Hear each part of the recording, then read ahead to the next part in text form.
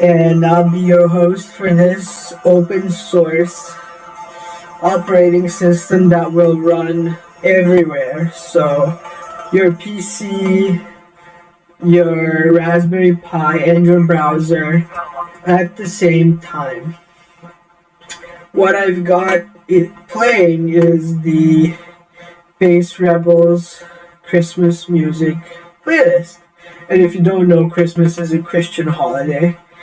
So I thought to honor them, I would do a early Christmas music episode. But that's it. I'm not playing any more Christmas music after this. I will be streaming on the 23rd because what else do I have to do? And probably again on Christmas Day because what else do I have to do? And also it made my day that last Friday was December the 18th, and we watched Wall Incorporated in 2018, so it's a nice numerological coincidence. Anyway, so what's this all about? Well, for one thing, I noticed that Kubernetes is very locked into the server, and I had a problem with that as a developer because it's not online. I should be able to just go in JavaScript and deploy things and not worry about whose server runs what and things like that nature. So I also looked at databases that would help me do this so that I can manage security and store data, and CouchDB came up on top. And in fact, last time I had day 2.5 and I had day 2 3/4. Last time doing day 2 3/4, I realized that first of all, I realized what library I should be using from Node.js to talk to CouchDB. I should have tried Nano NPM. But that's the official library, and I hadn't even tried it because I was hoping that PouchDB, which is a client version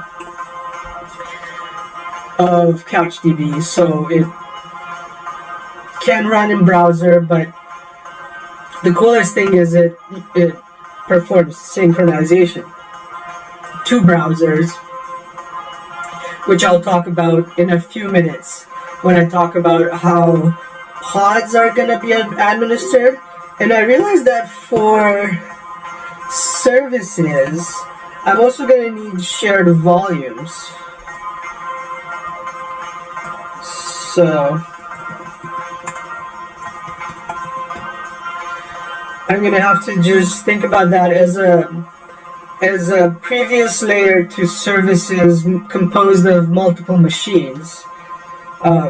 You can think of that as a distributed program where if, let's say, one of my, like Spotify, was running across a cluster, how would I compose those resources in the best way possible so that Spotify would run for me on my current machine so I can listen to music. That's its goal, right? So for that, there's Kubernetes, which is an orchestration service, which essentially I've replicated some of its infrastructure that deals with users and the PCs or machines that come along for each user. So there's going to be a collection of nodes or resources. They can be, again, servers, browsers, or Raspberry Pi that isn't like a core server. And actually I run the core of this, like the central mechanisms that I'm working on decentralizing. Of course, this won't be done for a long time, but That's okay because I plan on making these resources or these programs kind of migrate between central services so that it's the provider basically gives you those foundational services, but everything that has to do with what programs are running, what your data is all for you. So the intention is then we can encrypt it, and you basically get this nice cloud that comes with you wherever you are, and it's ubiquitous computing, some would call it. And that way we can have decentralized everything. Like if I want easy management of, I was working. This is a cool example. I was working to deliver a software product that would run a bioreactor, which contains a bunch of sensors and a bunch of actuators that, like O2 sensors and O2 pumps, that provide control mechanisms for these bioreactors. And what ended up happening is they used Arduino. It was a closed hardware, open software, where the hardware person just got to have the ultimate say in what goes on. So because they were the ones paying the bills. So what ended up happening is they got all the support for designing this closed source bioreactor, which of course you can imagine having this emergency with Corona. I was not impressed with. Let's get over this need to monetize everything. I think you can go to our website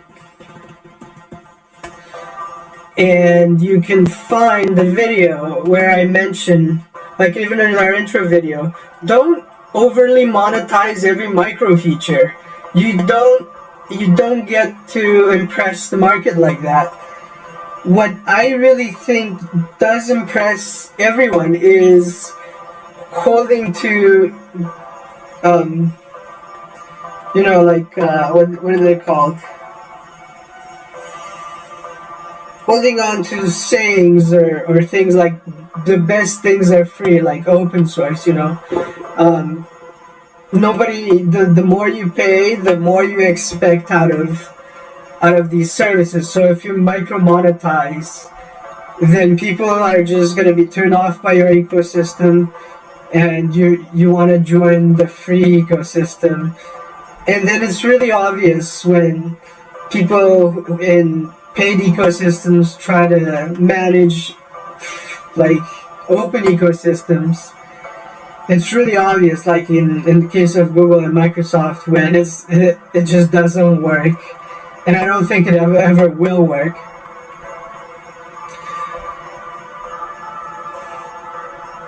Okay, so sorry if that sounded like a bit of a rant. Nano.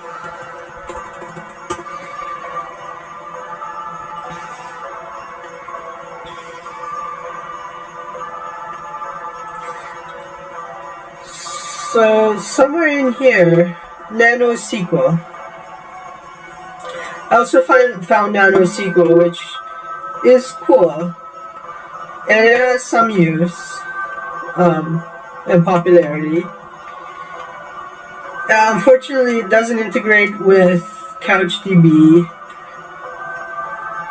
and I'm not sure how much of an environment it has because it doesn't have permissions or logins, for example. I'm nervous now to pivot to this specific implementation, although it does have some other low-level databases, so I don't know how well their APIs come out in this connector that I also found called NanoSQL. Something to keep in mind, I've had it bookmarked now. I'm gonna keep on plugging away at this.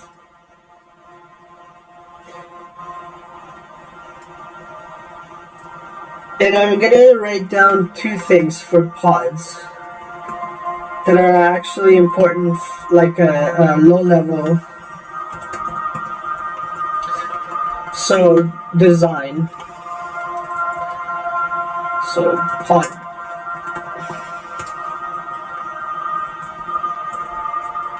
And some of this, again,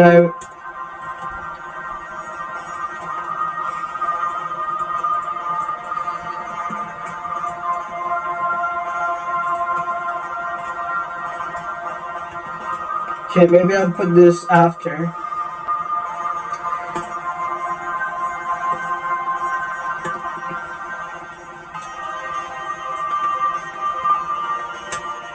Wow, that doesn't sound Christmassy at all.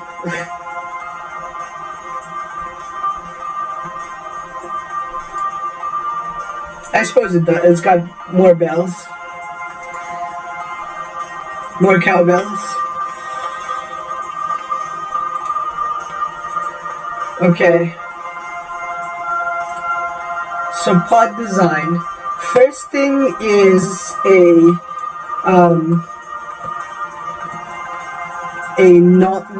first thing I'm gonna deploy, like the bootstrap, like pod bootstrap,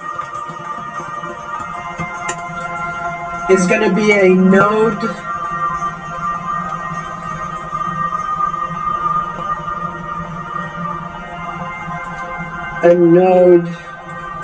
a local node replication database. So what this is going to do is it's going to allow my pod to keep functioning even if it goes offline. Just interrupt the sync even when offline. And then this is actually going to be more than just nodes.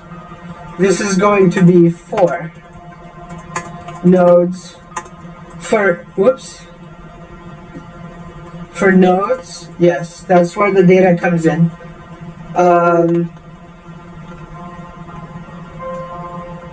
Like the node. Even the user will have its own separate, like when the user logs in, it'll have its own separate user for that user login node. So anyway, we have pods for the replicating databases off the main server for nodes, for volumes, and for services. Services and even shared volumes will need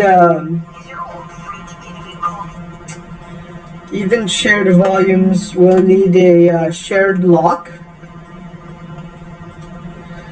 So, I think I know how that's going to happen. Okay.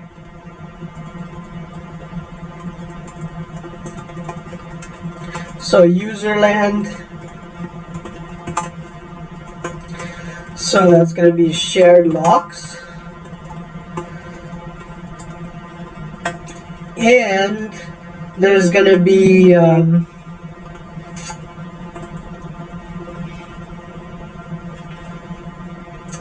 time sync. So for NPM, I'm going to look for time sync. I should have it bookmarked. Yeah. Which is going to allow these share locks to work even better than before. But also enable that open software that replaces electrical design, right? So what happens is if you can synchronize your CPUs, then you can use a cluster of commodity hardware like the 35 base Raspberry Pi, like version A, depending on how you set it up, I suppose. If you need Bluetooth or something, that's not going to work. But it would still be cool to have a cluster of Bluetooth, even though I think that would probably fail because it would run out of channels. I would have to figure that out. But anyway, so the story with the bioreactor is that it could be replaced with, I could replace a bunch of expanders and a bunch of Arduinos, which is what the closed source people are doing, because they say we're going to open source the software, but if the hardware is closed source, then you have to write a bunch of software in C, C++ for Arduino, because you can't run other languages. Like, it's just those low-level languages. It does have a server, so you're stuck, there's always an excuse as to why it doesn't have an operating system. And what ends up happening is it's a closed-source hardware with Arduinos, and the person just gets to spend all this time making the hardware, and then making the software, and then the software can be upgraded, because as you add components to the hardware, it has to be redesigned, and then the software has to be updated, and it's a hassle for anybody who knows. Even on our bioreactor project, which again would impact vaccines today. There was a high-level, very senior software person that said the same thing. I don't think we should care about the capabilities of the board, like the SoC, like an Arduino versus Raspberry Pi, as much as making it easier for us to update and manage the software. And that's exactly what this project is about, is open sourcing the hardest parts of creating a program like you would for Windows, but instead of one machine, it connects to all your machines, and your program just runs across that cluster without requiring specific knowledge about electronics hardware, expanders. Like, I'm talking about the full stack, so C++, Arduino libraries, connecting to those, what their OS interrupts are like, what they're emulating, what their it's all the way up, what their security is like.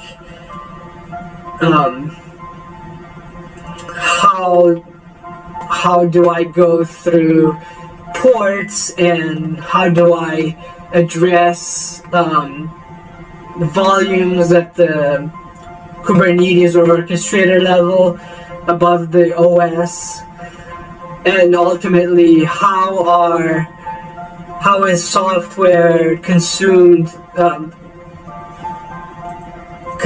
first of all, because look, I don't want to pay somebody to store my data if I don't have to. I don't even want to give anybody my data. That's a privacy thing that there should be much better alternatives to what we have today, and there's no reason for that not to exist, other than our competitors that want to keep things like in a closed loop and controlled. And there's even like paranoia about, what if I required, what if I run custom code on my client, and then there's paranoia about the security of why shouldn't I do that? And then I look at the code that I coded right here somewhere. Where is it? So I look at this code, and it's just a require. Like, if I have a lazy require, your whole security argument just vanished. So So just deleting the cache and requiring a module is not, custom code execution on the client. And even if it is, it's not unheard of. As soon as you have a lazy require, you're prone to this anyway. So there's no reason to be paranoid about your client running conditional statements on what code it's running. There's so much paranoia in this field about what constitutes a full stack, and it just like, I don't want to be paid for it. I'd rather just get this foundational layer out of the way, even though it's like, my God, it's Christmas, it's my Christmas episode. I can be slightly religious, but sorry about that. It's not for the betterment of the ecosystem to just sit around and work around these problems over and over again, when I could do a PhD. I would probably get a PhD if I presented this as a like final project. How many trillions or at least billions running around right now, paying people just to rebuild the same software over and over and over again, because some incumbents decided they were going to be greedy and thought, every single person out of the 7 point something billion would not understand that they're both taking our data, putting in more work to manage it, getting paid even more, and as protection or something, So let's get down to what else would I want for a userland application to be able to do this, to do its job. Even the pods, right? So this is where I was.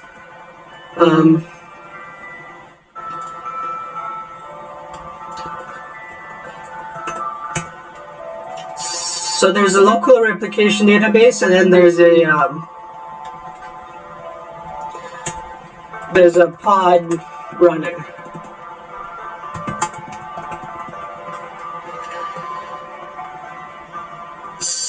So like from code blob URL, if I can do it,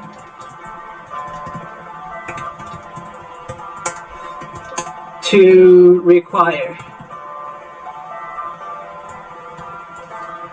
another, hopefully.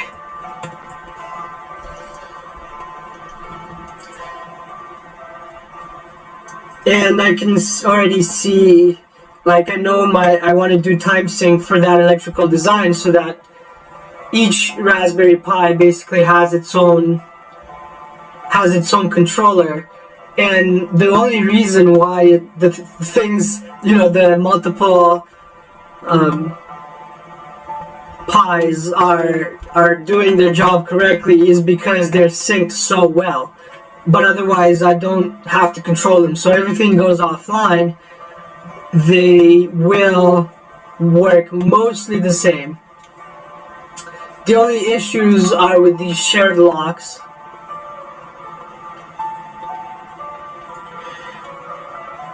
So I suppose if, let's say, they go offline, the time sync will work, but the shared locks are gonna have to be peer-to-peer somehow.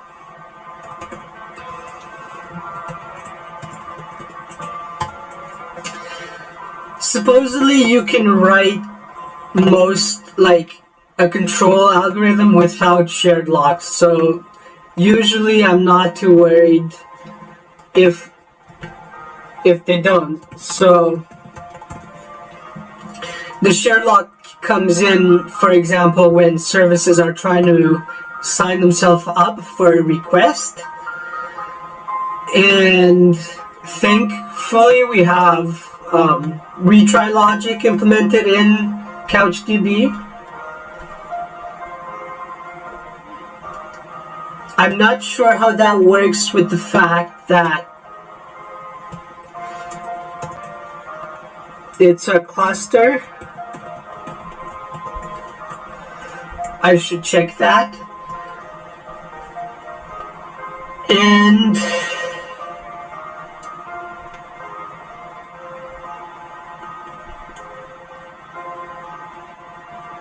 I guess that's all I'm really worried about for now. I'm not sure if there's anything else, but maybe I'll leave it till later because I already have a lot to cover, which is these bootstrap steps. I'm going to need to work with the edge for this, like the edge services. But first,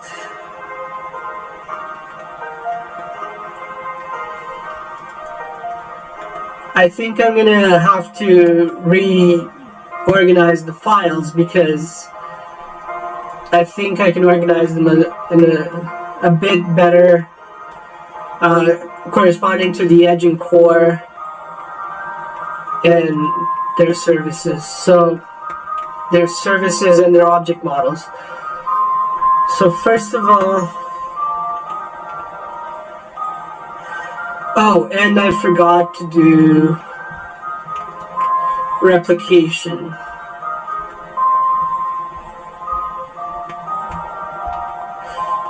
So I might have something to do here where it's like manage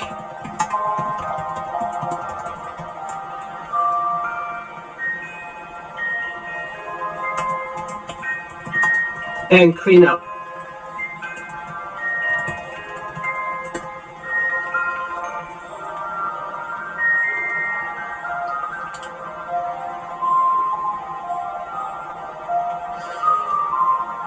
Okay, so everything's working great. What I have so far is I set up a route for users and databases, which you can see here. This is a Node.js project, obviously.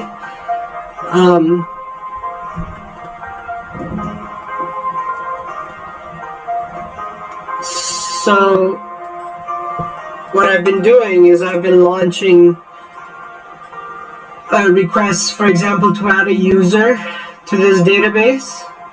And then what I did was there's another request to change this setting for every user, or for every node, sorry.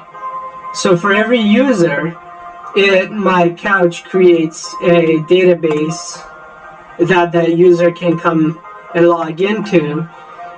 And I have 3 nodes, so I had to manage those 3 nodes through these requests.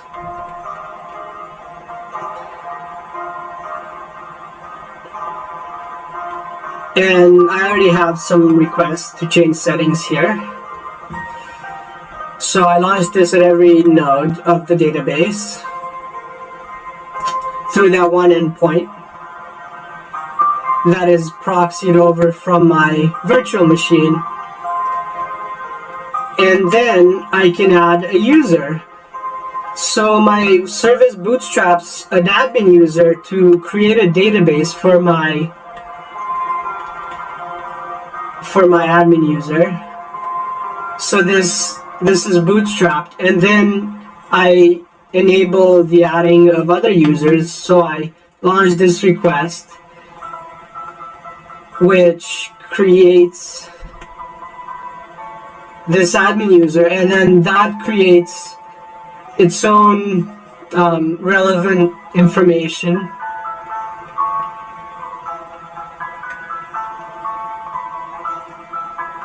55. Okay.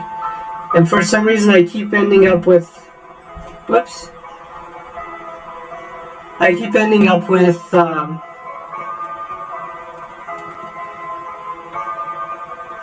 with extra things, because what happens is I also created a route to add a node. So this is a computing resource that then gets created a user in a database,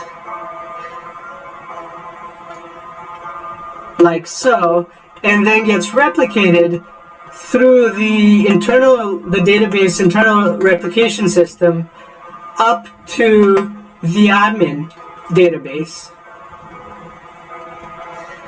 So that's why you see here, you see the other user, not just the admin user, and you see the computing resource.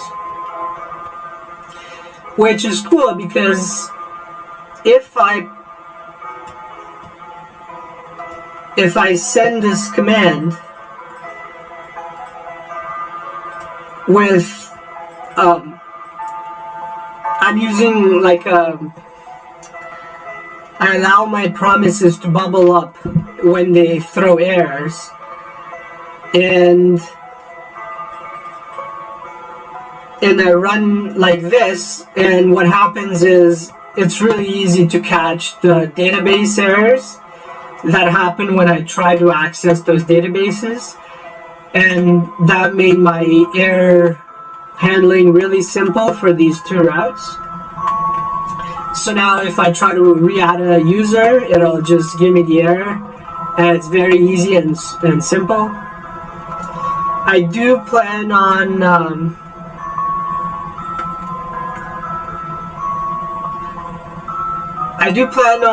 removing this user that I'm using, this user setting that I'm using. I plan on removing it because it allows non-authenticated users to add. Oh, and my server's not ready.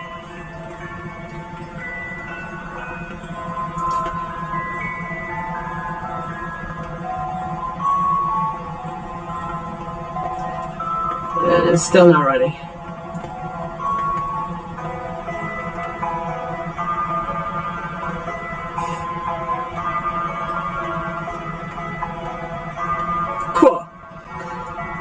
So I plan on removing this setting because I don't want an unauthenticated user to just add databases to my OS unless it's set up that way, which it could be. I would use that in conjunction with pre-deploying or creating an admin deployment that basically just makes the whole cluster act as one application. So I don't allow the users to launch their own applications. It's just I use the whole infrastructure to just run one application, which can be easier and helpful in some cases. And then I could run these as server, like the decentralized servers, only for one application on different ports. So it's really one easy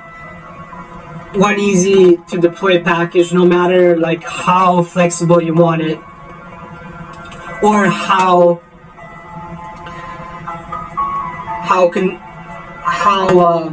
isolated, like you just want it for one application. But that's in the future. I left that. What I do have a bug right now that I've noticed in the meantime is maybe I might want to use this database retry logic on the client or on an edge server, so I might have to go to other nano methods, depending. I'm not too worried about it now, so I'm not gonna go and try and work around that quite yet. But I would like to try and work around this bug that I noticed in the meantime since day 2 happened, which is this promise retry doesn't throw me any, doesn't throw the error unless I specify a callback. So I'm gonna have to test this before I reorganize my files in preparation for the Edge bootstrapping logic. So here I have a then,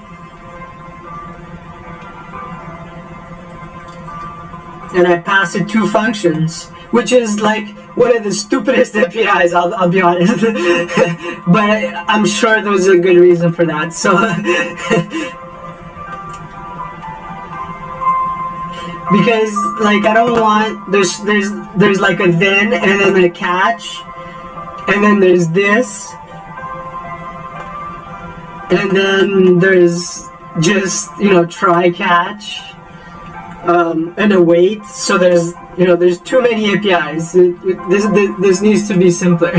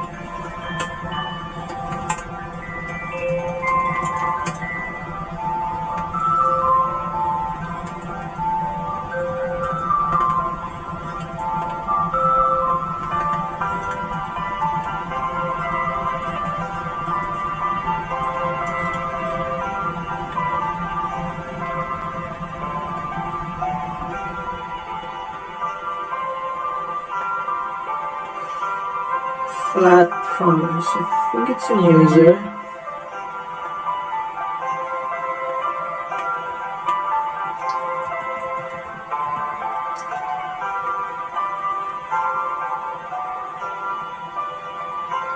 Really?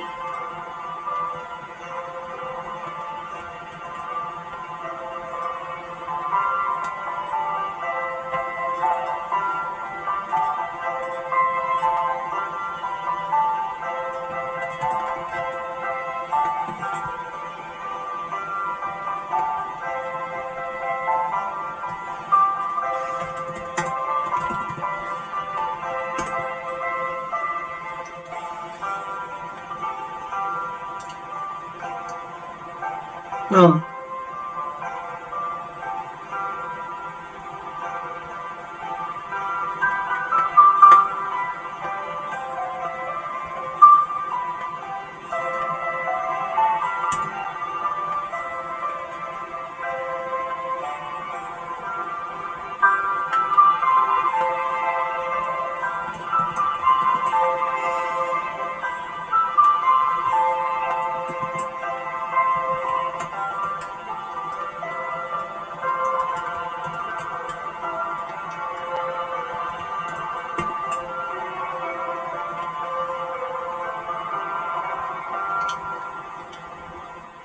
I hope it works like that. It seems to have been doing okay.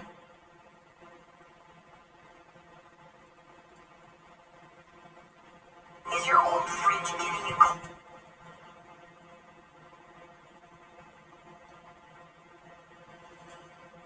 So, yeah.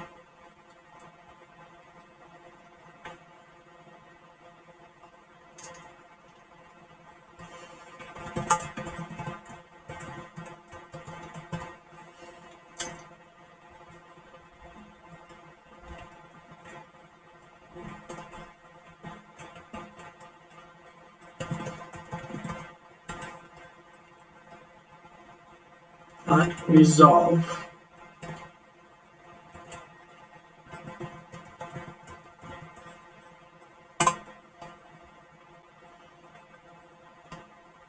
And then here,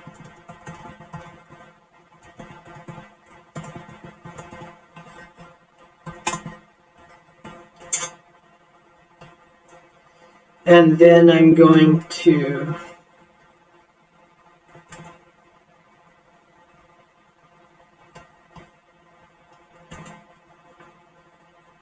result.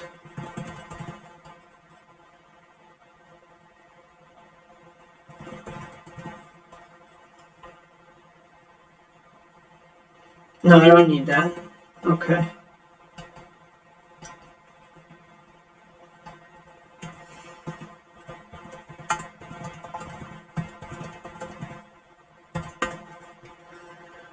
Okay. So now if I put my breakpoint here after I've initialized everything, and I delete my node and I try to add it, and then when it gets to this point, I say,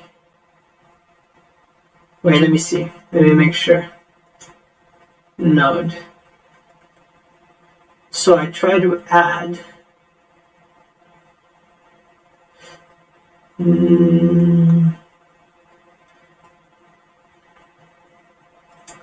Is there any other load? Okay. So I'm going to have to put it here. After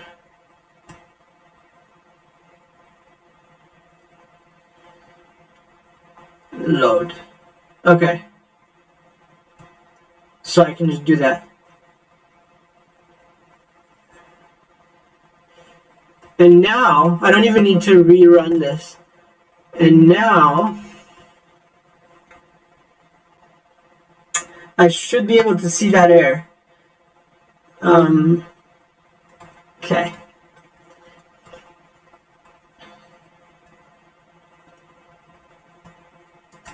Because it's replicated, one other thing that I noticed is the in-house replication for this database, even though it's documented as not persistent or not replicating deletions, I do delete this node config and it's configured to replicate. And then it's gone from here, from this replicated, from the user, so this is the node, it's gone from the user and it's gone from the admin, which is great. I've saved so much time.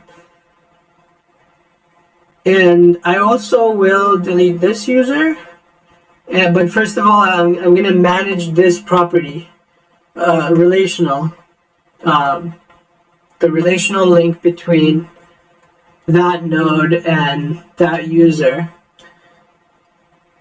And then I'm going to delete this. And another thing I was going to keep an eye on is this document. Whoops.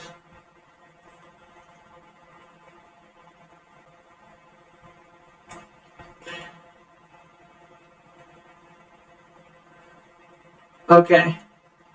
Because I want to see if it's just the fact that, oh, this time is already here. So I want to see if this is just gonna fail for the earliest one, or if it's gonna just be allowing one replication per database after I recreate it.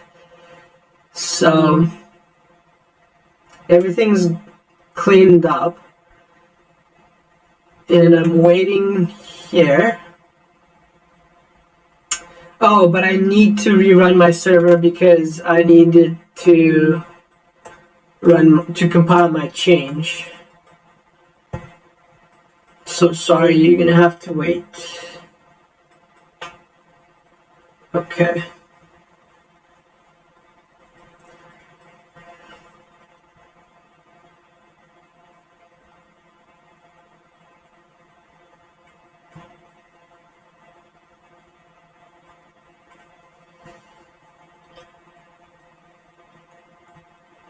Oh, and apparently you sometimes have the option of making it async and it's not necessary. That's interesting. There's a lot of work to be done for this async stuff. Still, I guess. I mean, it works, but it's not very. It's not very straightforward to know the rules.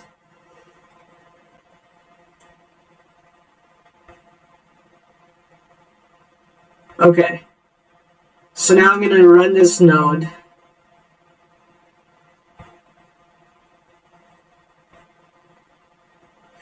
Okay.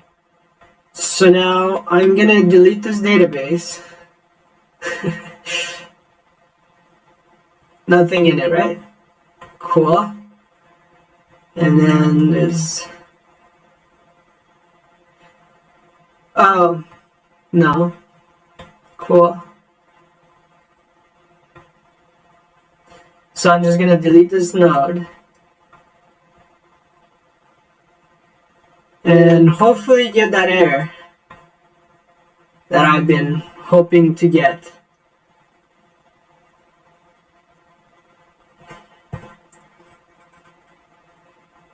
It will retry for like 10 times across some seconds. But hopefully in like 10 or something seconds I'll get an error response.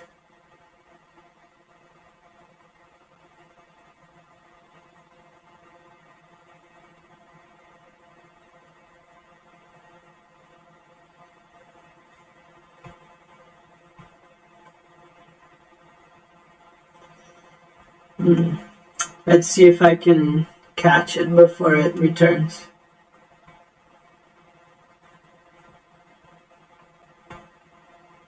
Still, eh? Wow, that's a long retry. I didn't realize it would go this long. Or maybe it just failed.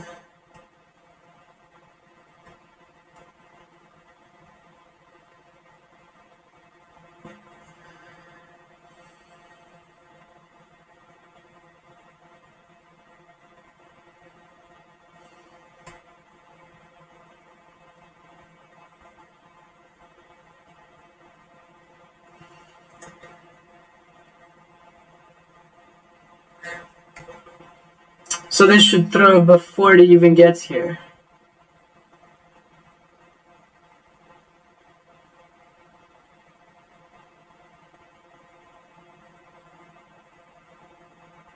Is it just hanging? Must be. It's really weird.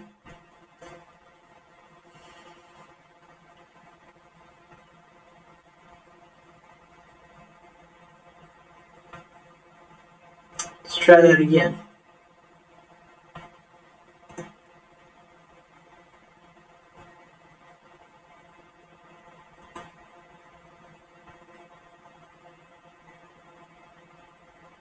Maybe I don't need that. Yeah, I do.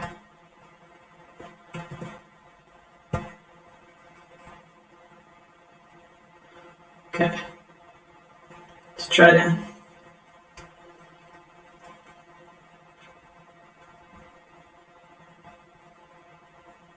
Okay.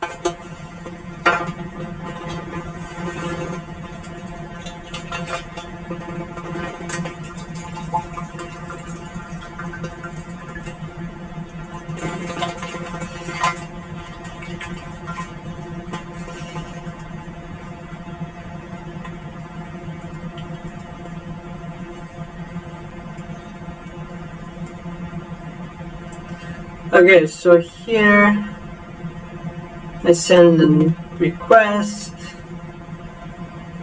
Whoa. Where did this come from? Oh, I see.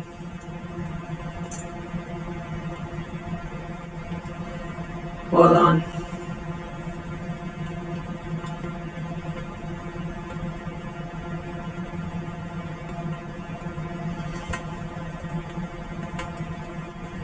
Okay.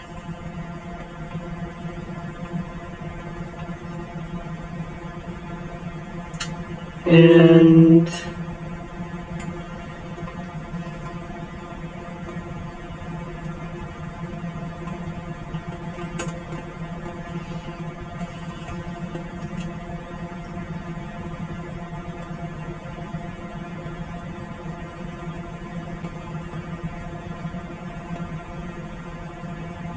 maybe I do need an async function here.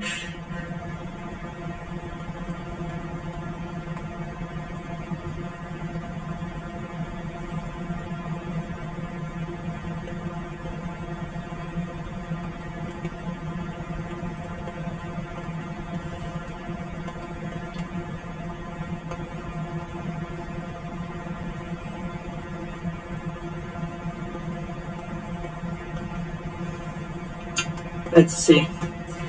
See what's going on.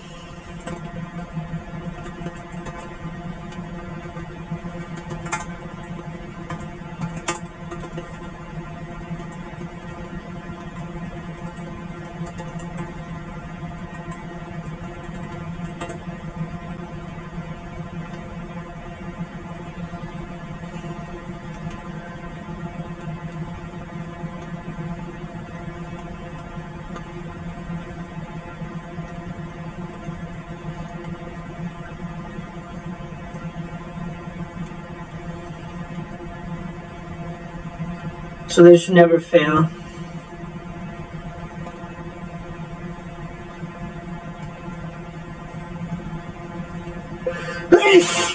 Excuse me. Wild all season with Wild Collection.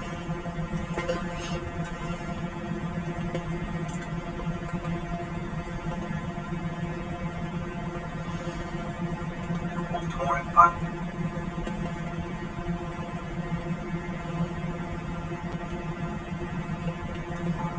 Usually. Tap now to buy an Old Spice holiday gift pack that includes body wash, body spray, and it.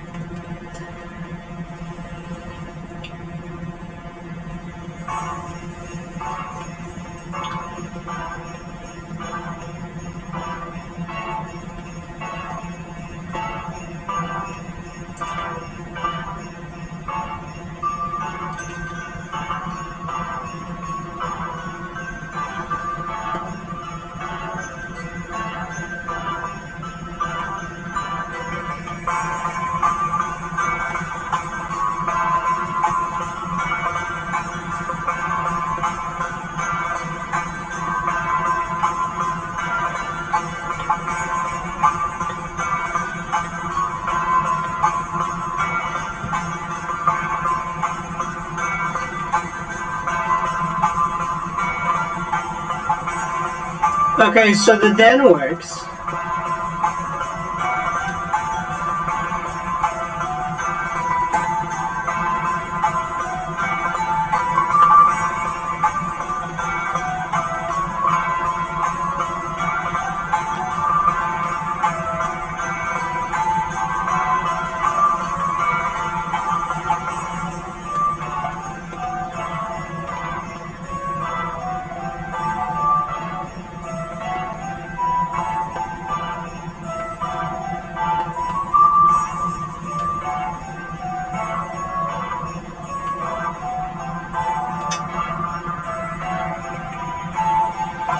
Hold on.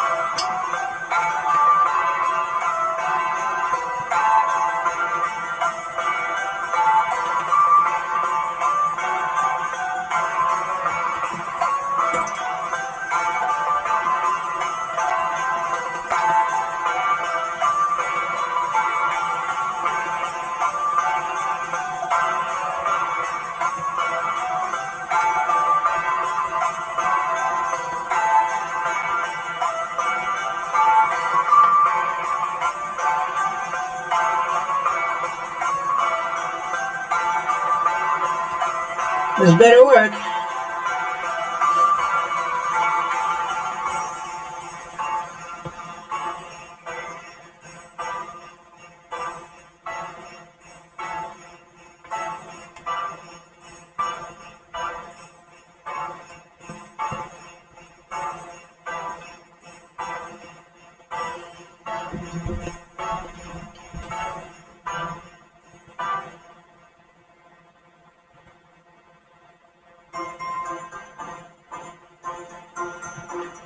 We're at 5 retries.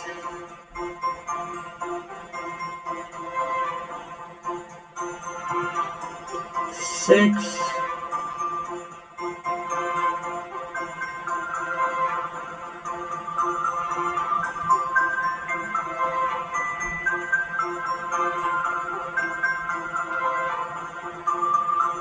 Seven.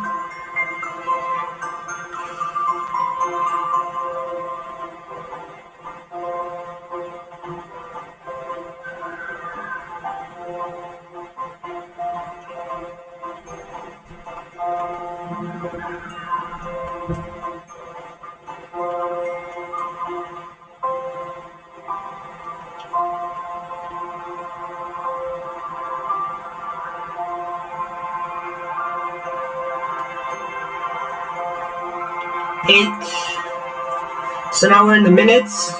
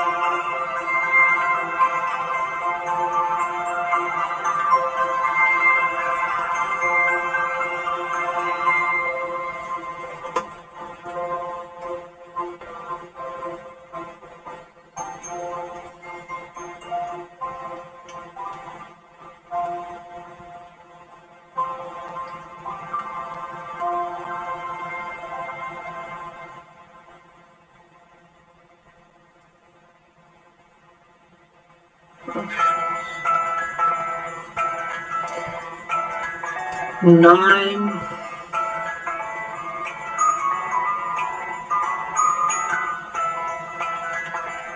So it's gonna be double, I guess.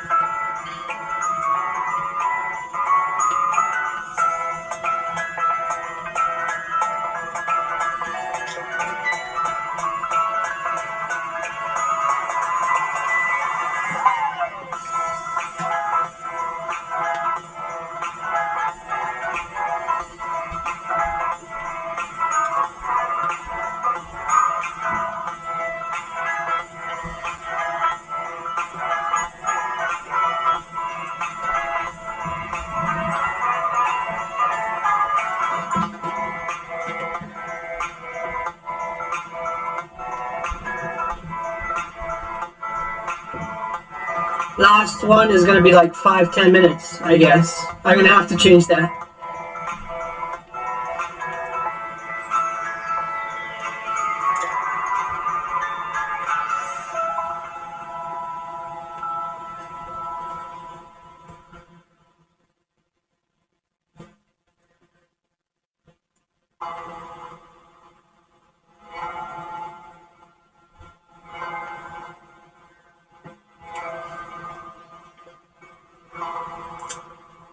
retries.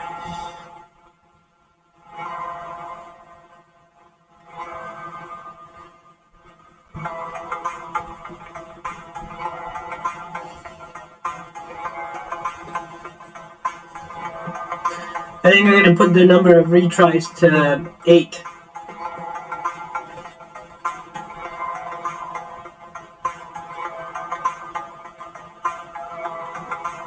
Here.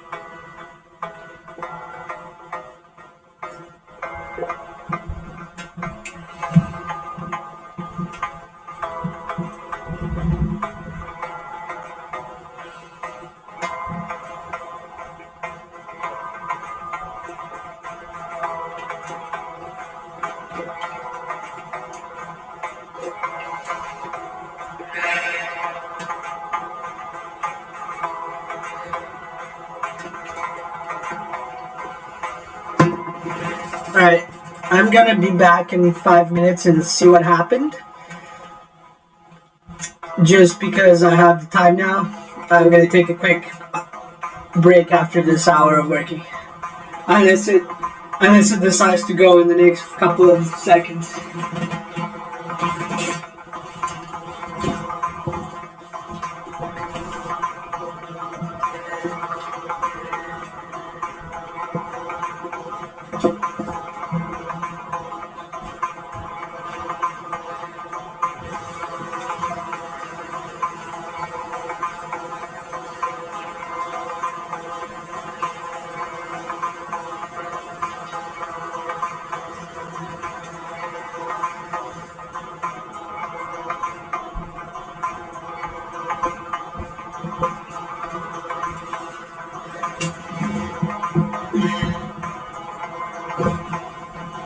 Wow, that's long.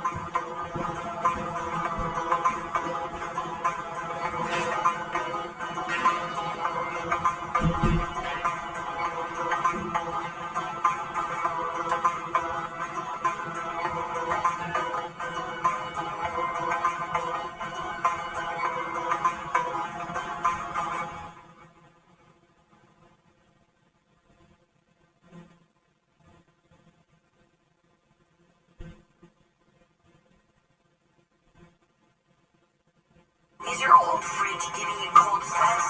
Thanks to Economax, you can get a new stainless steel Hisense fridge with a freezer drawer for just $7.49. Crown the year beautifully at the lowest price guaranteed. Economax, furniture at warehouse prices. Votre vieux frigo vous donne des sueurs froides? Grâce à Economax, profitez d'un réfrigérateur en acier inoxydable Hisense avec congélateur tiroir pour seulement $749. Couronnez l'année en beauté au plus bas prix garanti. Economax, les mêmes prix d'entrepôt.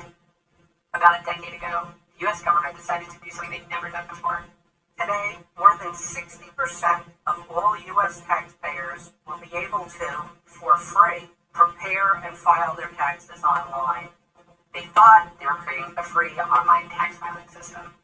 Instead, what they made was this trap. A trap to let huge companies take millions of dollars from low-income Americans. Hear how that happened on Reply episode 144, Dark Pattern. Tap now to listen on Spotify. God damn, Jimmy. This is serious gourmet shit. Me and Vincent would have been satisfied with some fried chicken shorts, right? Be pretty serious gourmet shit.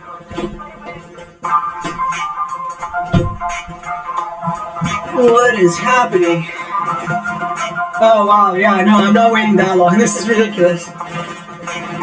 Oh no, it might work. Hold on.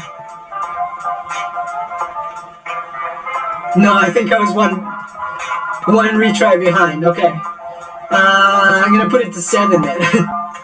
It's just gonna keep on retry. I suppose I could also check the retry number in here if this doesn't work. But anyway, let's see.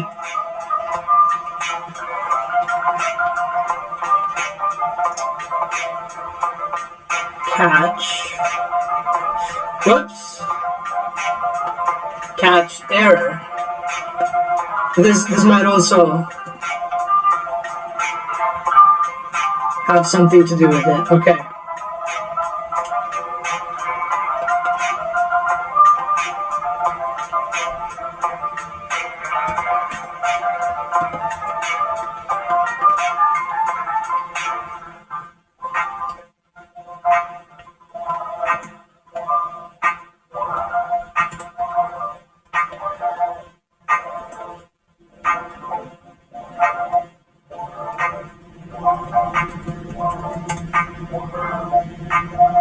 Five. So I know this is working.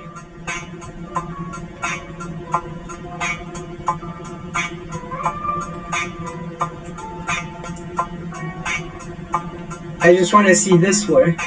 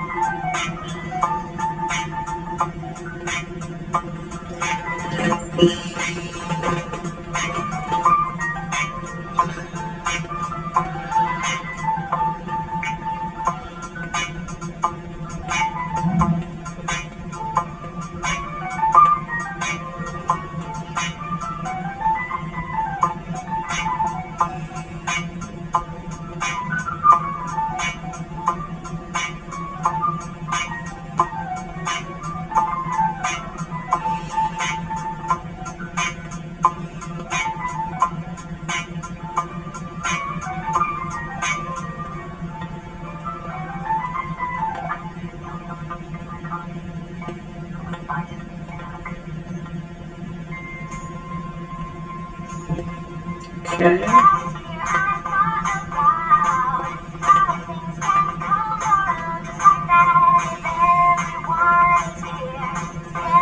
They should create lots of replicators, so I'll see.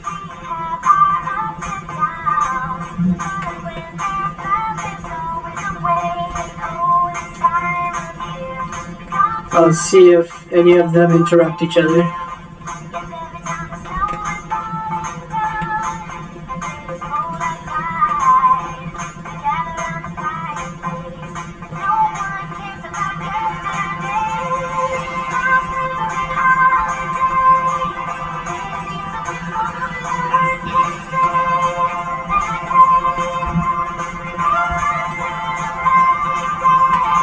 Oh, nice! Nice!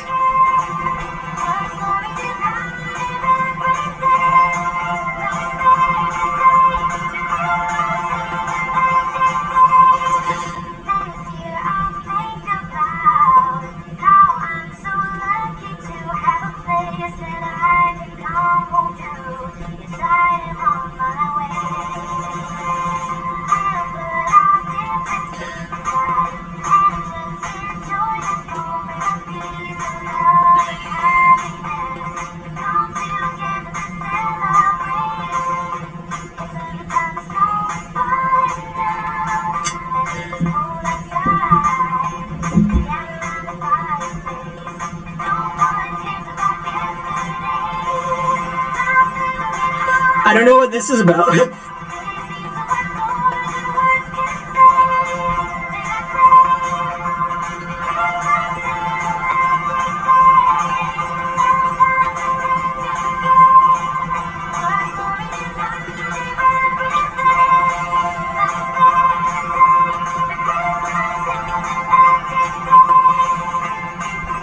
Oh, because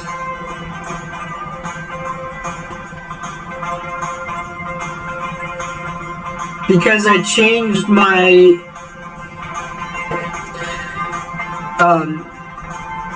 I use nano, it's throwing me a different error. Okay, so I'm gonna change this to 7, let's say. And this is gonna be retry. But that's okay here because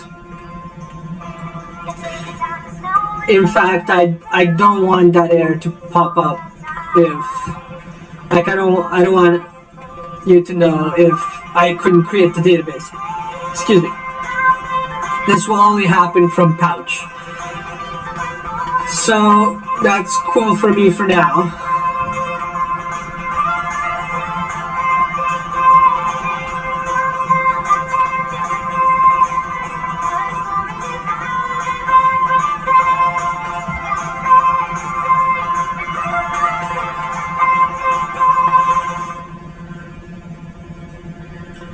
So yeah, that's what I want here. Cool. Okay, so now I'm just gonna reorganize some of this to make it easier, and that's just gonna involve some imports that I'm gonna need to refactor. Okay, so I'm gonna make core.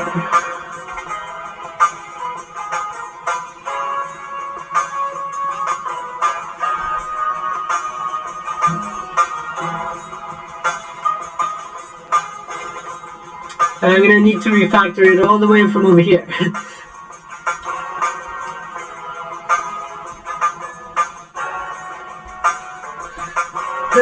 Okay.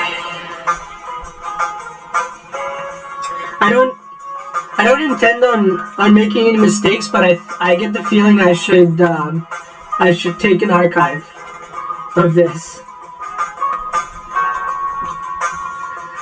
So, because I'm not committing this to anything yet.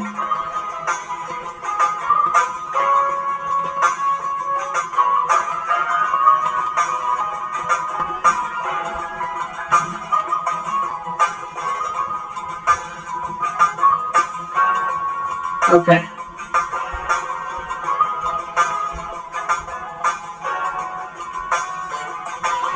And unfortunately, I do need to npm install from here because my health monitoring package for my server doesn't actually build through the same, like, if it's being debugged for some reason, it doesn't build. Not sure what that's all about, but I don't care enough to find out yet.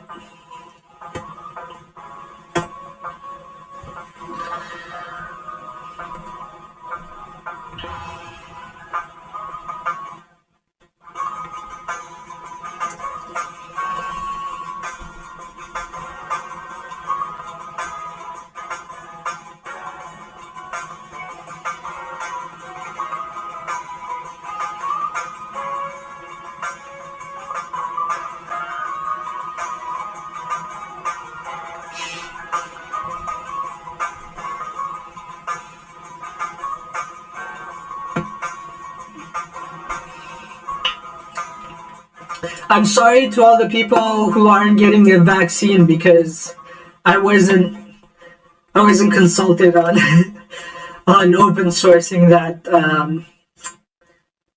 all that infrastructure. It's really unfortunate. There are some guys at Queens, but unfortunately they're a closed kind of company. I do have some proof where they put on some I'm not gonna mention their name. It's not important because they made themselves not important. They put it like they're enabling democracy somehow, but it's a closed access kind of thing. And they got like 3 million in NSERC, and their CEO just decided, like, I was trying to engage them with conversation of this open source project that the operating system Stark. And the guy just called me and telling me I'm saying something crazy, and I disagreed a lot. Um, so yeah. It's not fun trying to convince capitalists, I guess. I don't know.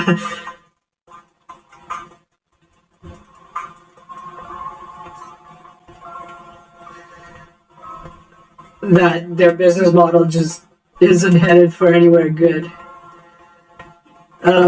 Let's see.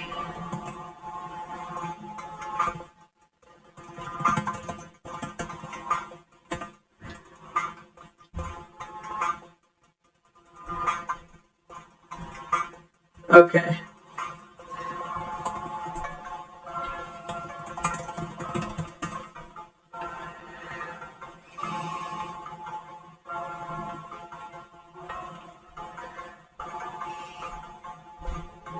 So we're gonna wait for that.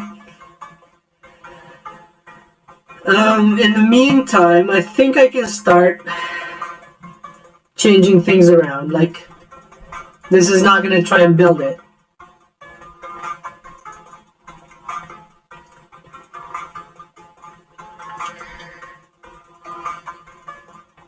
So let's see. I won't change anything like this before the install is done, I guess. No matter how big or small your business is, making your own ad on Spotify Ad Studio is as easy as 1, 2, 3, 1. Let us know what you want your ad to say and pick out your music. We'll voice and produce it at no extra cost. 2. Reach Spotify listeners based on their interests, demographics, music tastes, and more. 3. Set your budget, set your dates, and you're done. Try it today at adstudio.spotify.com or tap the banner to learn more. Cool.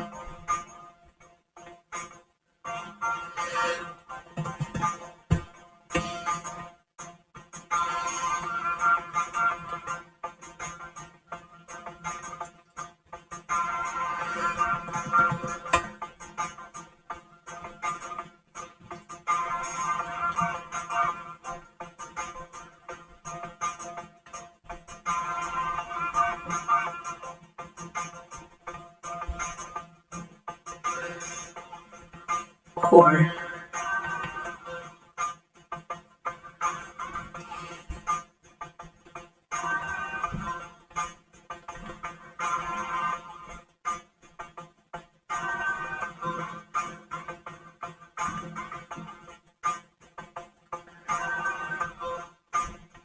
Is it here?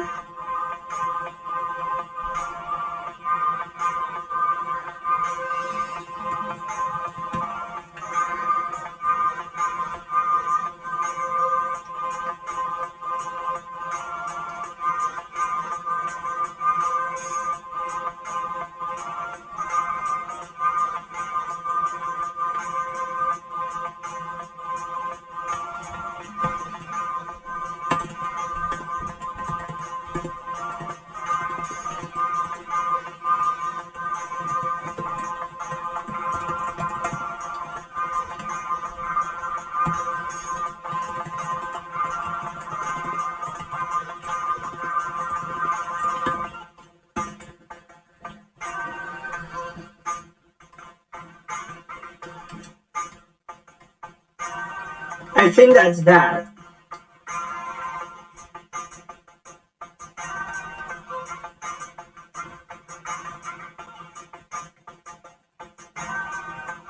And I'm gonna move this in here.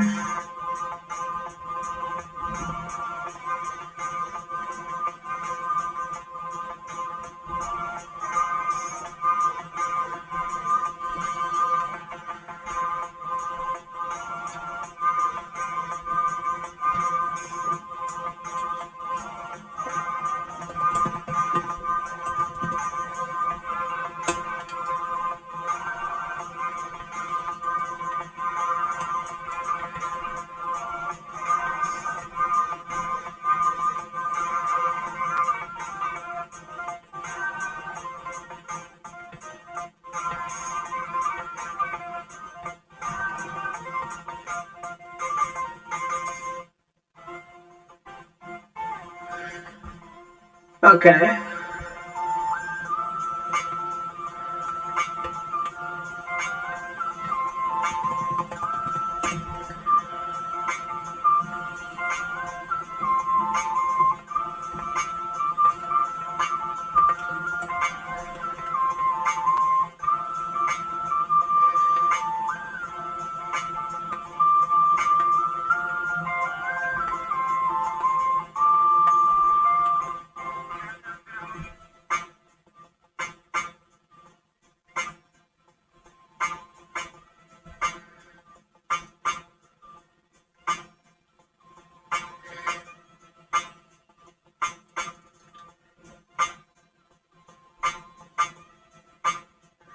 Whatever.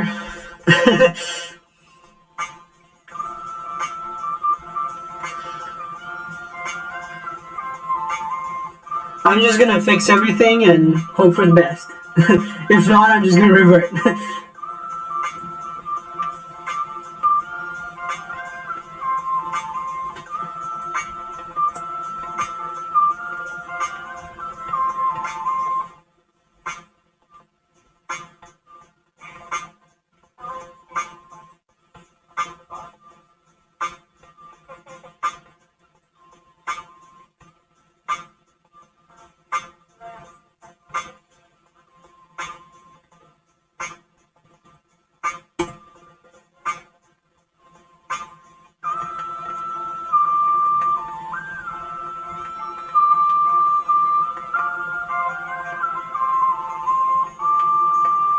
Maybe I'll delete this too.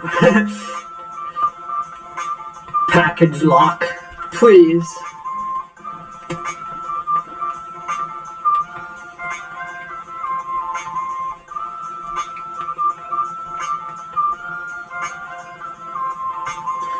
So this will be deleted.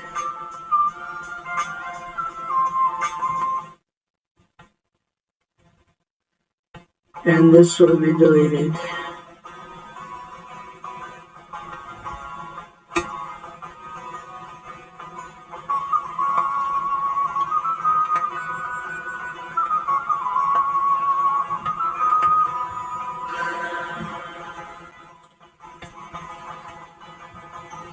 And maybe I'll make a routes, object model services, and routes.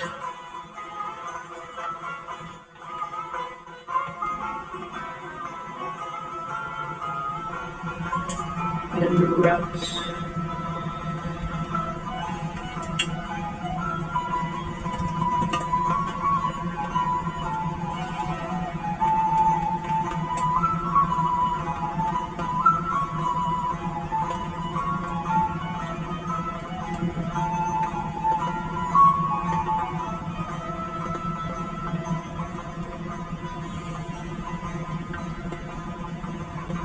Okay. So everything is going according to plan.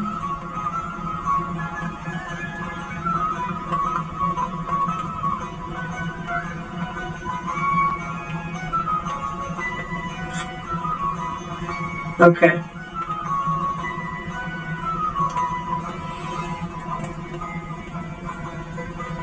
Whoops.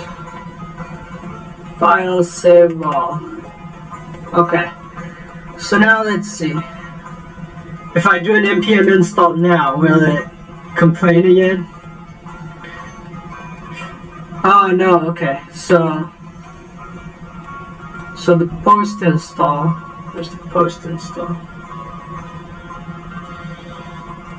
It just does some configuration. And it builds. Okay, this part I don't like.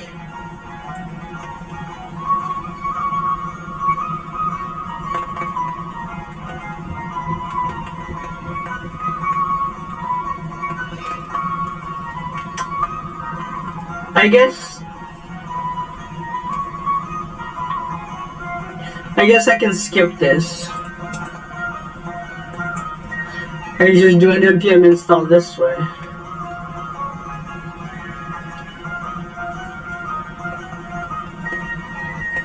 Because I bet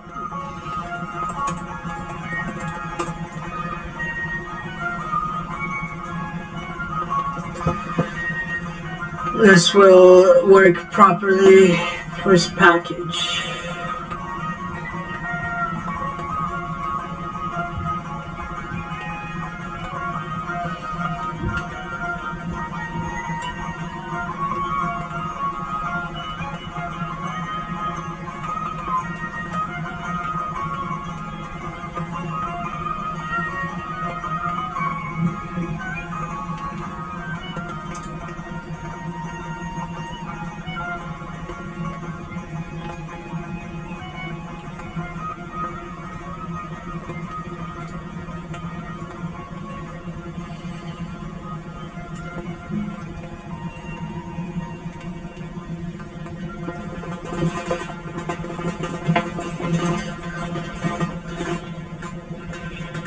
Do I have that?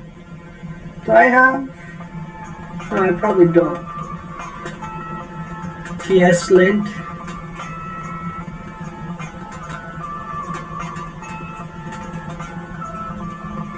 Oh, okay. So I guess I can change it after.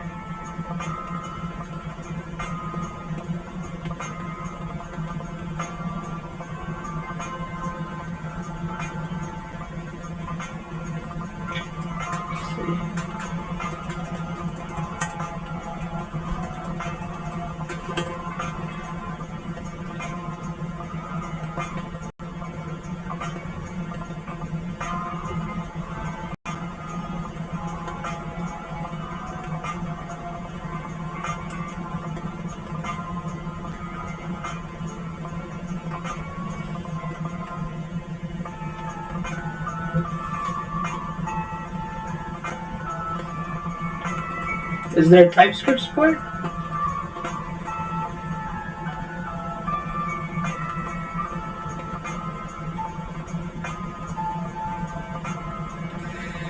I'm nervous to try this out just because everything's working for now. And it's a dev dependency anyway.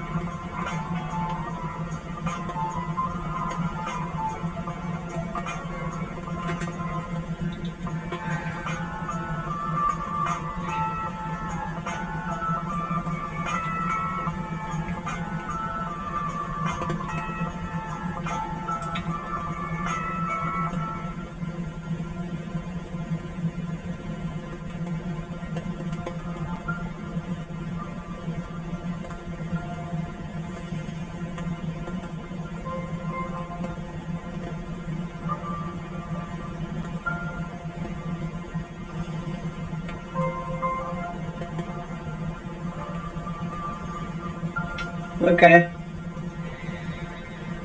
So now I get to check all of these.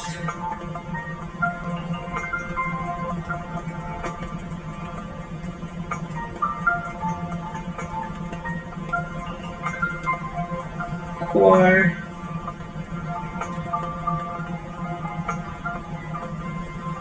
Routes.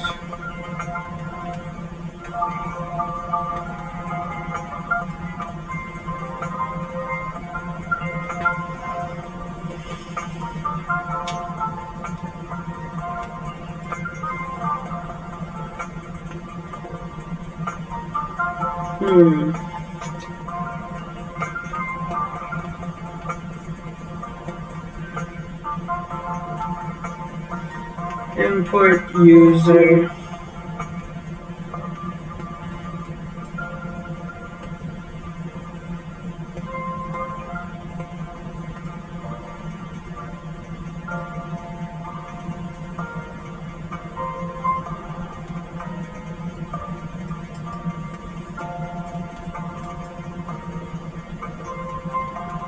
Okay, that's confusing.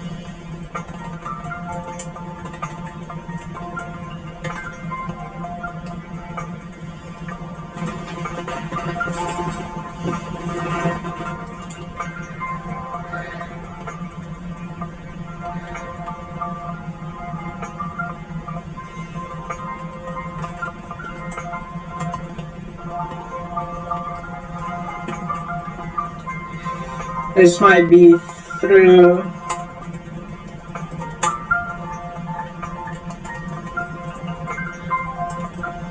Nano?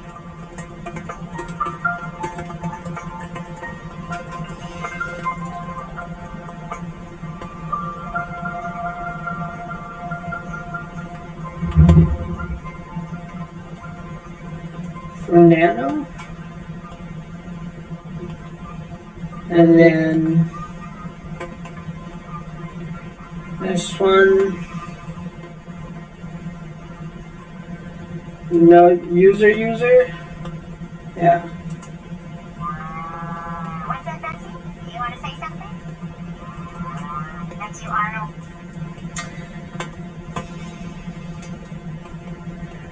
And add a user. Okay. So that should be that. Services. Cool. I do like this this refactoring. That saves a lot of time.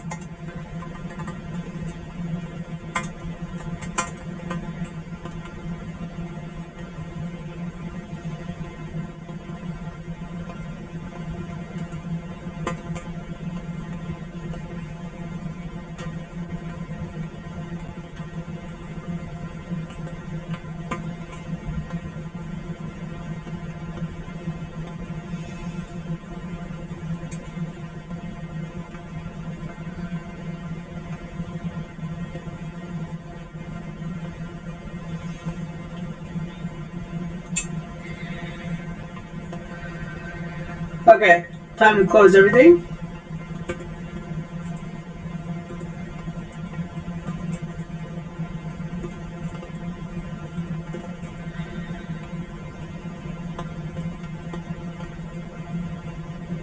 Okay, so there are things left over.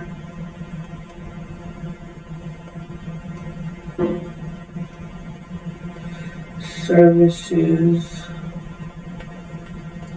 Oh, geez.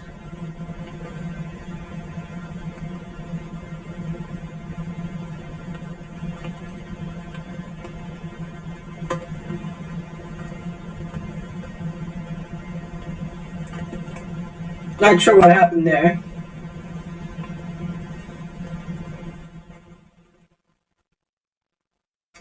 Whoops.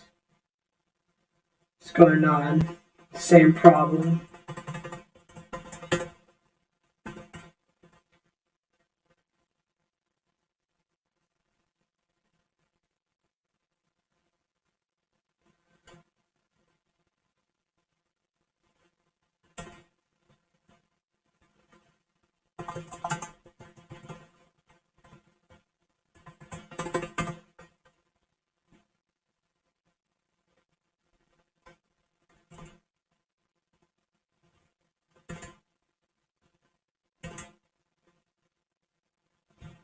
Okay.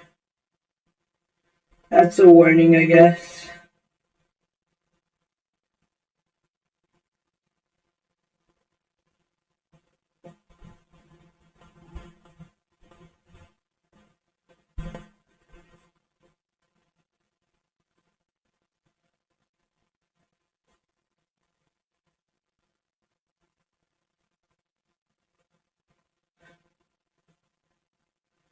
So database is here.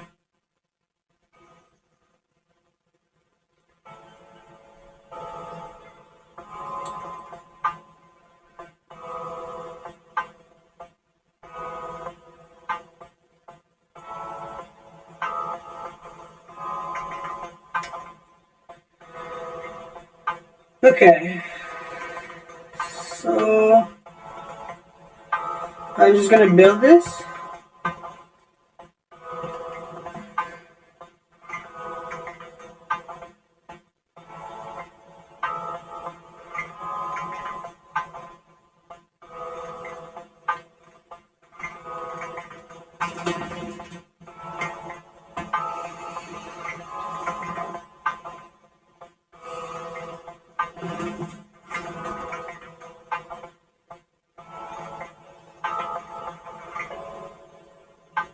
Please build.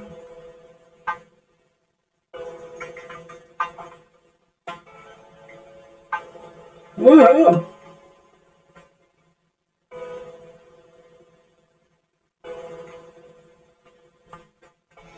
Whoopsie.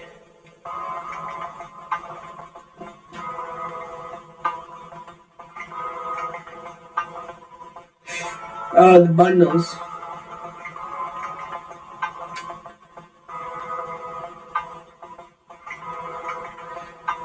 Okay.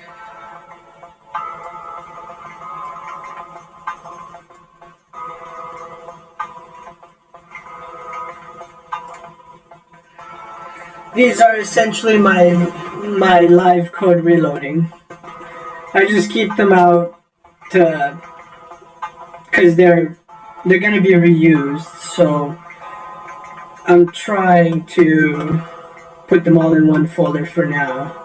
I was just testing that live reloading feature. So I'm gonna have in assets. This is gonna be running from core. So it's just from the previous folder, perhaps.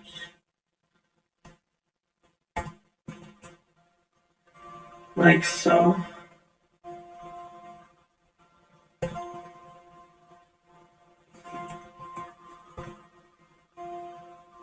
Let's try that again.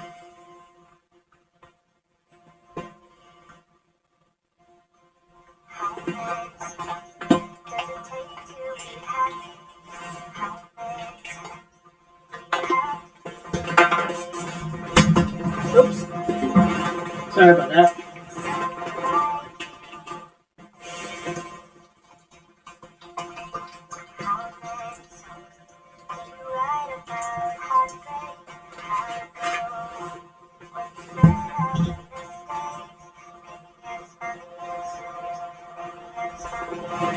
Whoa, okay.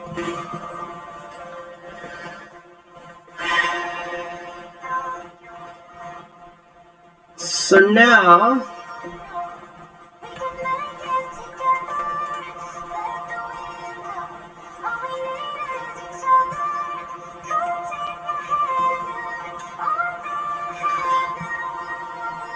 let's see. Too many node configs. How did that even happen? It was replicated and then I created one. That's how it happens. And because this is replicated itself, this should not have any. Okay. So now I send it.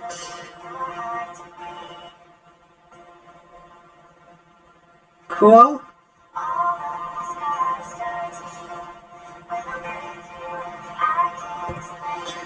And now I'm gonna check out the replication, see what's going on. Failed.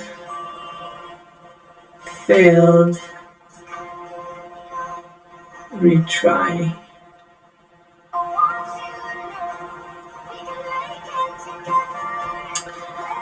So the latest replication, no.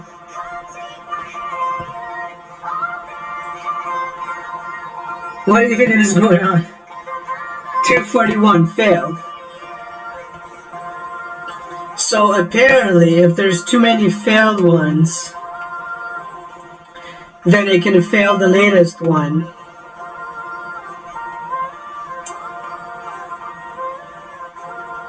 So if I just delete these, I'm okay if I got you. Don't have to stay. Do what you want to. I'm just gonna, let's see, everything but the latest one. Give it the best chance.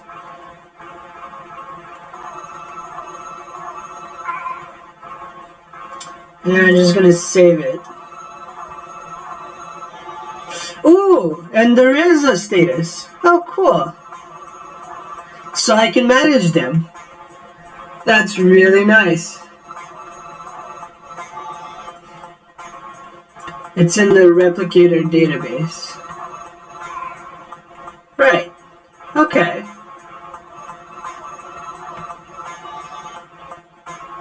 So this is just gonna what if I put it like retrying or something?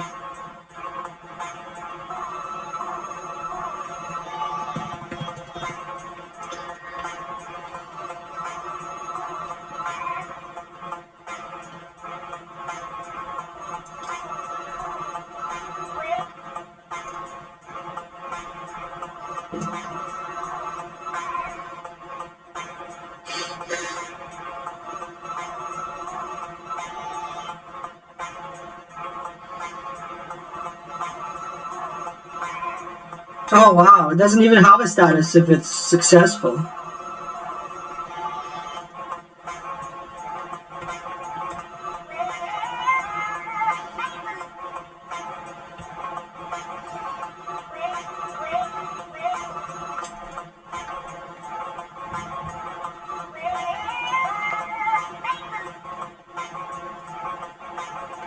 Case clause. Okay.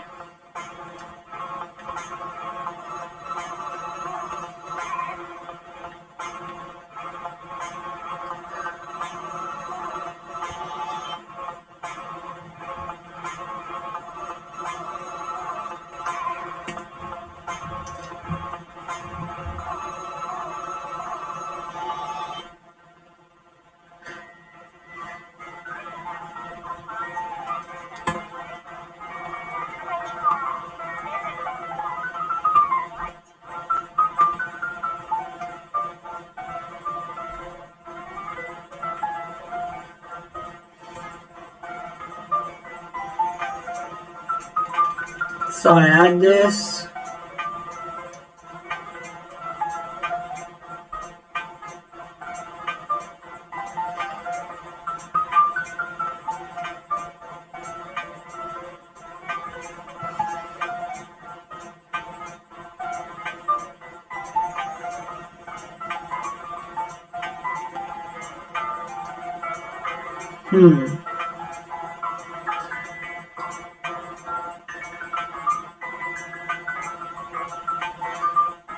So if I delete this database, then I'll see what my replication says. Let's see. Oh wow. So the retrying is, it's only once it's failed that I really know. Okay.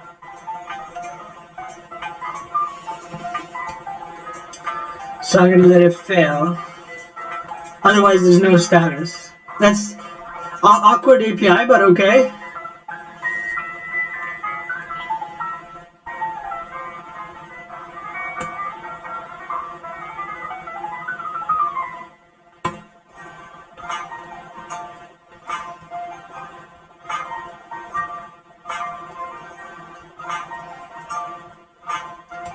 It's still going?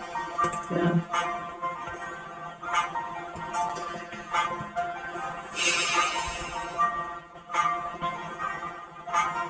It's not running. What are you talking about?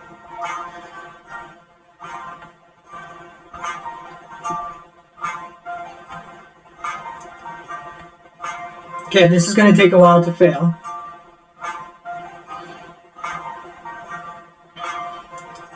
But hey, I just cleaned up my project, so things are moving in a forward direction.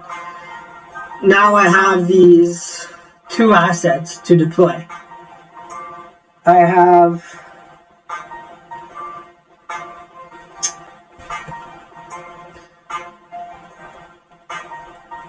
let's see. Oh, okay. So first of all, it's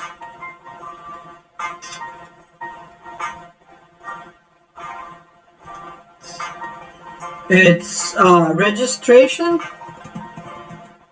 Is the registration, which is the same. The same.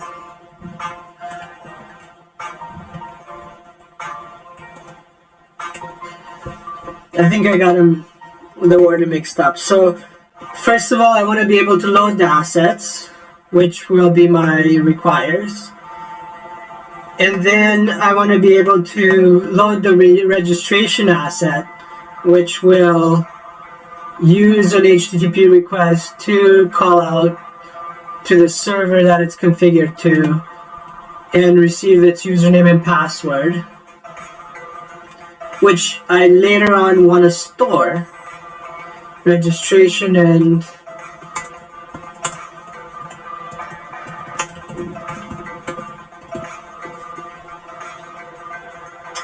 store it in the config somehow.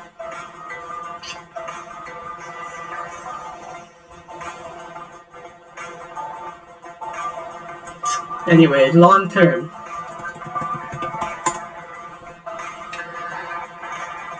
And then I want to, so let's see.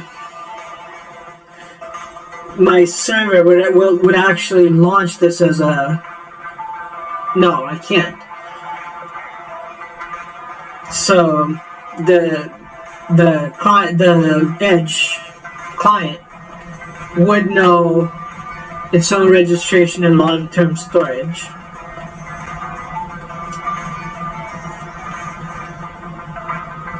Okay.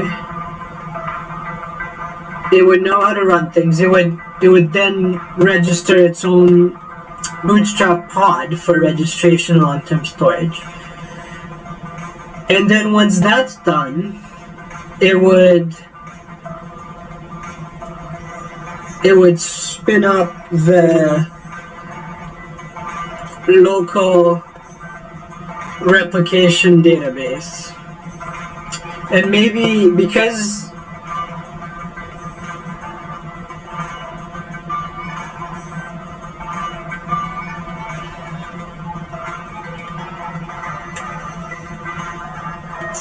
config file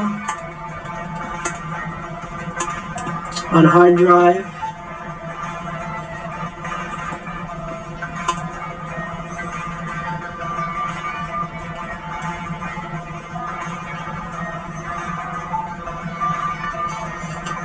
As Bootstrap pod. So once I have those things, then I can start with the pod service itself. The pod service.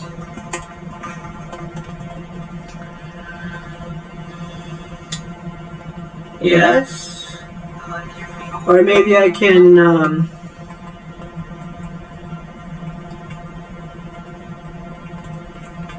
just do this.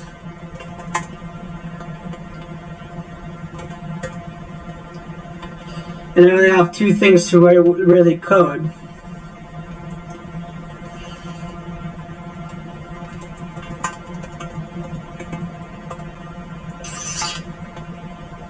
For long-term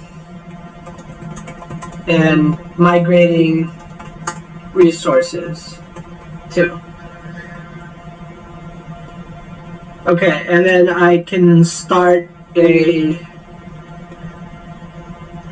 replication database for my own resource.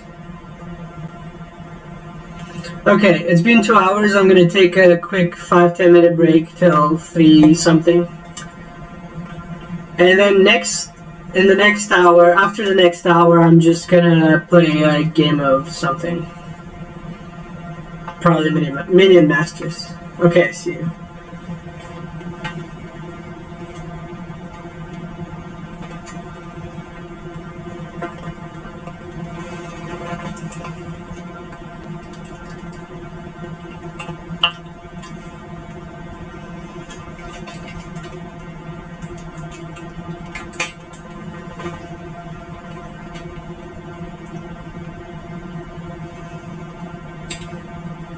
Oh, I see. Bog Runner.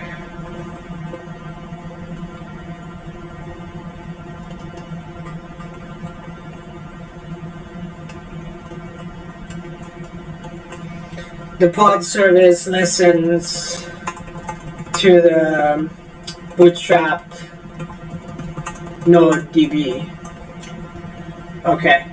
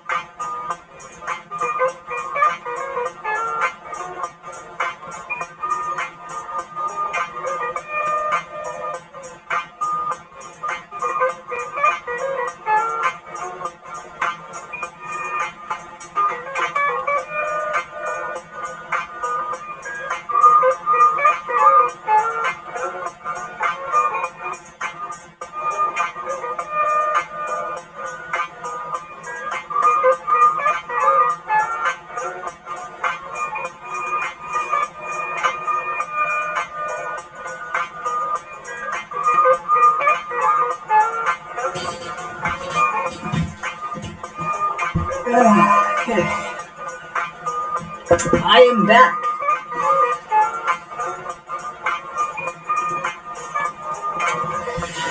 Oh, nice and refreshed. Got my oranges and bananas. I really appreciate these fruit because I eat apples too sometimes, but they last longer. And I eat bananas like all year, but oranges are my favorite right now. So I decided I'd be vegetarian to kind of show my support for these fruit.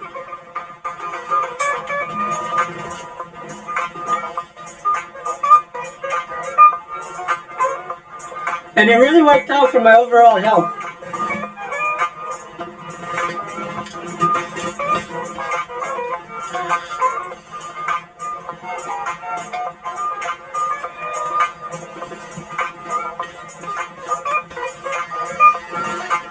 Alright.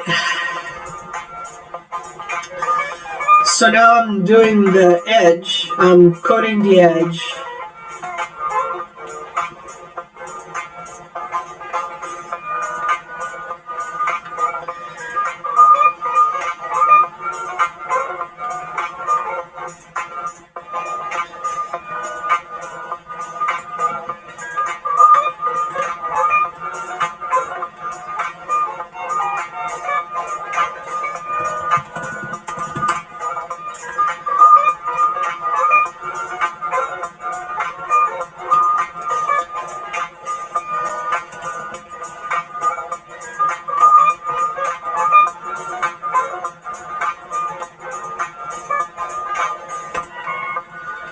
It's called a bootstrap.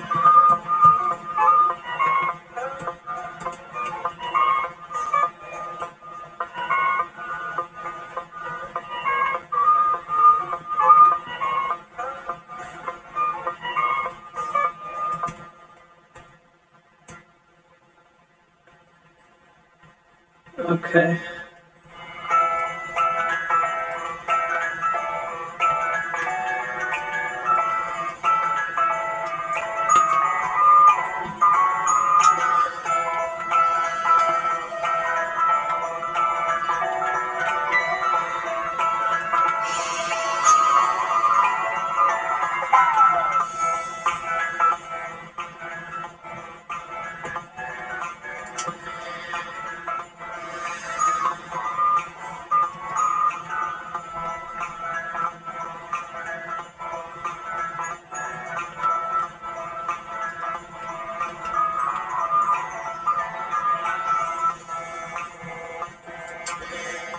Okay, sure.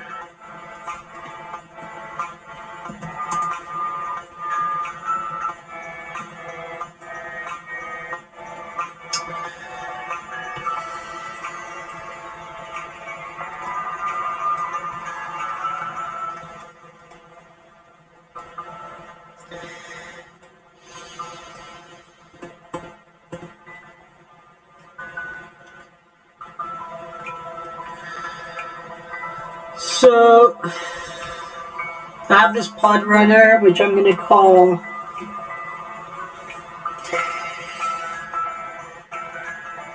I don't even know. It's not a pod service. It's a runner, I guess, in the object model.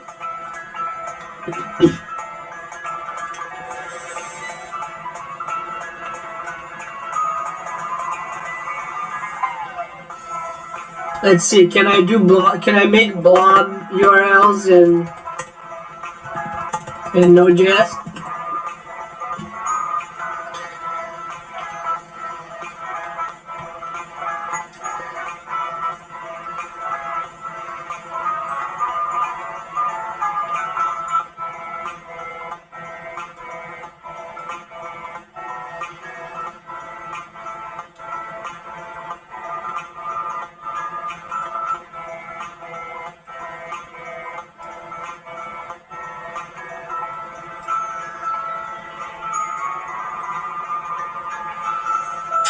Looks like yes.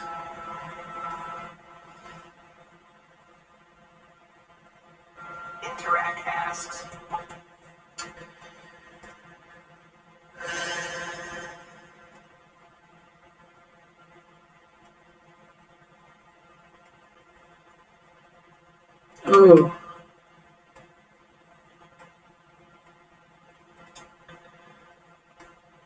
Can I do blob?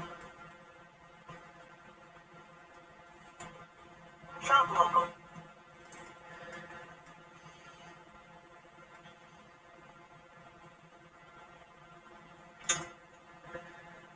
Let's see. Oh, 2017. It doesn't look good.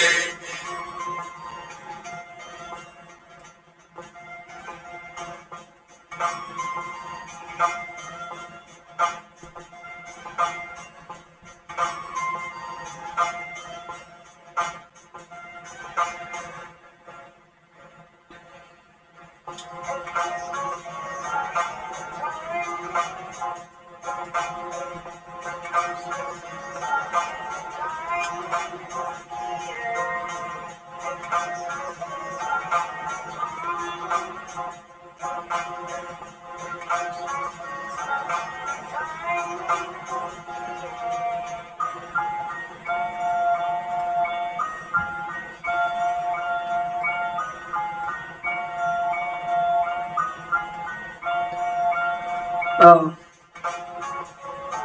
Dang.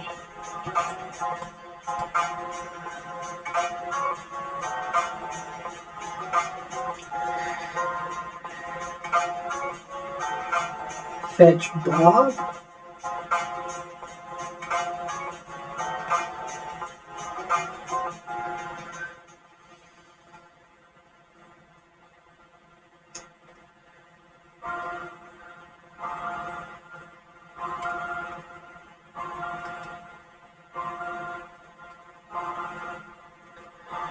NPM fetch blob?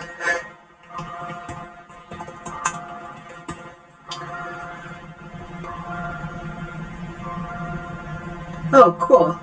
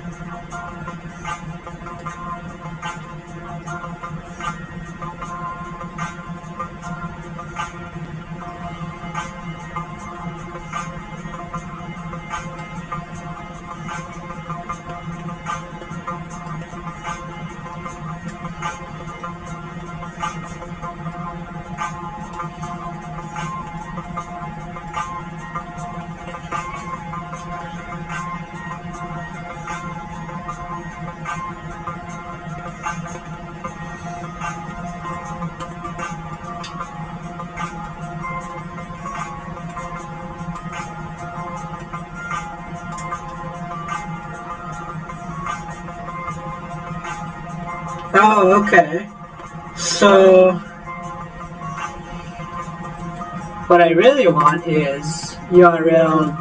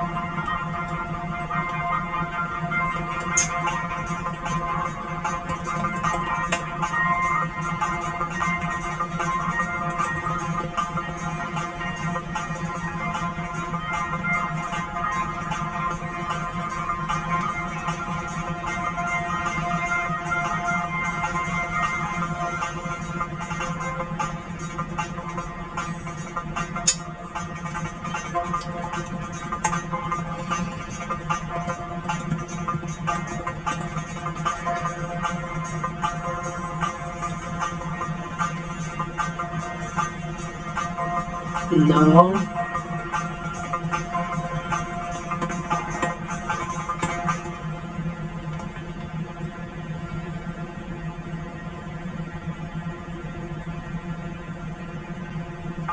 Blog.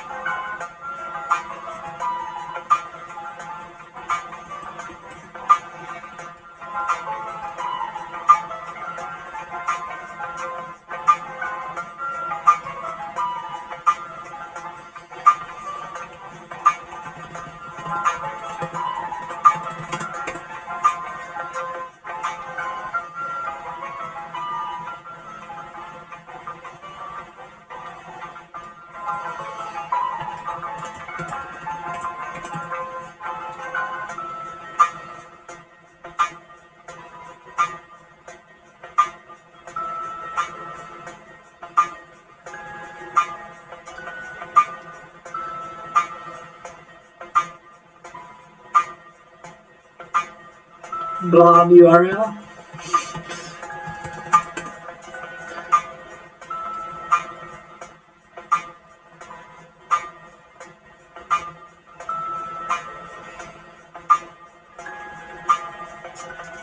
It's pretty good.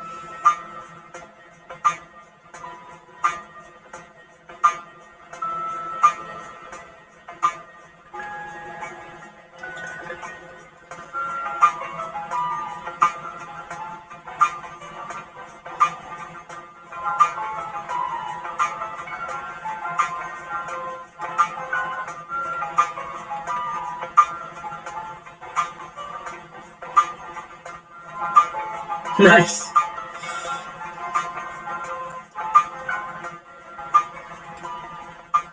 It's pretty cool.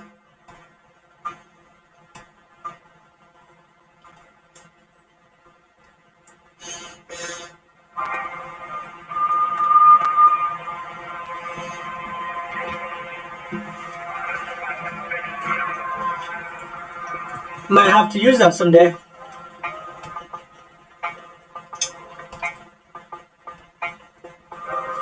Do some P2P.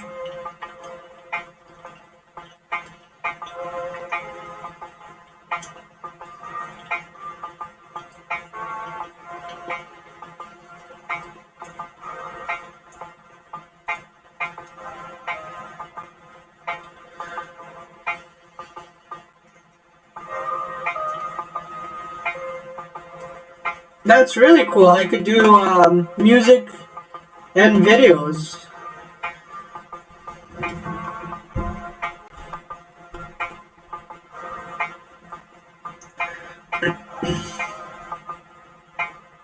And maybe some volumes too.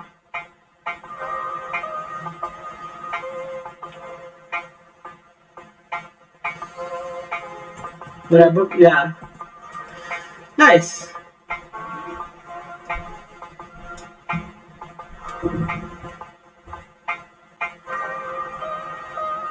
So all I really have to do is turn it into a stream. Stream to Blob URL.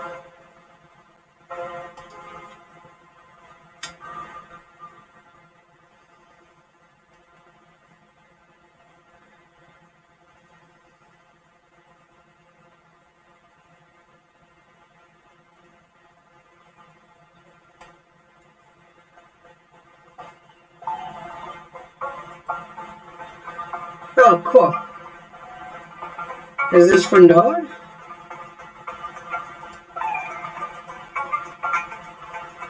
No. What? Oh, okay, because...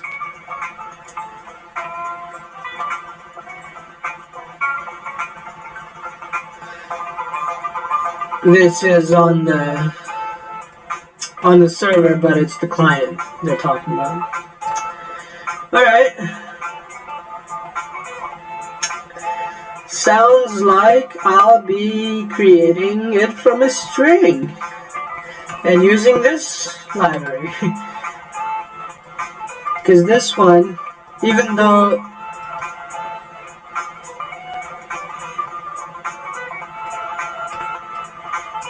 where is it? Even though it creates blobs, I don't know what that is. Like, it doesn't give me a URL for it.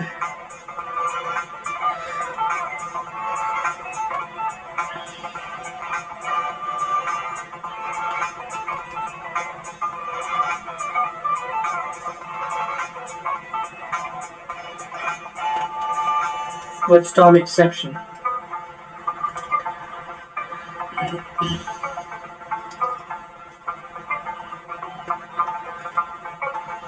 Wow. Okay, cool package, but no cigar. Not as cool as this other one.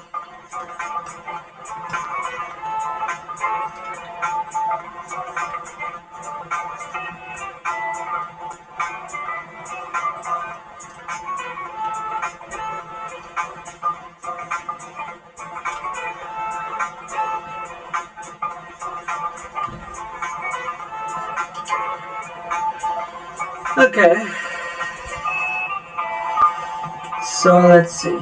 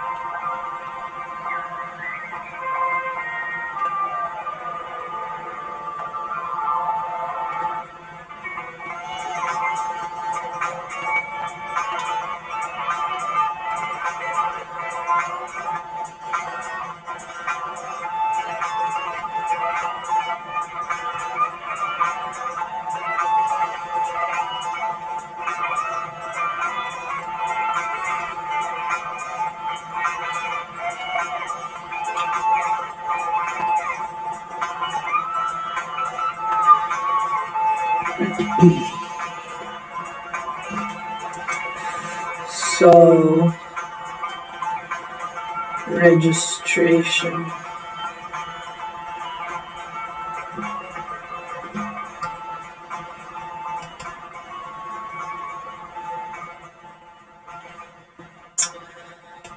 So, registration,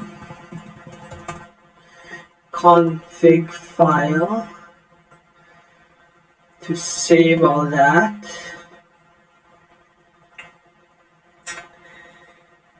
And then it replicates. Okay. So I can already see a problem. There's gonna be problems with this config file.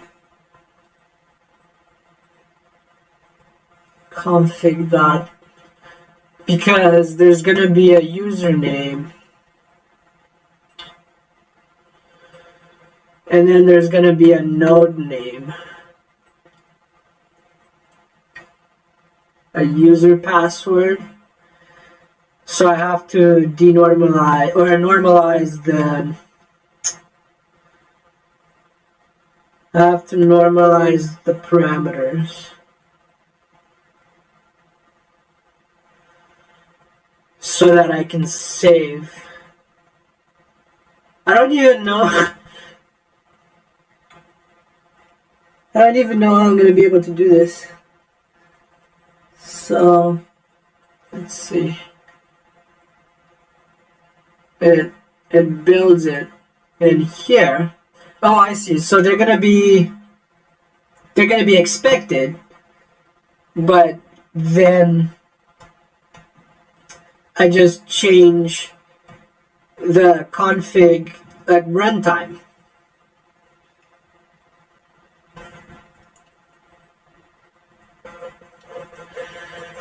so I can save it in environment variables, but I have to make sure that it changes.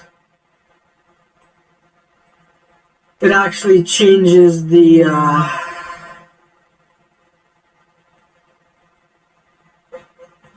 value. So how would I do that? Check. Maybe I can do. Where is it? I can do a check for the pass. No. I'm gonna change username.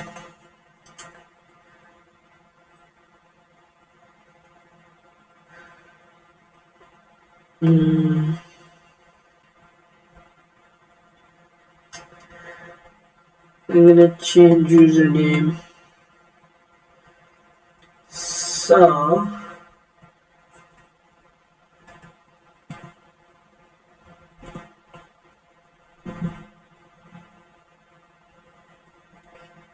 let's see.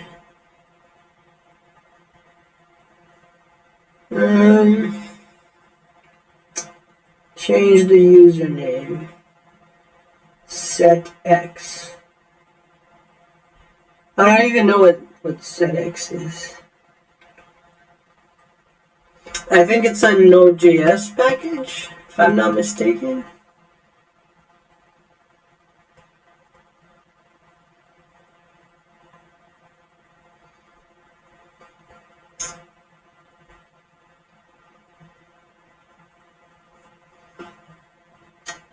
So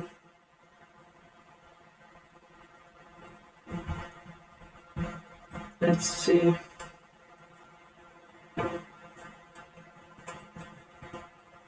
No, it just is. Okay. So if I have this service, does it look at config? Yeah. So I know this is going to give me a duplicate.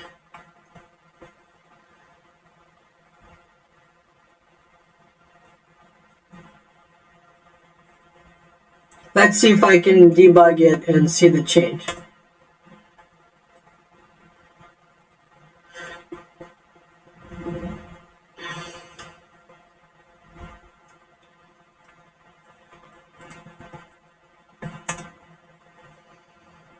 Set X.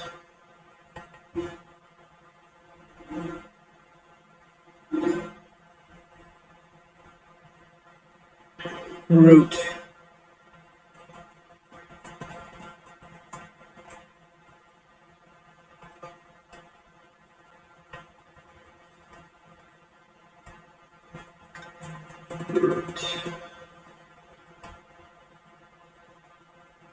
Okay, so it's running. It should update this now.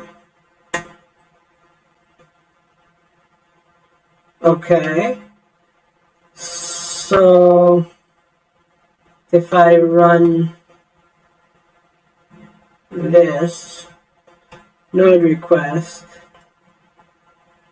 then my config dot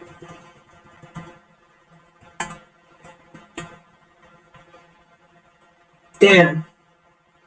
Okay. So I have to change it in both. The environment and the config. Because I think I remember if I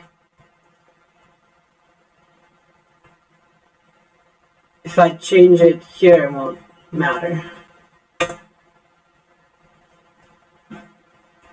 Obviously. But if I change it in the config, it will persist. So config.username equals root. And then I go this, and do this again.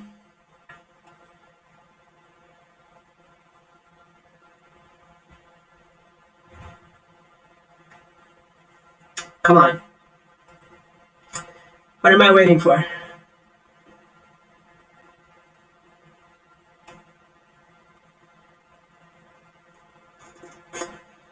Send it again. It probably just failed because my config is wrong. Okay.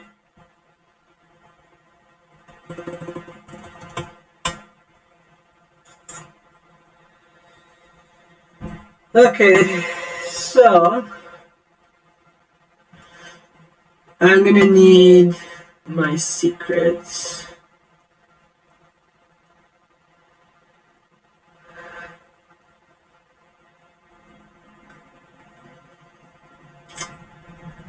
So two things.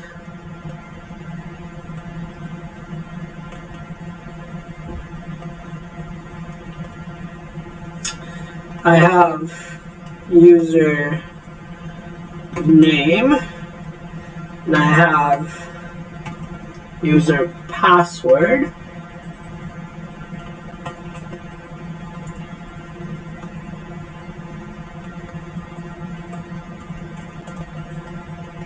And I have node name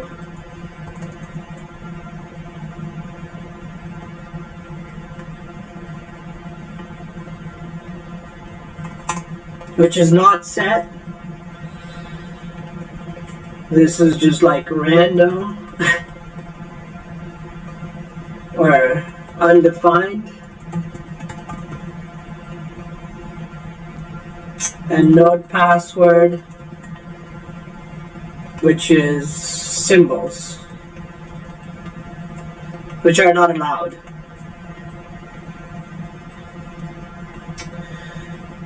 Okay,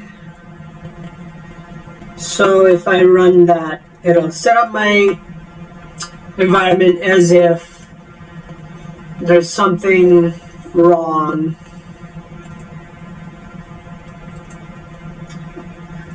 Like it's a clean environment or it's being polluted by some previous node config or something. So here it ran. I'm so happy. If the config's wrong, I won't know about it, which is unfortunate, but I'm not too worried about it at this point.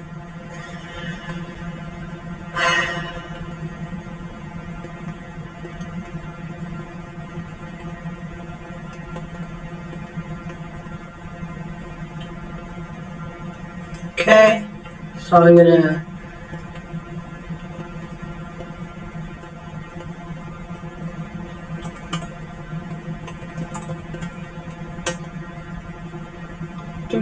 do. Okay. Problem? Okay.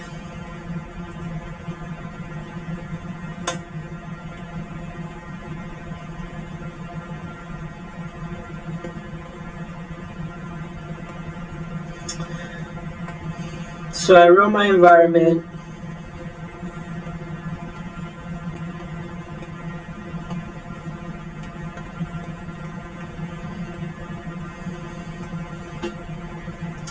Oh, I should look up, see if there's any better way. I think I already tried this. See if there's any better way of storing in variables from Node.js.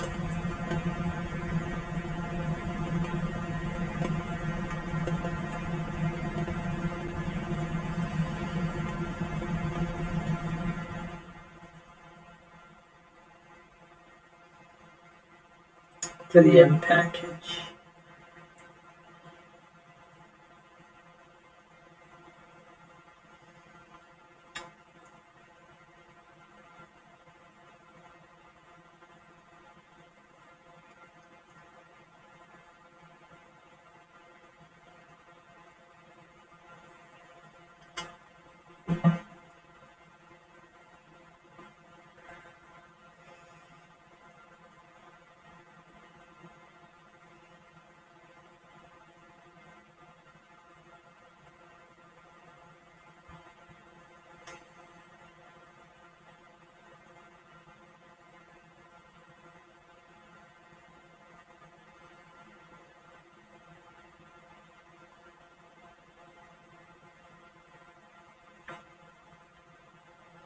Let's see.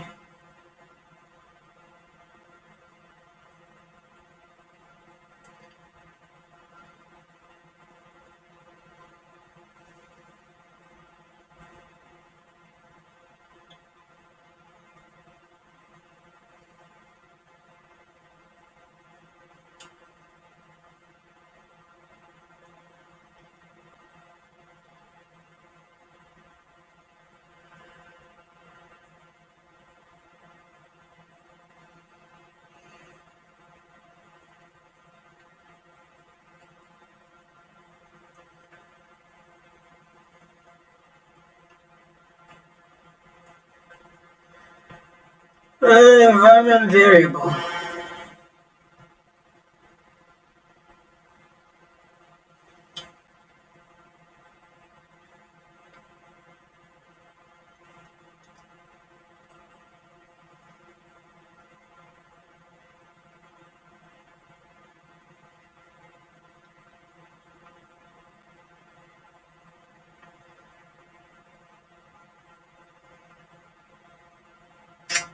Looks like it's mostly probably safe.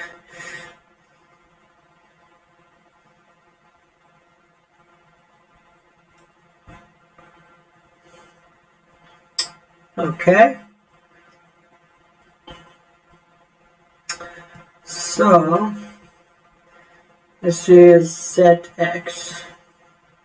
Sure. That's for Windows though.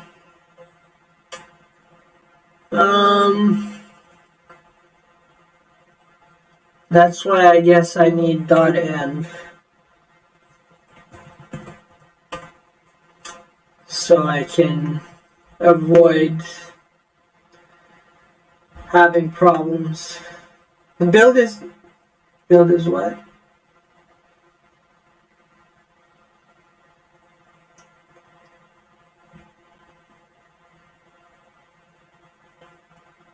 Why is this build passing and that one's failing?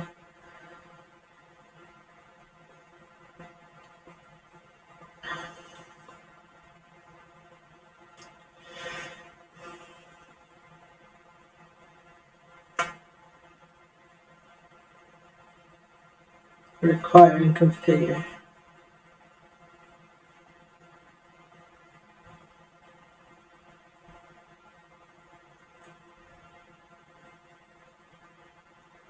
DB.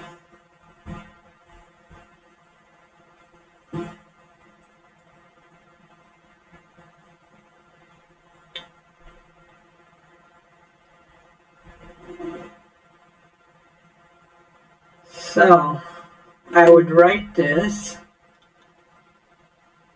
instead of my configuration, which is just an extra layer.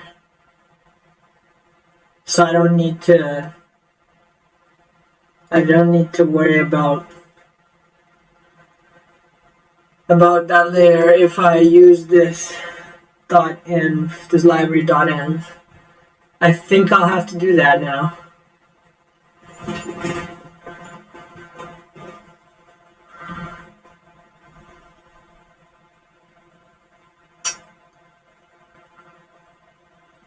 I think I'll just leave the other library. I won't reinstall everything. It just takes time. And an env file. .env. Okay.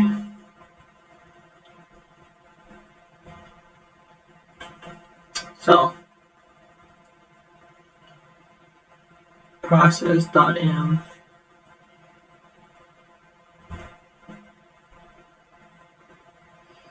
The only thing about that is that it's not like, does it write? Parse the contents and return an object with a parsed key. No.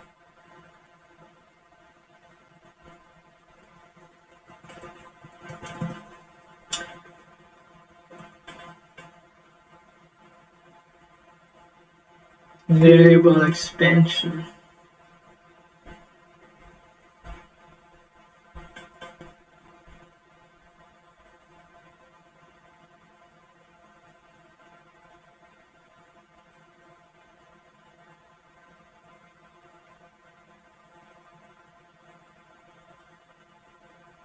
Oh, I see.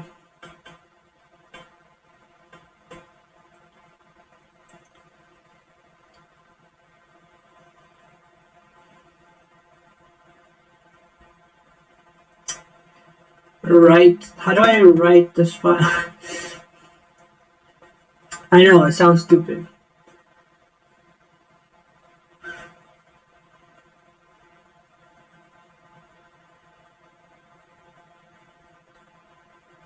Path resolve.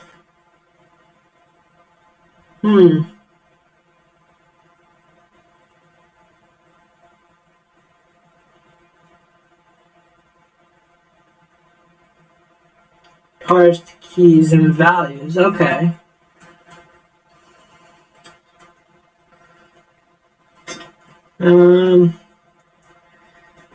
Require. Okay, so I parse this into with a buffer. Okay. And then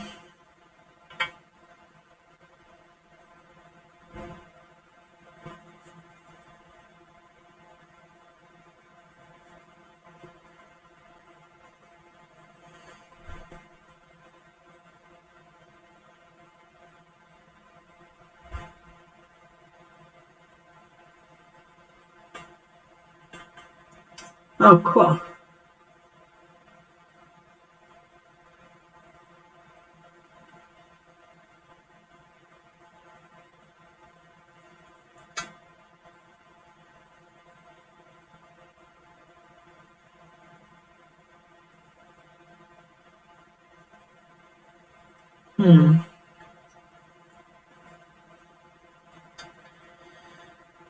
It's annoying, but I would rather do this than and fix the problem than have like a specific environment script for every platform. So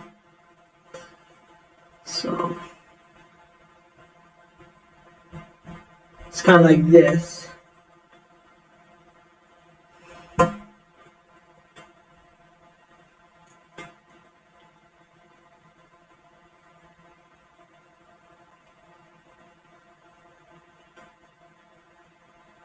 And then I can try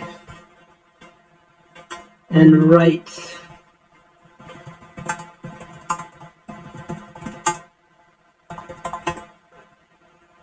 somehow. Let's see if there's any other libraries.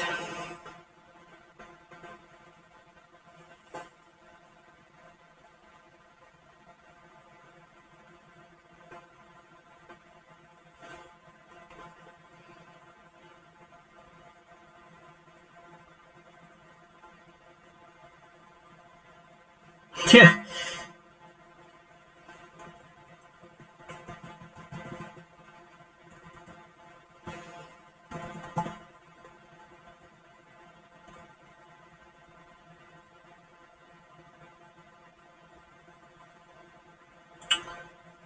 Yeah,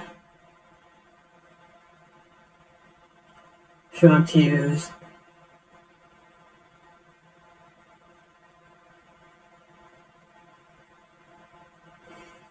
Oh wow, cool.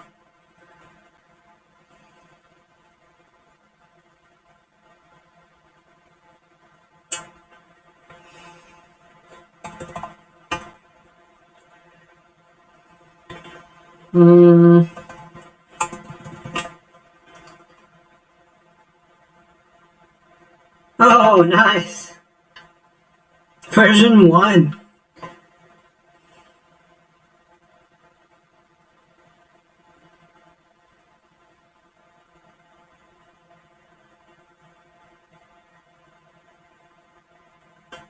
What license is that?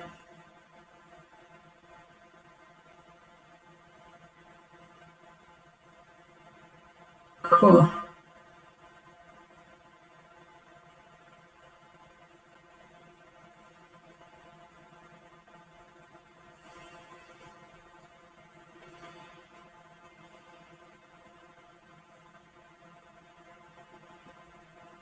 Optional environment name.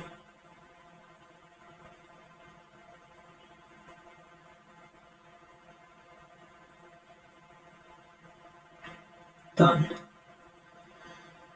Okay.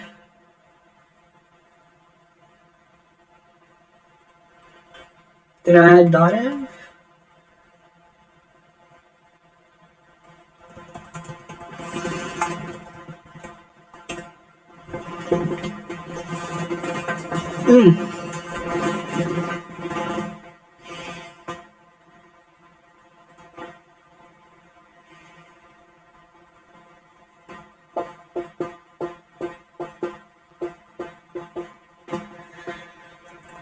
Okay, so then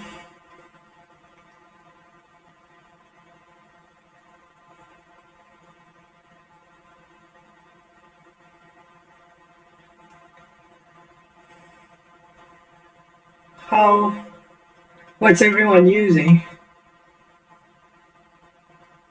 Yeah, I'm not using this one.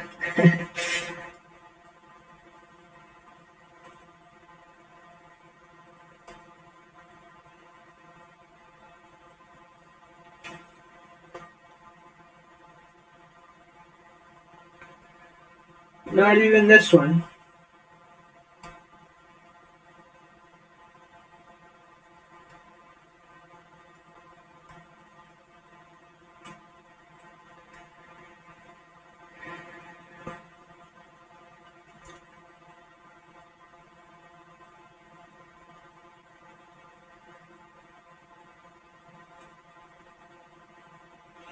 Okay.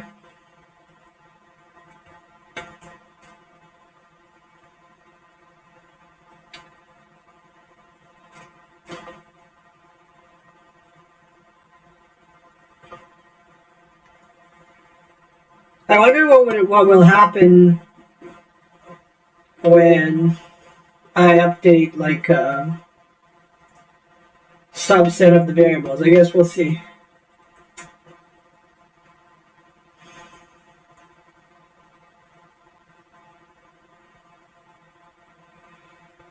What's going on here?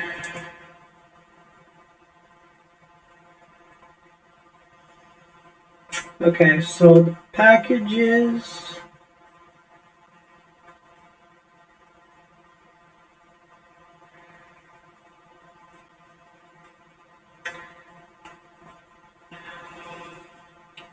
Packages.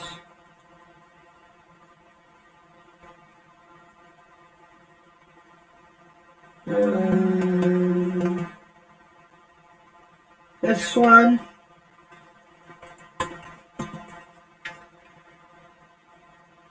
.env. Okay.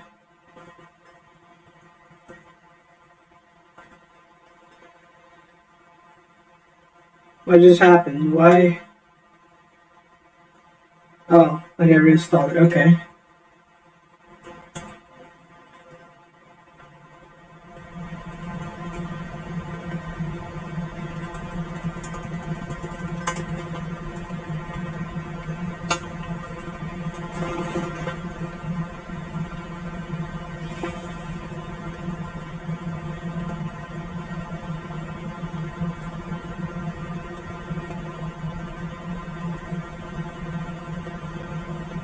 Cool.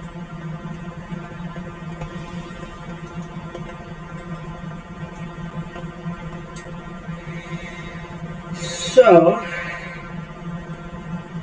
that's installed, and what's this?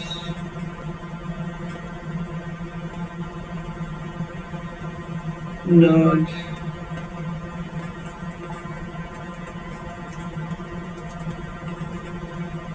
Okay. So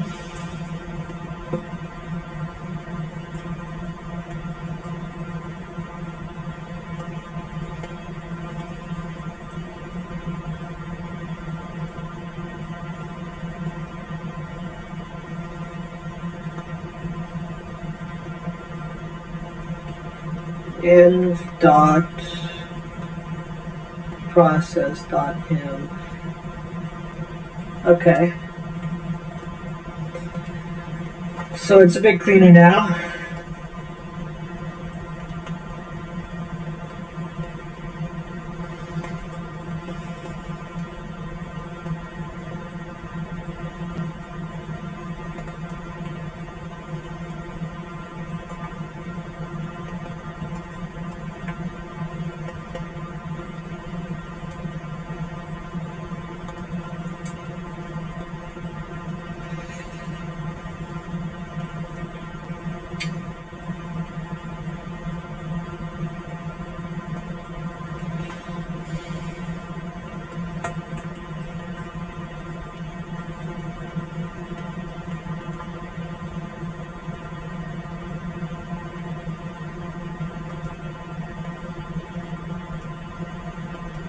Okay.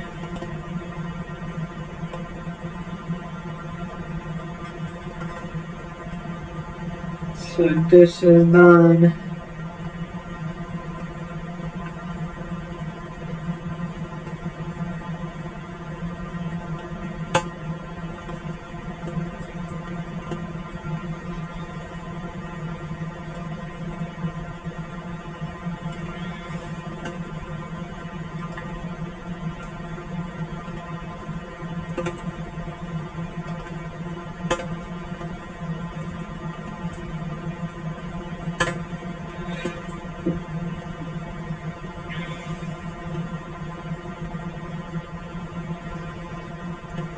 This is not going to work.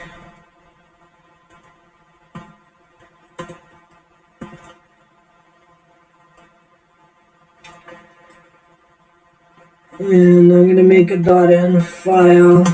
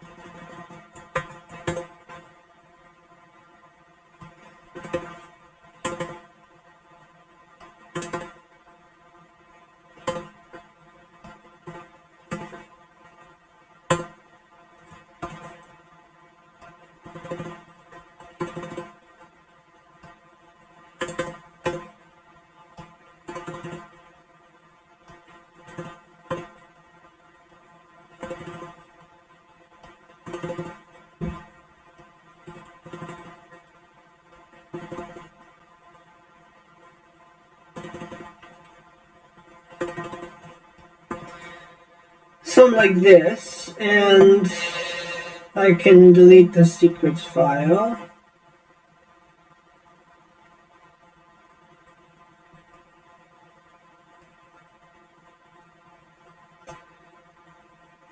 And then I just put equals.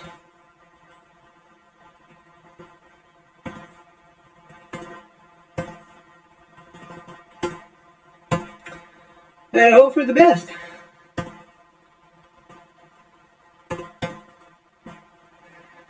Start database.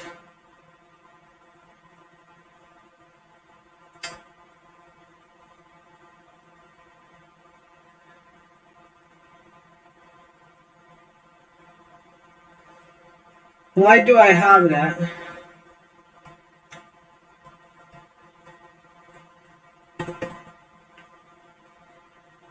That's the admin database.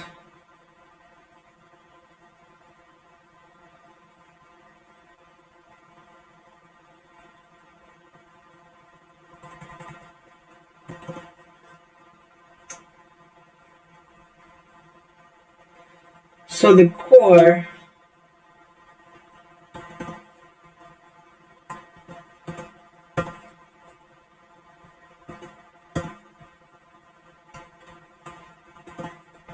has that database, and it still runs on a different node. So username.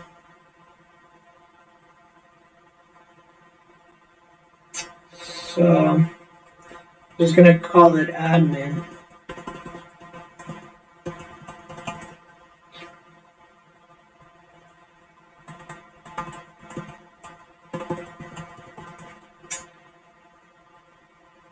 No. I think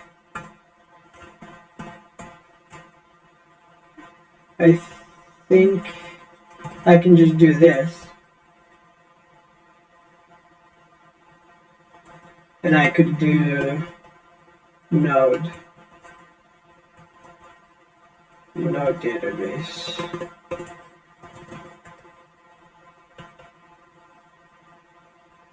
Node DB undefined.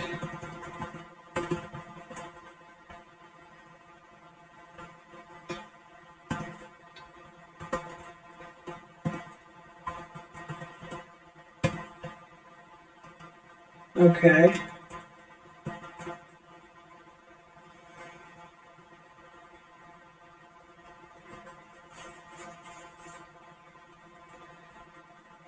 So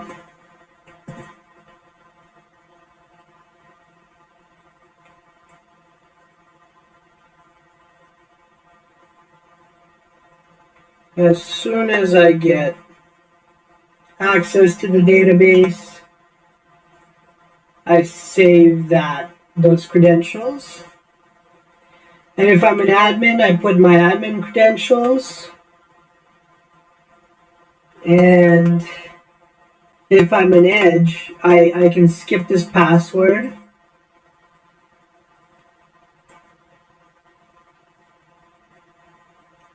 But I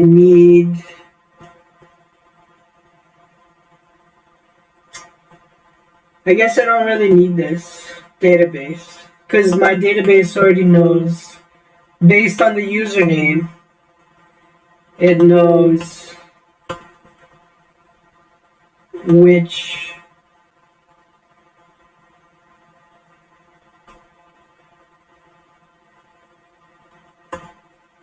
database to log into.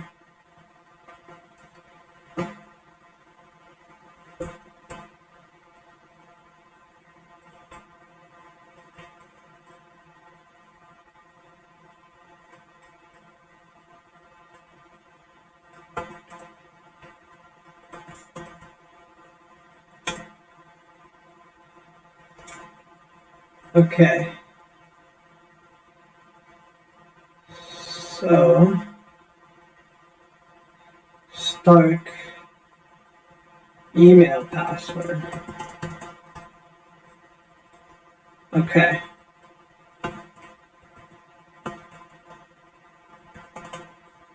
So this is for the current Node.js. This is for my host Node.js. This is for the database, and this is for email. Okay. And let's see. Require and config.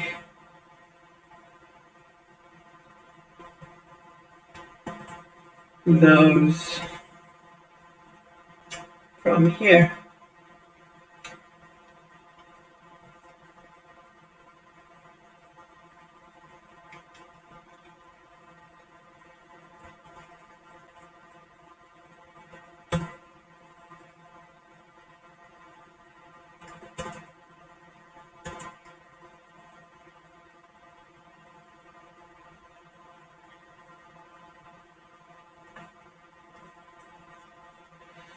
And then anywhere I have config.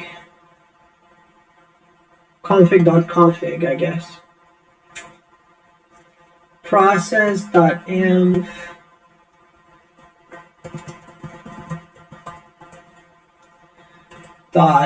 Modes, Stark modes. Stark modes.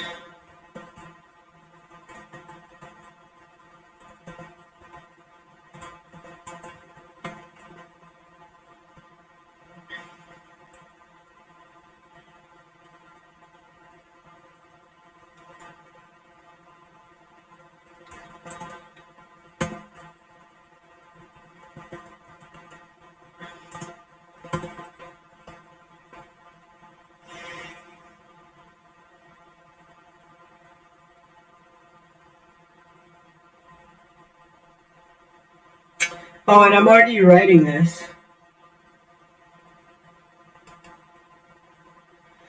But I guess I don't really care.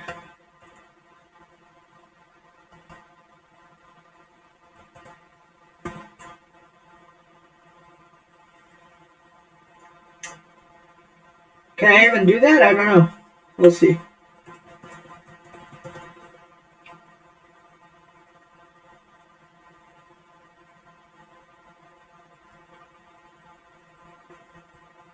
Start port.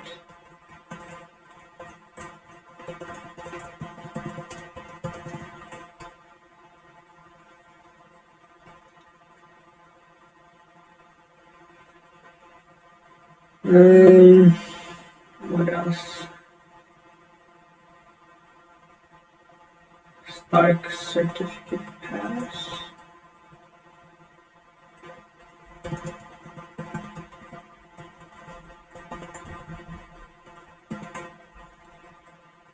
Anything else? No? Okay.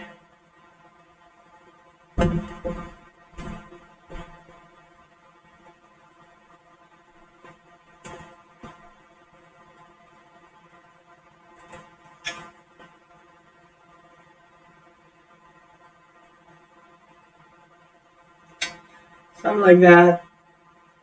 And now I'm just gonna look for this config.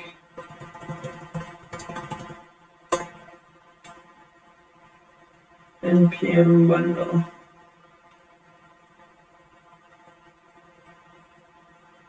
And assets.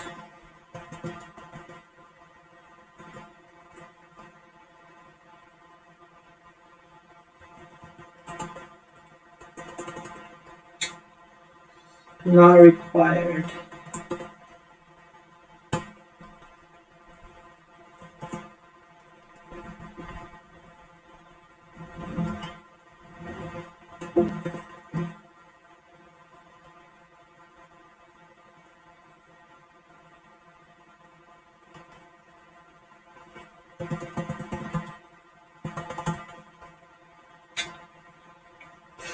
Email username.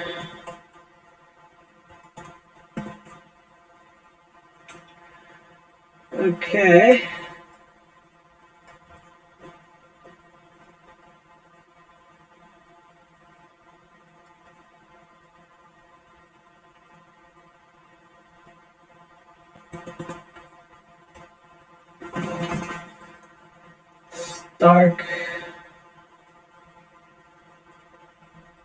Stark username.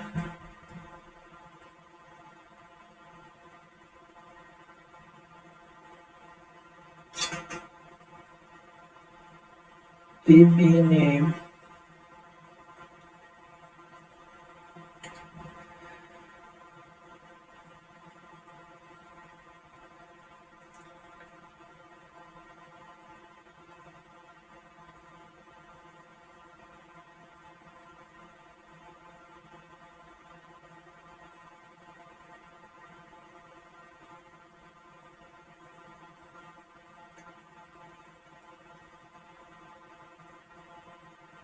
Um,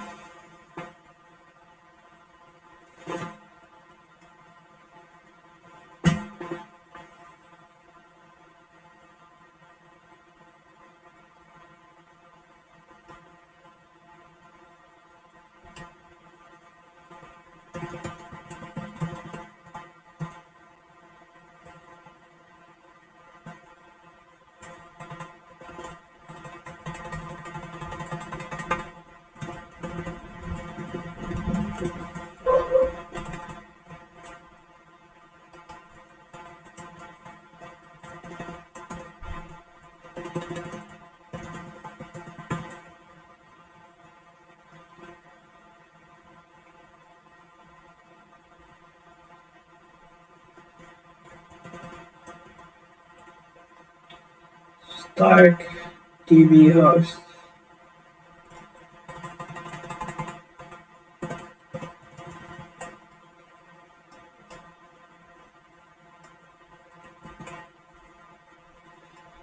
Okay.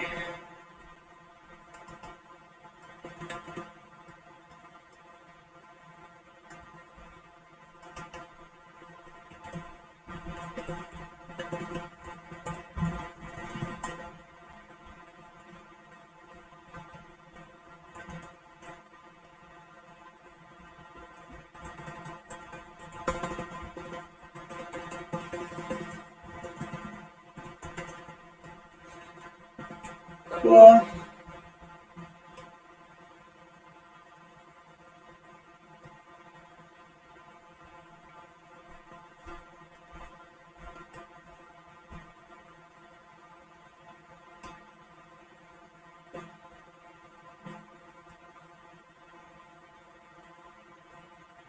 Username.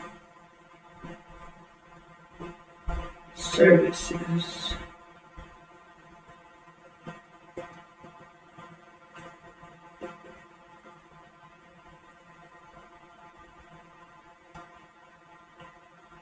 Did I try this already? Apparently not.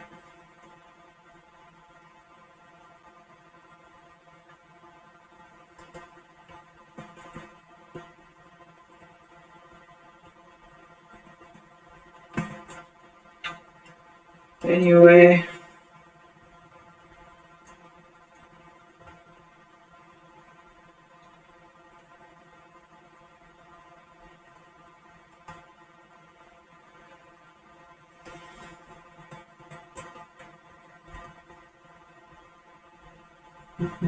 DB host.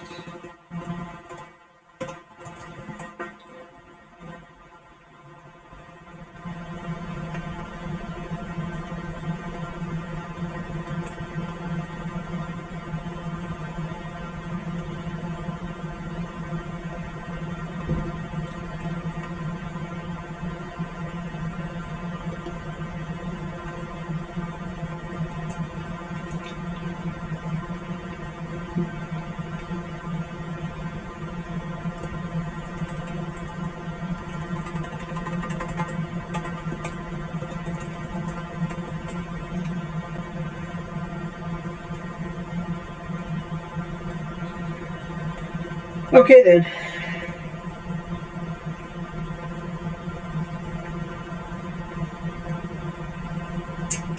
So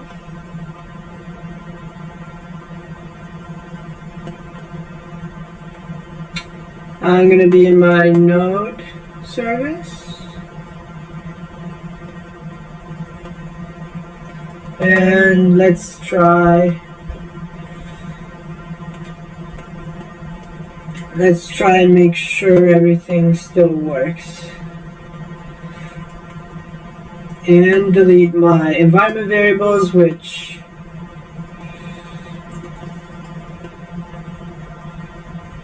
I need to.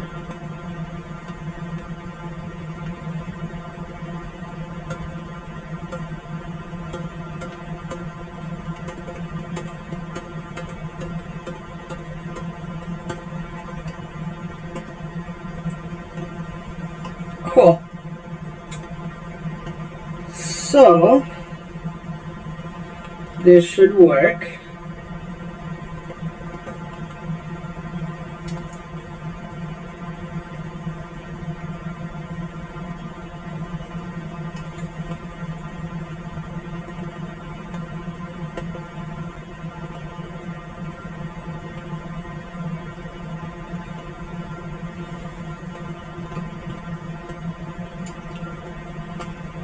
Even here.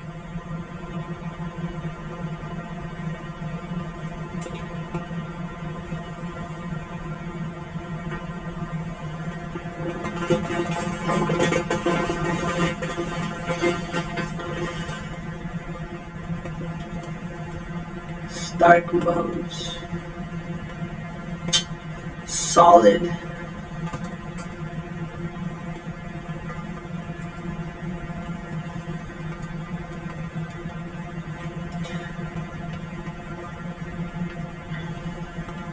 Cool. Did it update it in the file? Probably not. Where is it?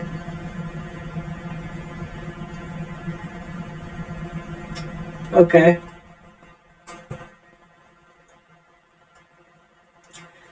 So everything should be back up and running as before.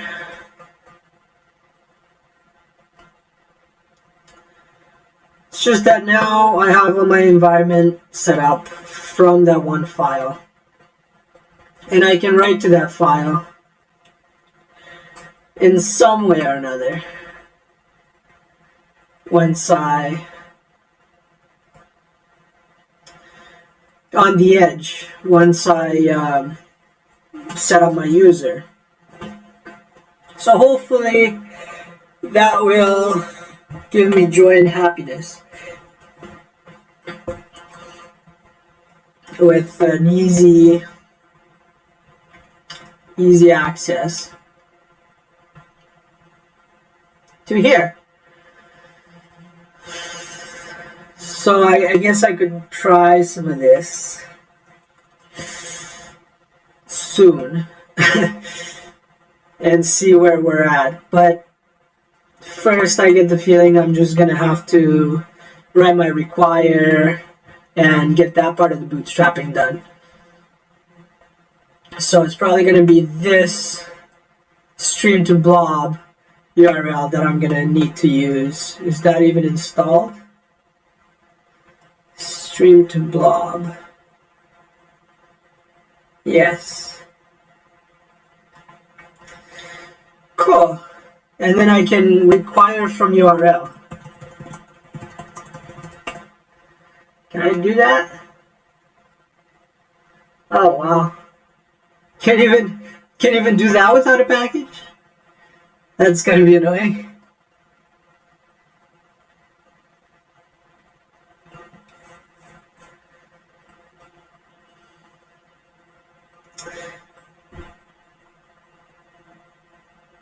And I'm guessing if I destruct my blob and create it again, it'll be a different URL, so I don't even need to worry about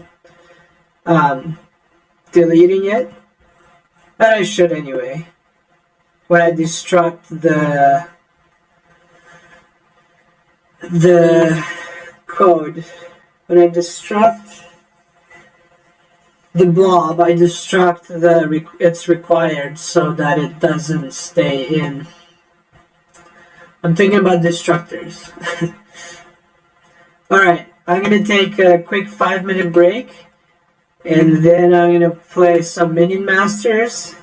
And then we're going to get back to our fun times in bootstrapping the Edge service. After just having migrated from environment variables to a .env file. Since it's attached, I'm just going to make sure I can get an error out of it. Doesn't blow up like it does sometimes when I change code. Nice. That's what I was expecting. It's probably not. I probably didn't make any mistakes.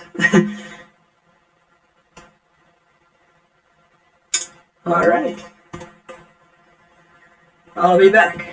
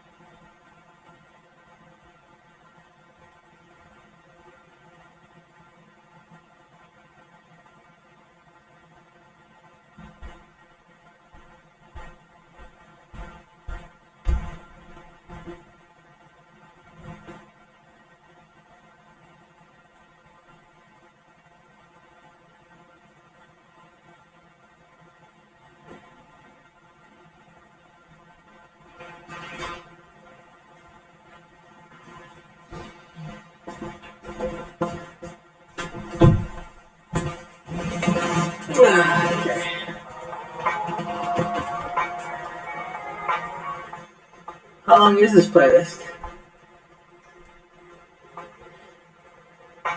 Oh, damn.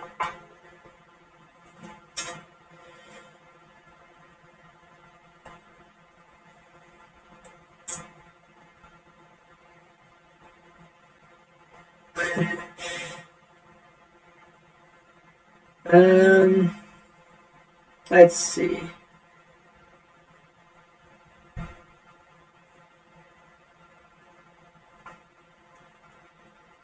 Let's do this one. Oh, I've played this already.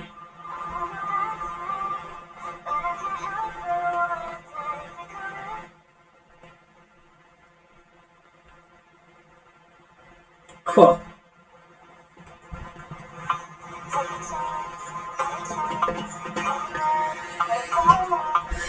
So,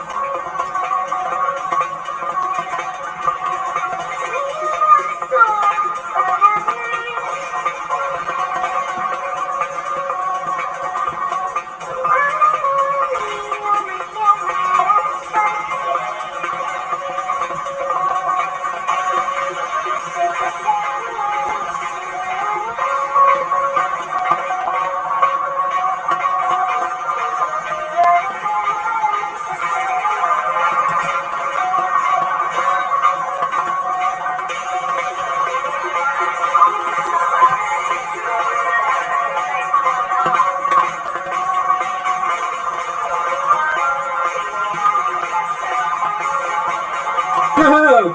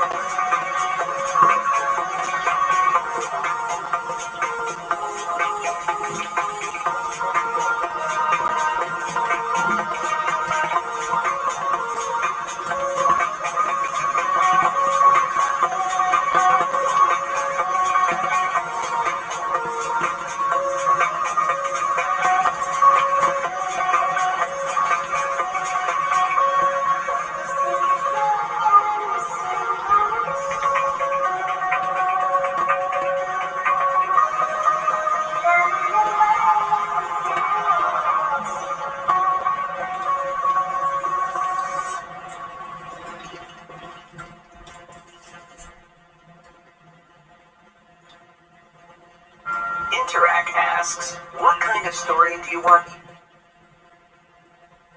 Okay.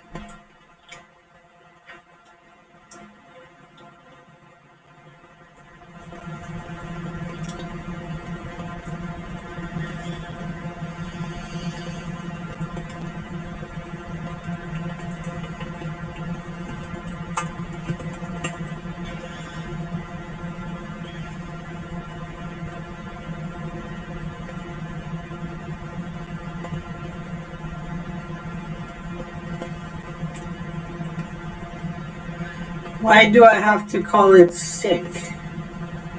That's really weird.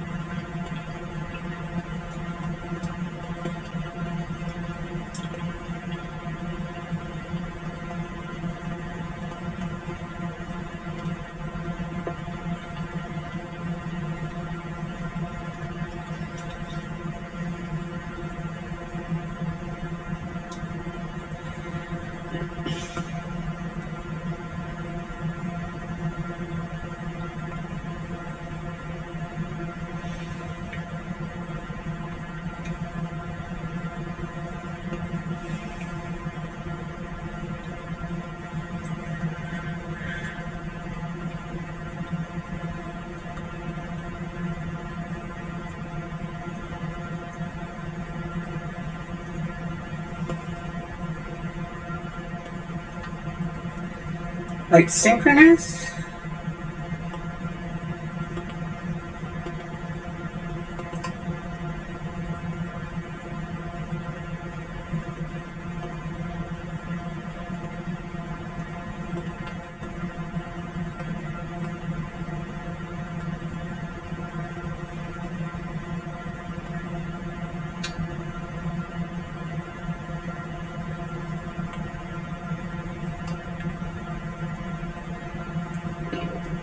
Excuse me.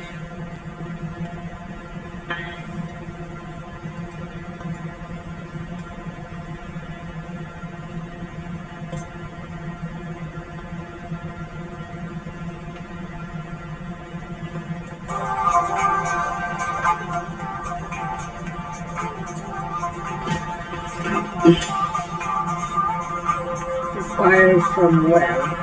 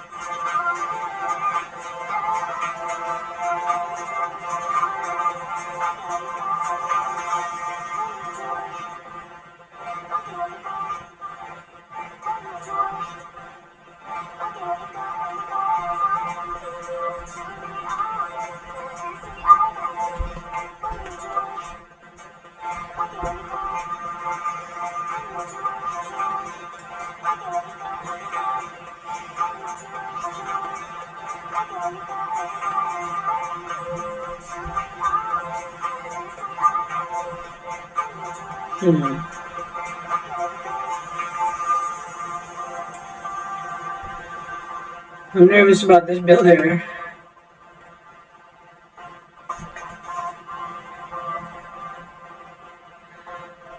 But I guess if it's published, it's not going to be a version that doesn't run, right?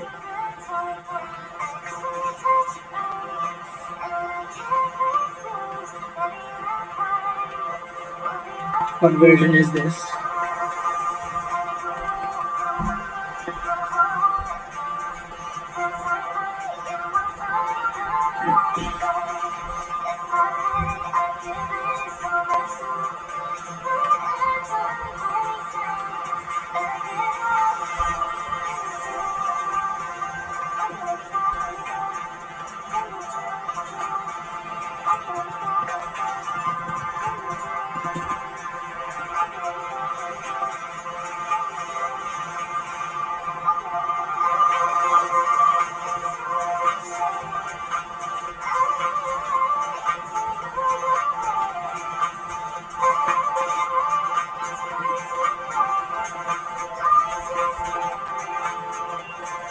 I'm not very comfortable with this package.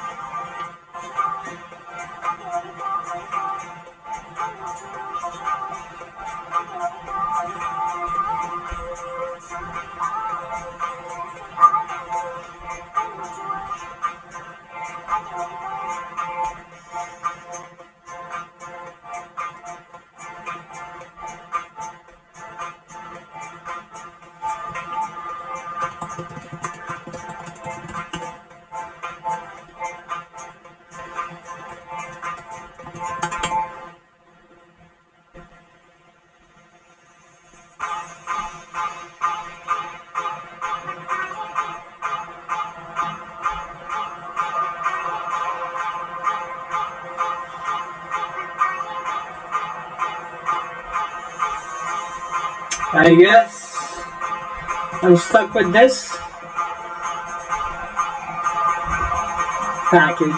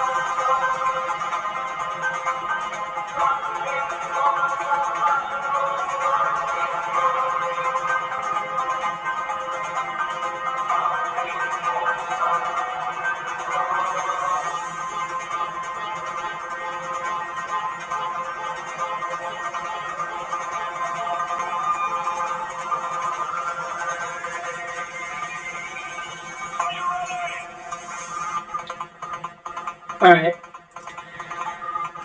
So I guess this is what we're gonna use. And let's see now.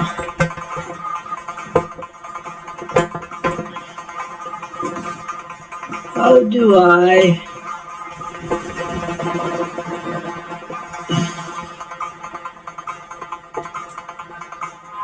I thought it'd be easier,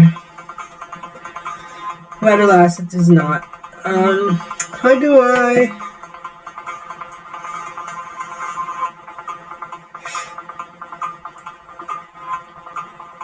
I hope all my changes have gone smoothly.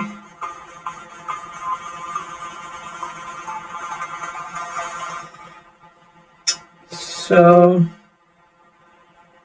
I wonder. I'm in the edge now. My routes are set up. I shouldn't have any problems running my edge. So first of all, let's see. There's the basic bootstrap. So I'm gonna have a service here. Services and object model.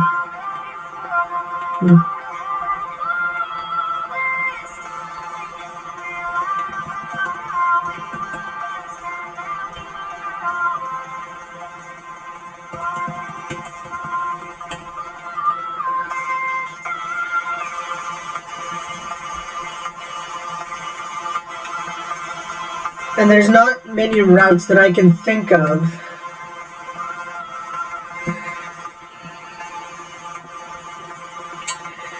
Another thing I want to think about is propagating. I don't know how I would do it. I don't think I could, like, easily. But maybe propagating from an edge to a browser.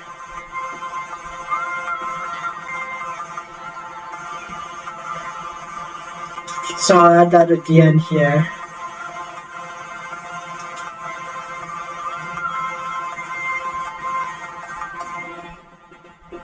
I don't even know. Maybe I would do it here?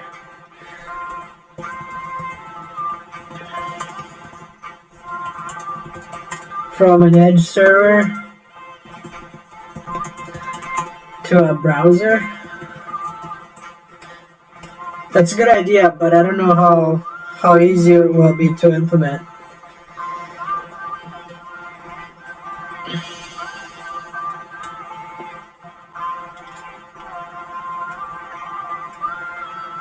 So if I npm install this, will it throw me any security issues?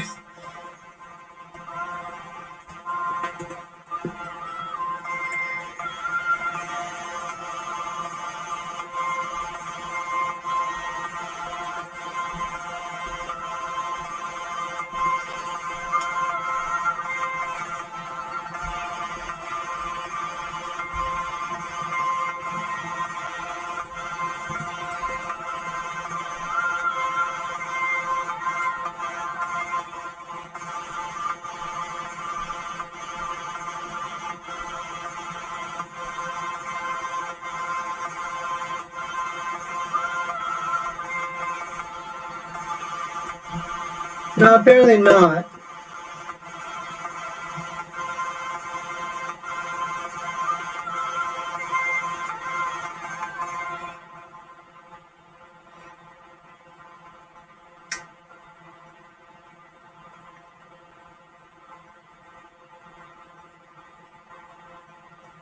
Okay.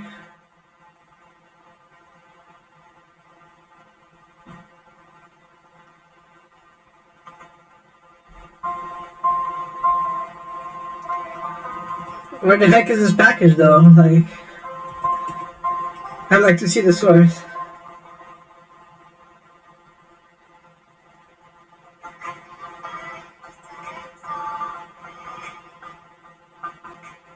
I guess it's JavaScript.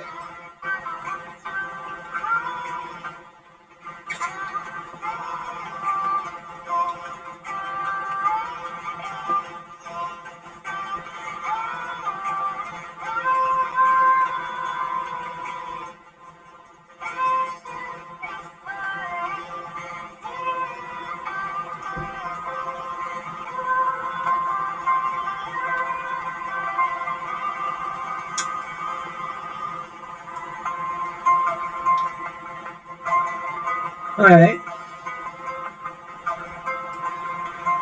So, I guess there's source.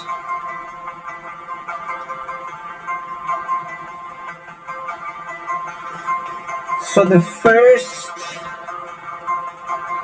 thing I want to make with this, stream to blob. Yeah.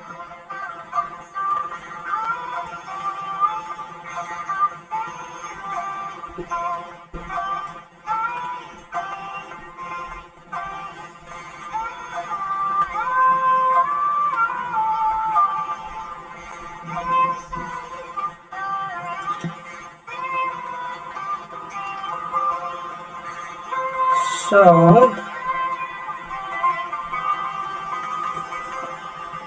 let's see, what am I creating here? I'm bootstrapping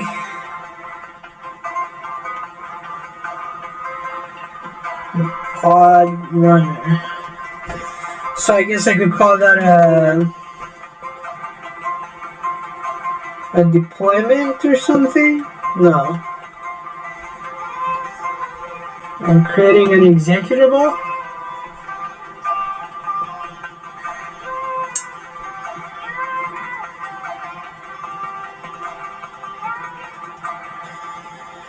I'm creating an executable with a blob.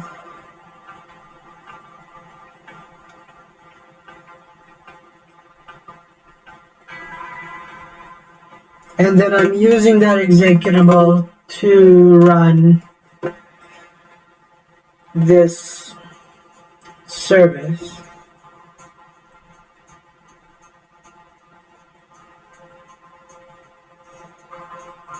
So that executable,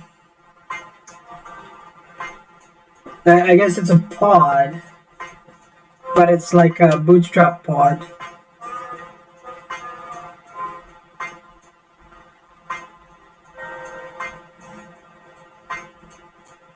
That already has its own. Okay, so if I have a bootstrap pod, and then I'm gonna have admin bootstrap pods, but those are other kinds. Like they're configured inside by the deployment itself.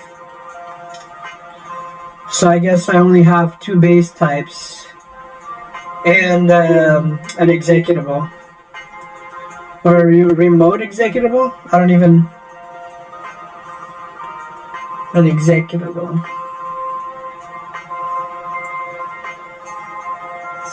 So, let's see. This bootstrap pod is running. Let me see the settings quick.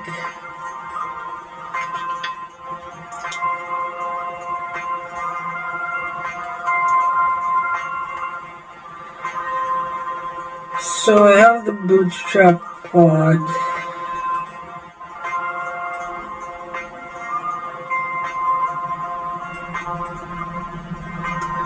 That creates one of these. And I guess I'll have to add a couple more settings in there. Status.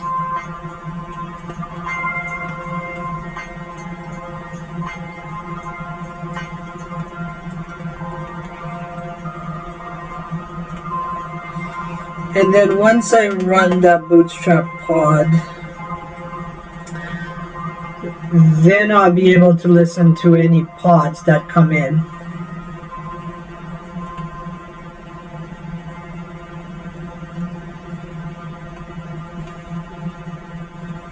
Answer the smell of the wild all season. Wild election holiday gift bags from Old Spice. $10 university beer. So I guess in my object model I'm gonna have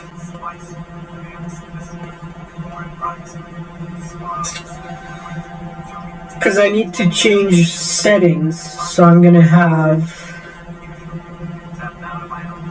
different classes like config.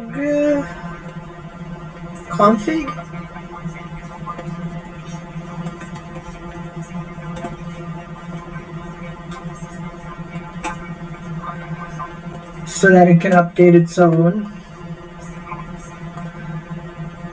And I have an executable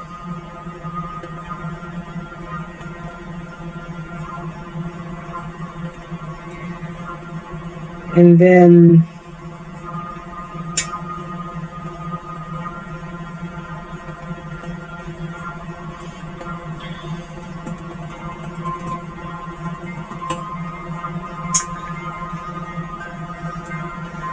so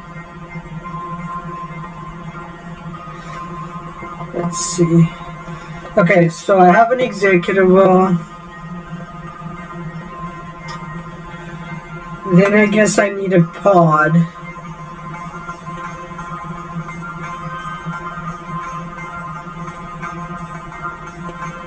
I need a pod bootstrap.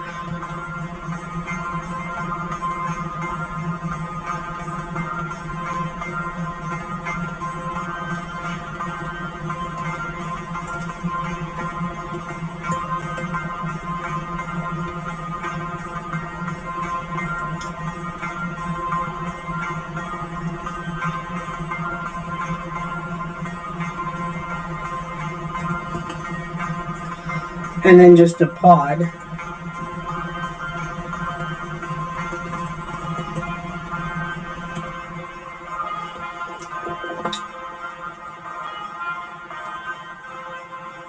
And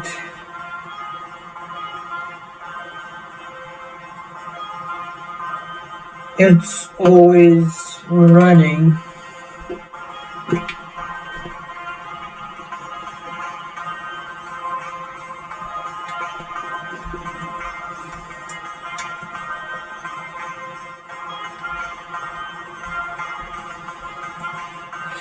Okay, so my pod listens for changes, usually listens for changes from the node database, from the nodes database. So I guess I'm gonna have a node user.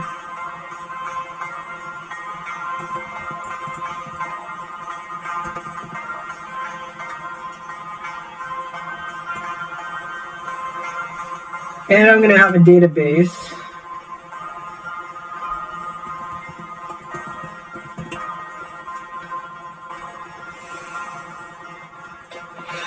And even a database replication.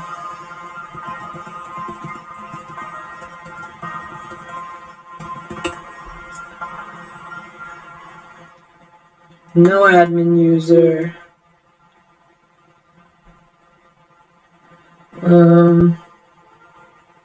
Yeah, I'm gonna have a node config.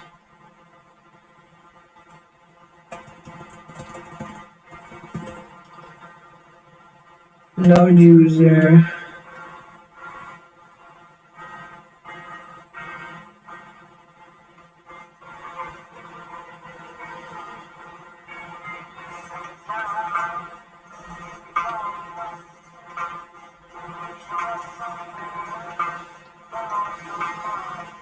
I don't have any other kind of user.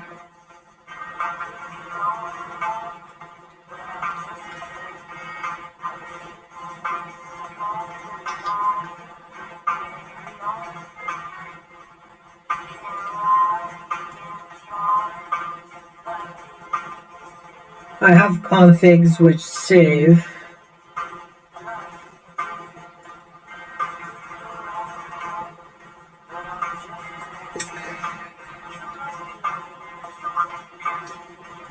So let's see. I have this executable that doesn't need any setup, So I just declare the pod bootstrap, and it just creates the executable from the code. So it creates the URL and the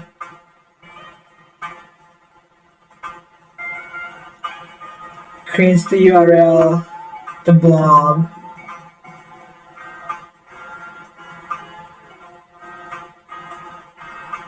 and requires it. So when I hit save, when it loads, on the load interface, I create the blob, I assign the memory, I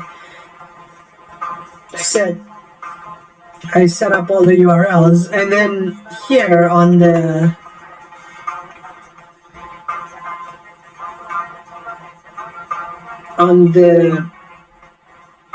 save, I basically run it.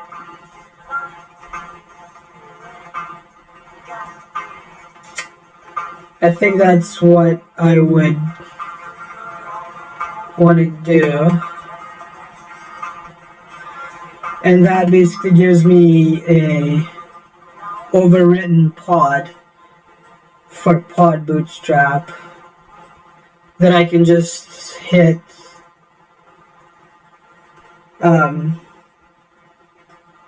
let's see.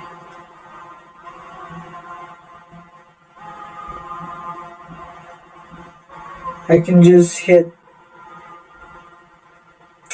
the question is, do I want the Bootstrap pod to run my service?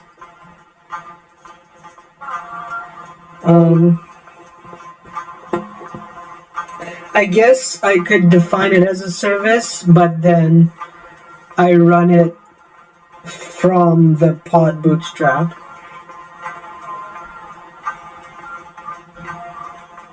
So it runs my service, any service that I need.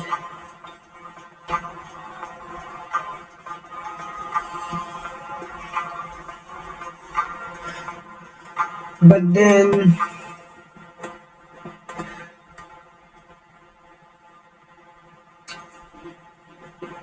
then do I really want to go through the same interface? Because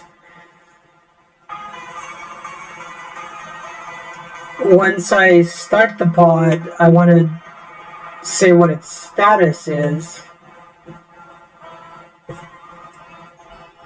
So I'll have a pod deployment in my... Oh, okay, so I need a new one. Pod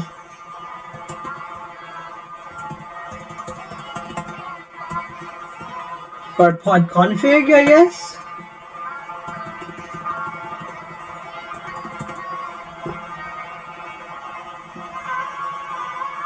And then it replicates that code back to the admin, and then I could do status and not add it to my database.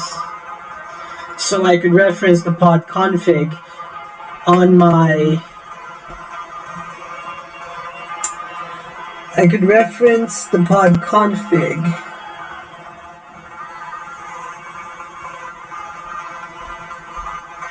for the administrator, basically. And for the user if it's their own pod. So I guess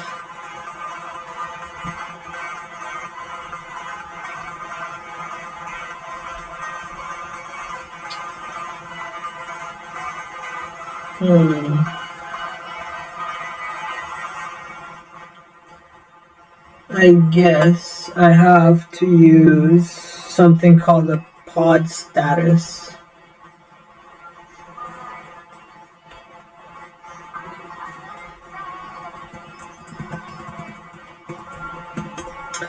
And we'll see. We'll have to fix and clean these classes up if there's any easier shortcuts that I can take.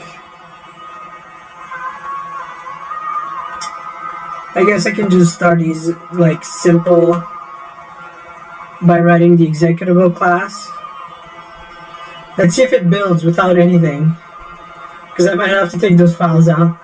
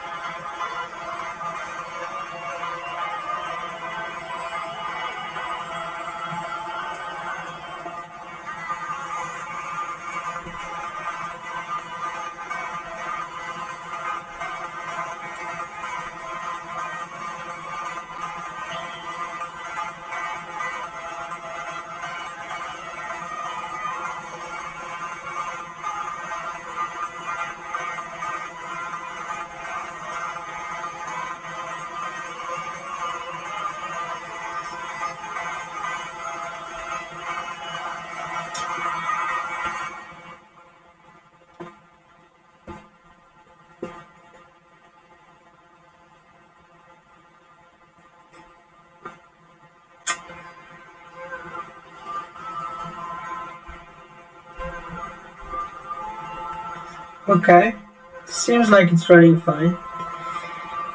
So now I just get to code.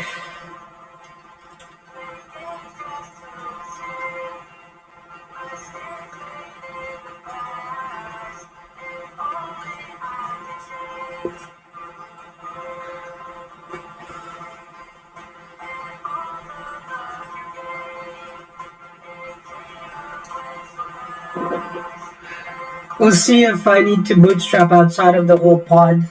I think it might be simpler.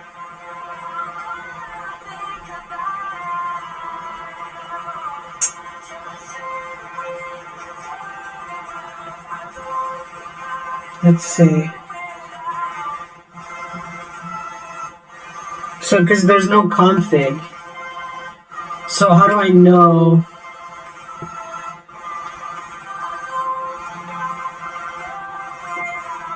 How do I know the status is? Yeah, like I'll have to keep an eye and make sure that my services are up and running. So I wouldn't be able to necessarily do that from a pod.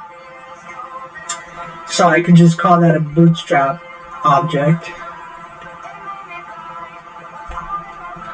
Because it wouldn't even have a config, so I wouldn't be able to watch it or report on its status. So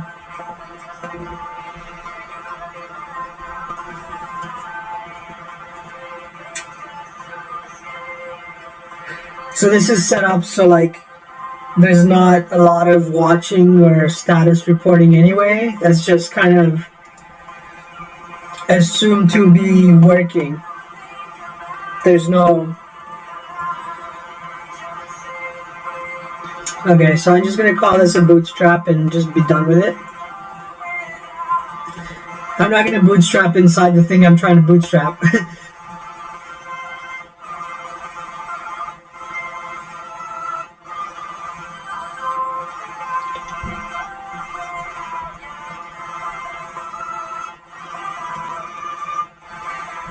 And actually, I might have to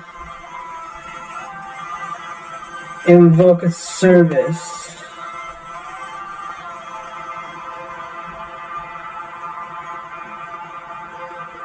Let's see.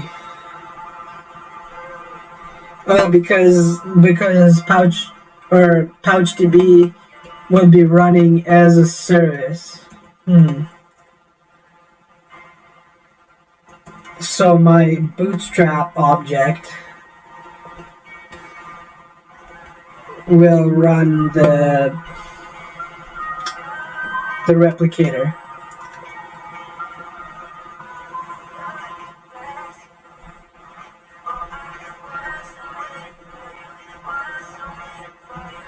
So I guess I might as well just call it the service and be done with it. Services, node, and user. So in order to run the pod service, I need to have been bootstrapped.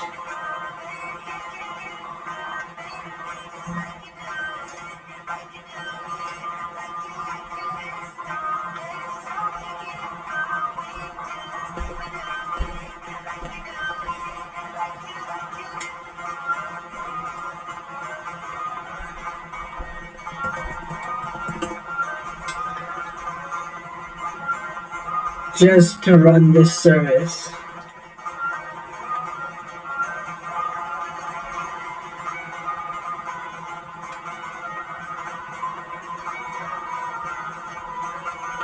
And the bootstrap is code that goes into initializing this.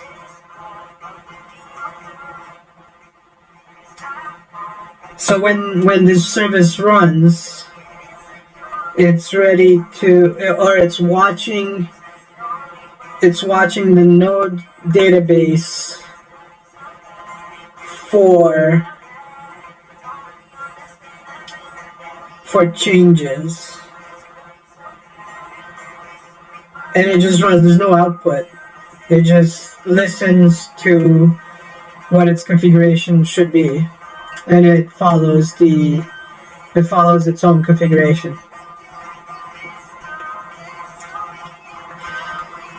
So let's start with the executable.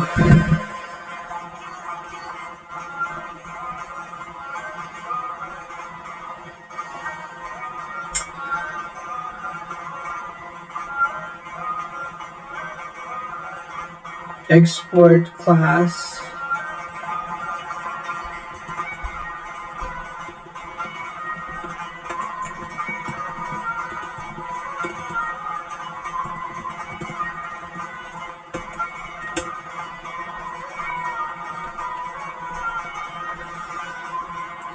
So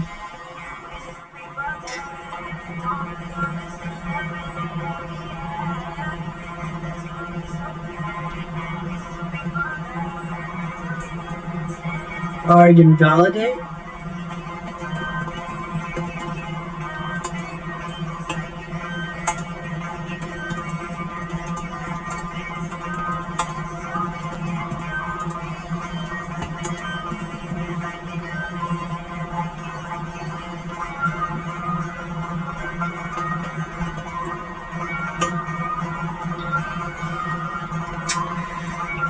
And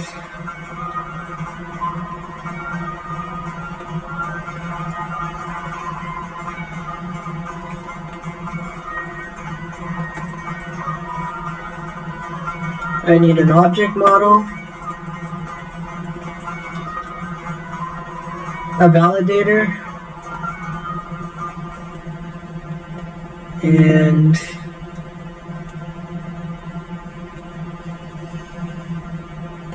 I guess this can be private.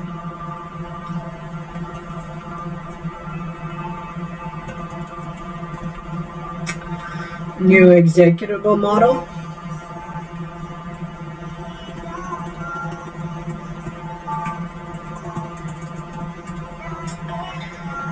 Code as a string.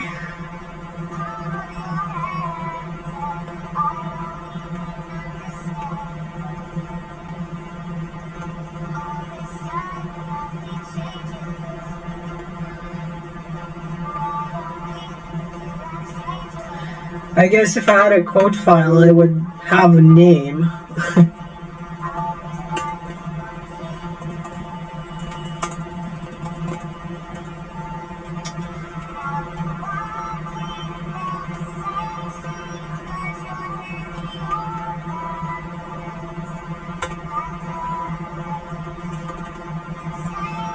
But that's about it. There's not much else.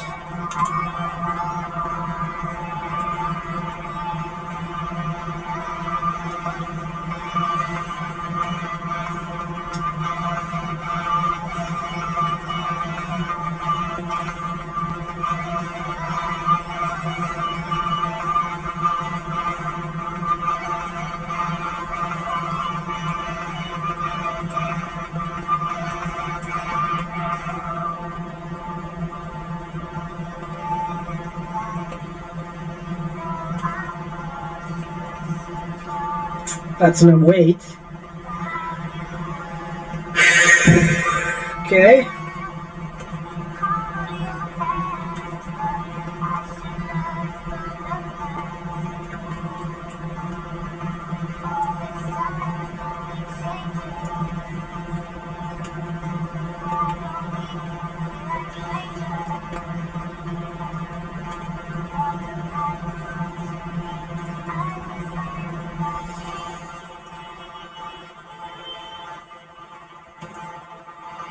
I guess I could have a status again.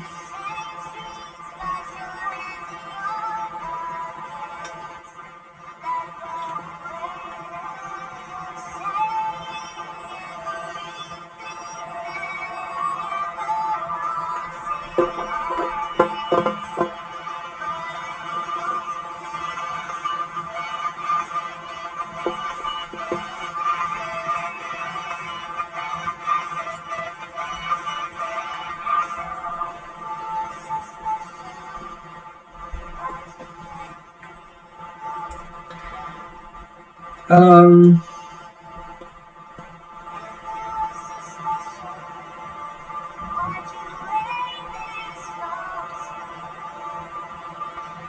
that's fine.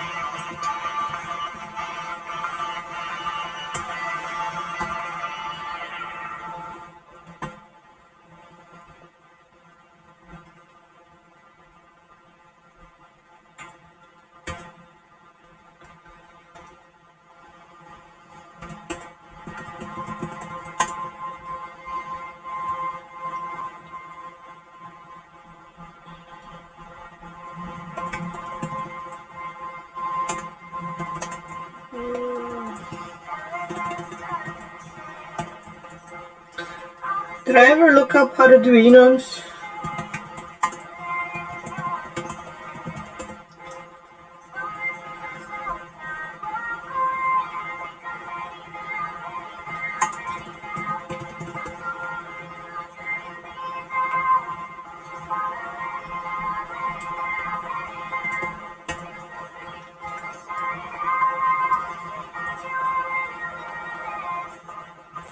Enum. There we go.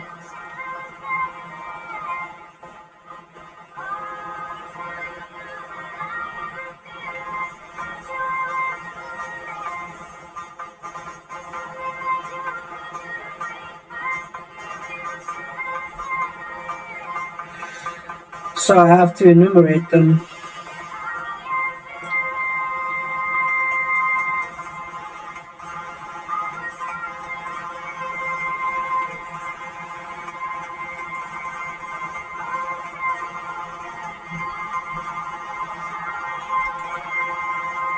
Oh, I see. So it can be any one of these.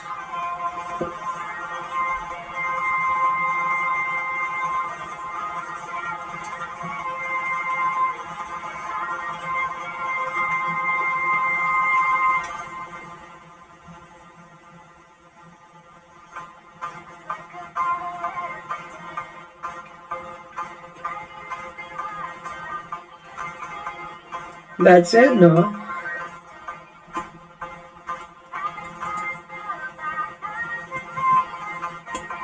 That's it.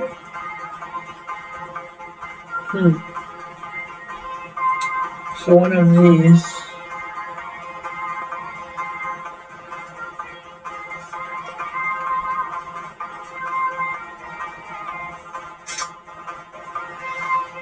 Okay.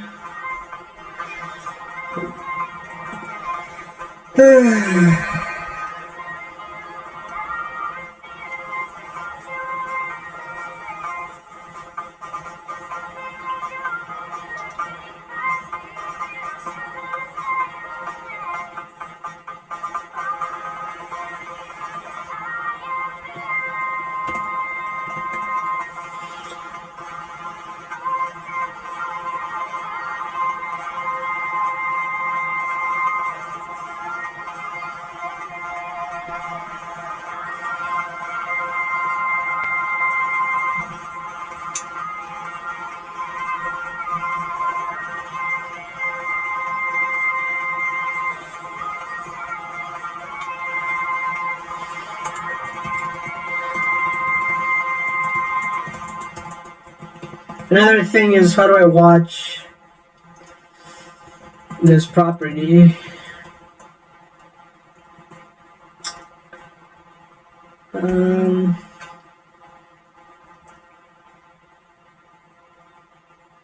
Core.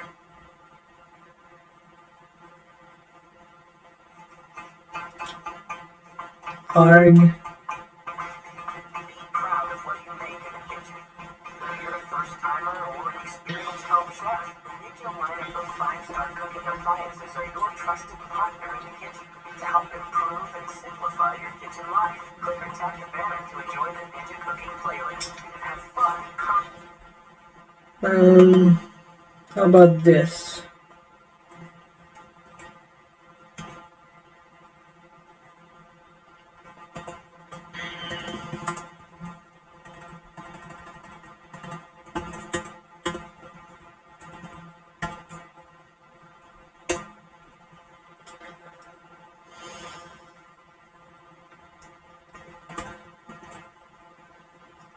Okay.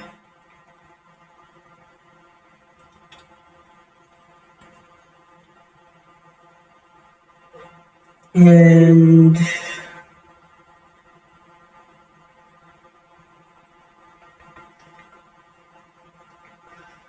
actually,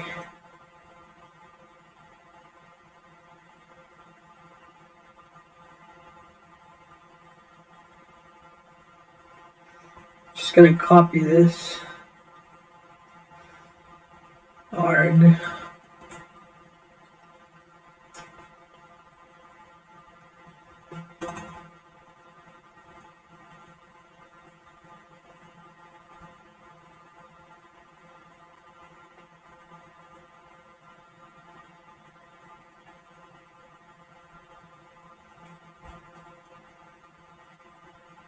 DB.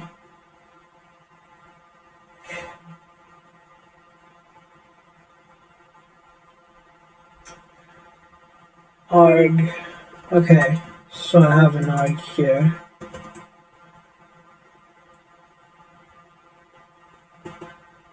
There's no DB.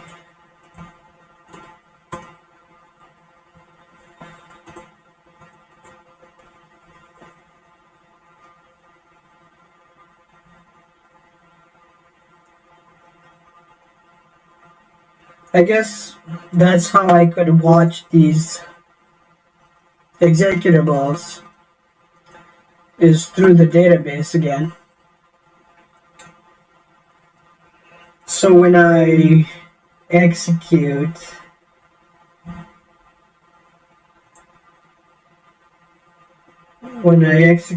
and it throws,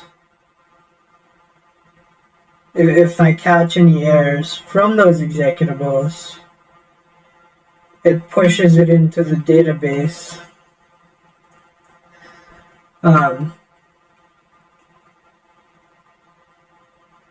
It pushes. Okay, so that would be like a pod. But I don't want to involve my database at this level. I want it at the pod, not the executable that pod uses to. So I'll have to pass it through the pod.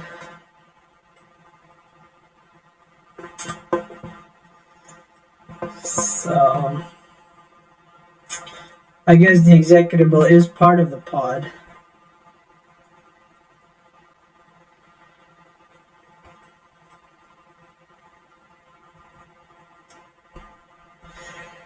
But I guess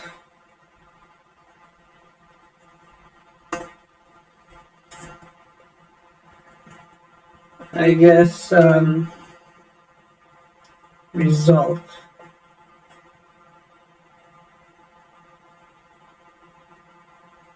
And string.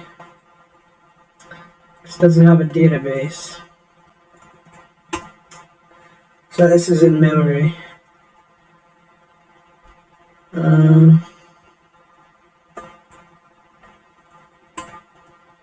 Result, maybe.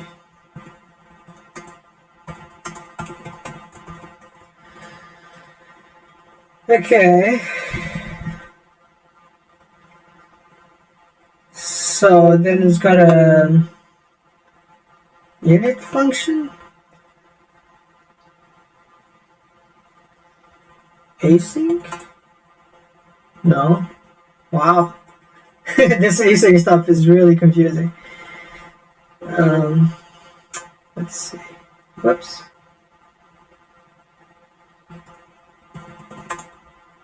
No.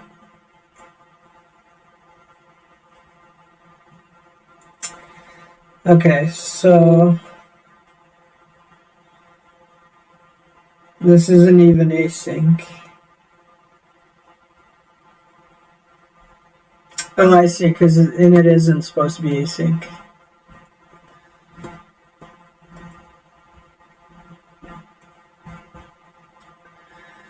So if I was to initialize it, it wouldn't do anything. Because I need to come up with a program to run here. Maybe, there we go. Let's get this on one line.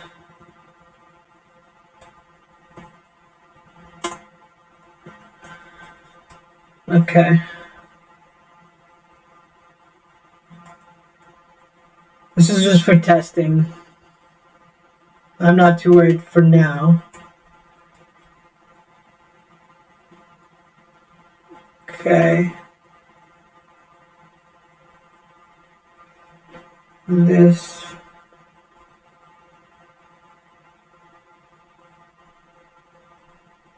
Dot result. So I guess I could store my blob in this result.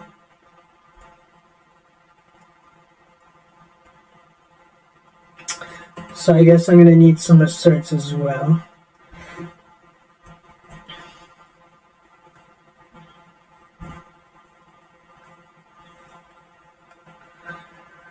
Object model.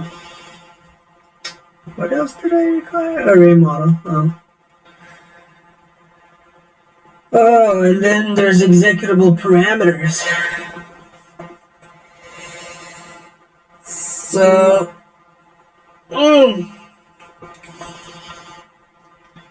to prevent getting confused, I could have parameters here.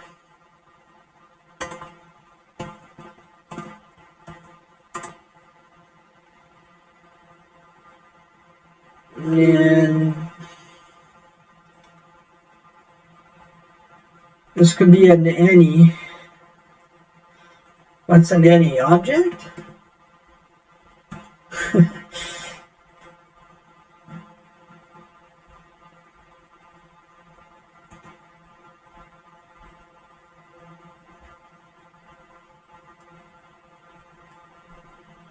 Any.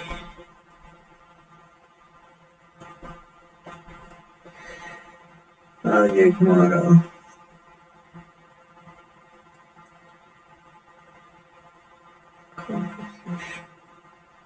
Any model.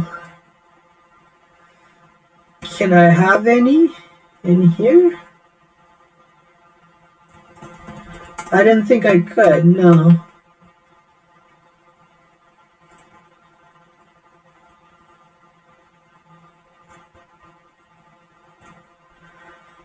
Basic array model. I'm so glad it defines these types. Assertion. Any.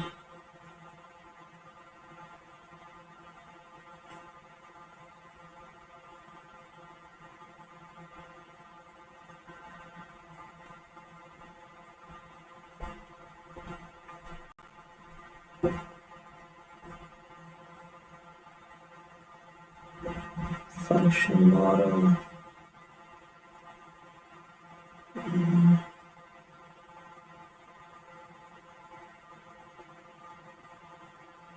Okay. So here's all the types. Model.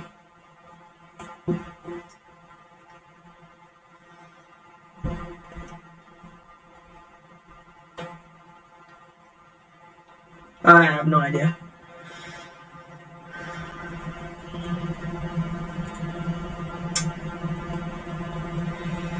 Okay, so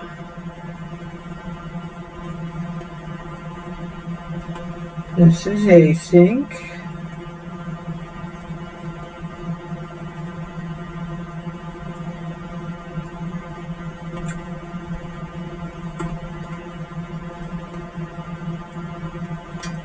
This is in load.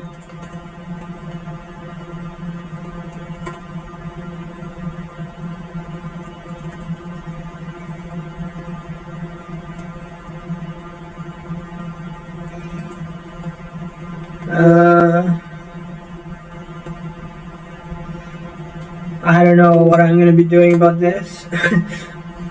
It's fine.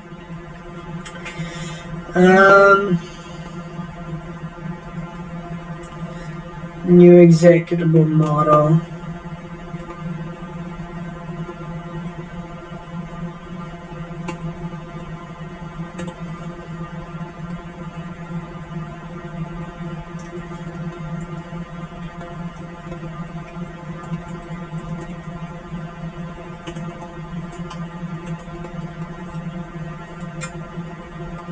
Insert.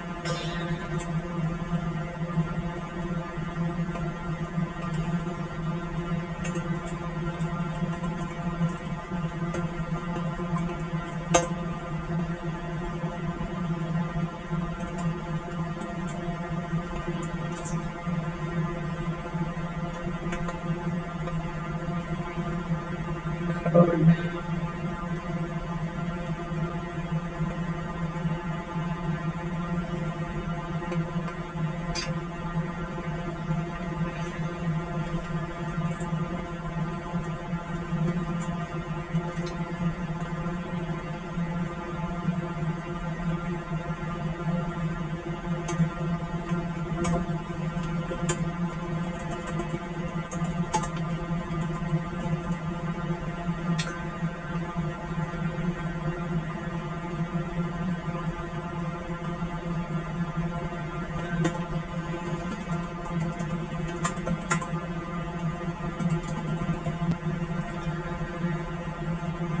Okay.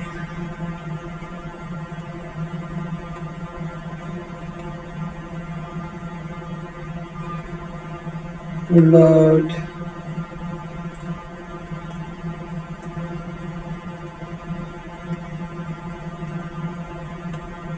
And then save. This is definitely not gonna work.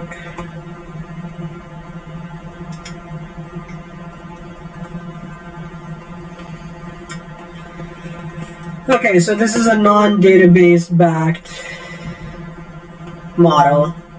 It's one of the only ones.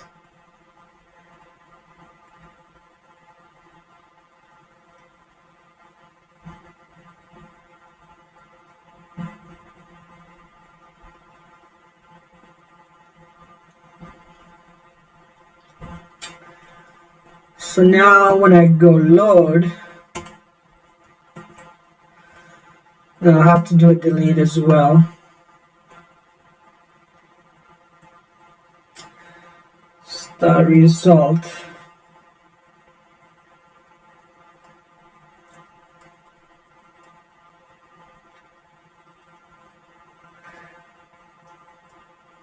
How do I do this?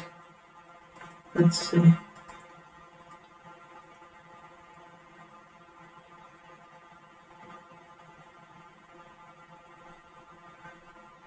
Require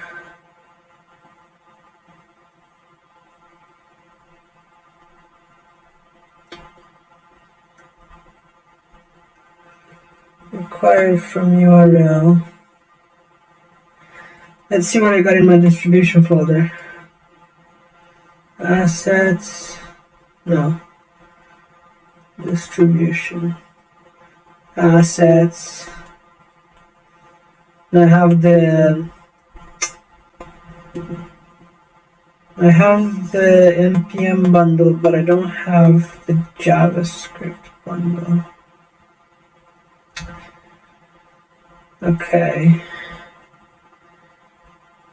So if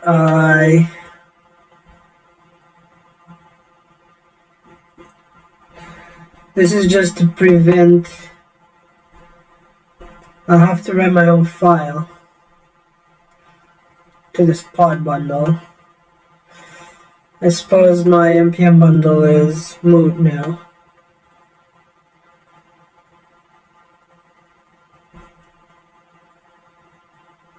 And I go like this. This dot result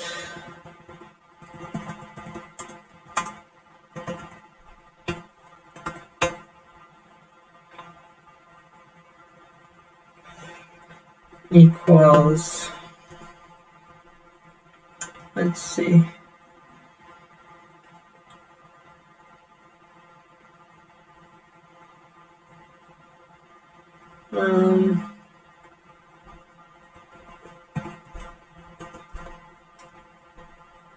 does it load? No.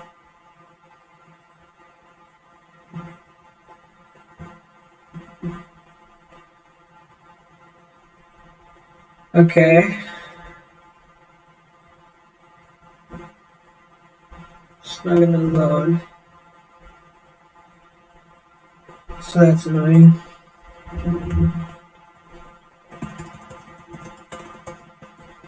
Hello World JS module.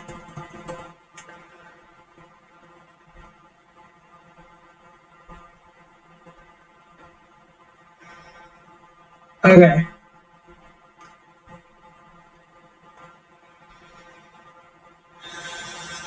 So,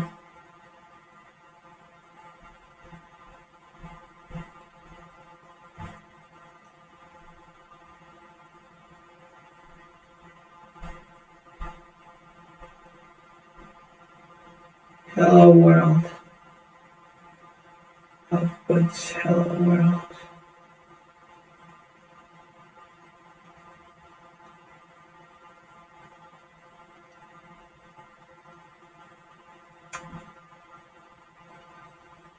Okay. So I import, I require an import this as this. Okay. So I'm just going to make this here.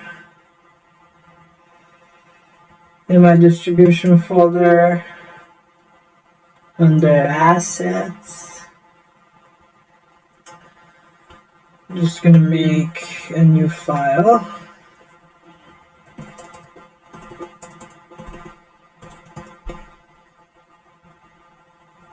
.js. So I can load it. See, because this will work. Hopefully. No, because it's not running. But anyway, I'm loading the file from the server.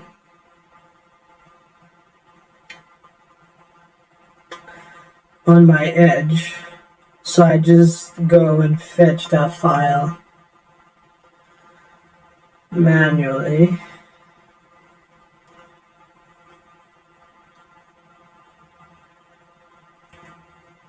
So hello.js. I'm just going to copy this to my desktop.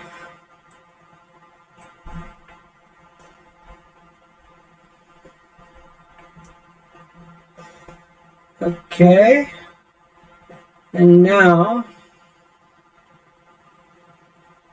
I require from URL but first. Oh, I see. I don't even need to get a file because I'm doing this from string. My bad. Alright, so what do I have?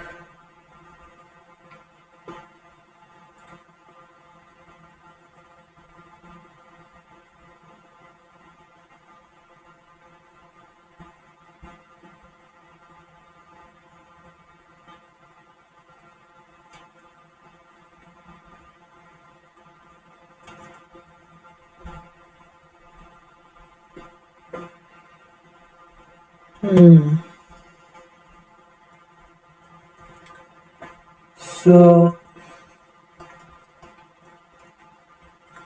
this .org.code.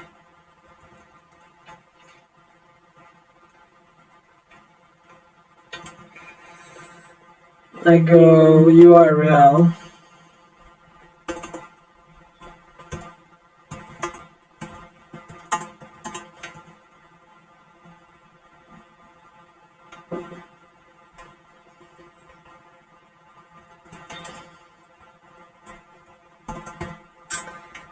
And then I turn a string into a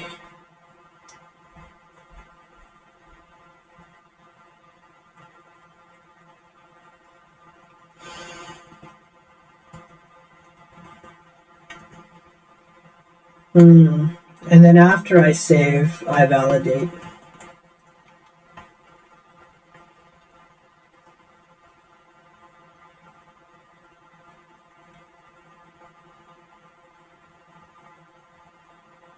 The blob.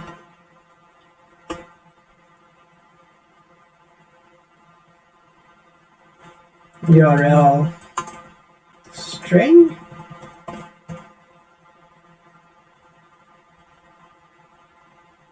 Can I URL? No. Dot URL.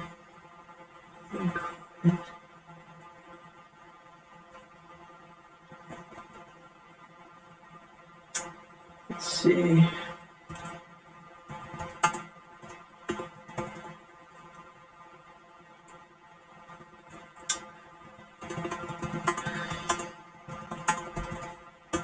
How do I do this usually? Create object URL, okay. No. Okay, so it's just string. And this URL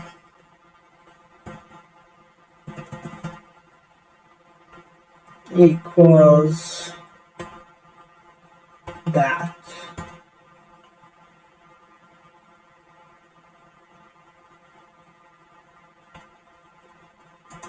Or this URL.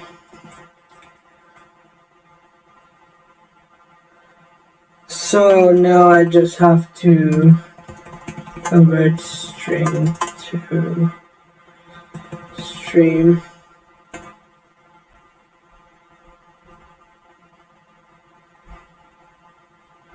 Node.js.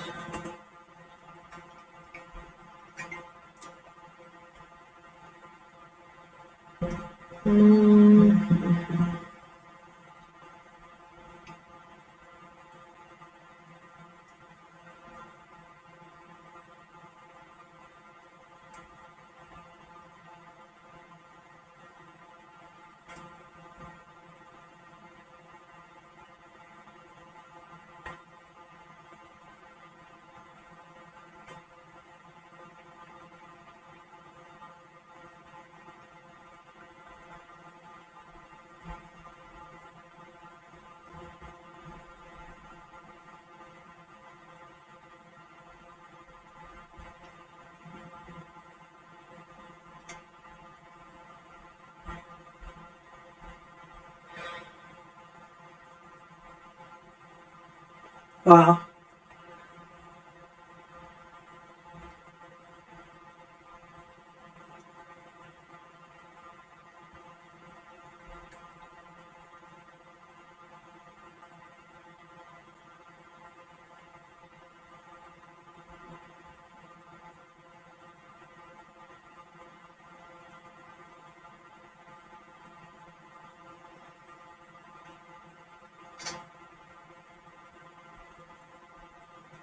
into stream.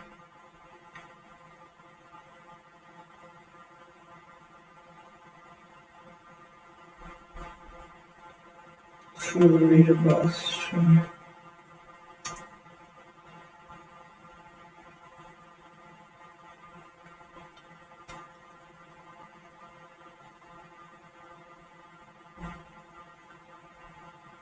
To readable stream. Okay.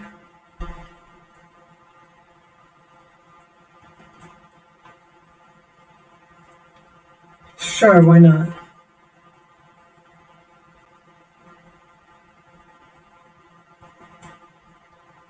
To readable.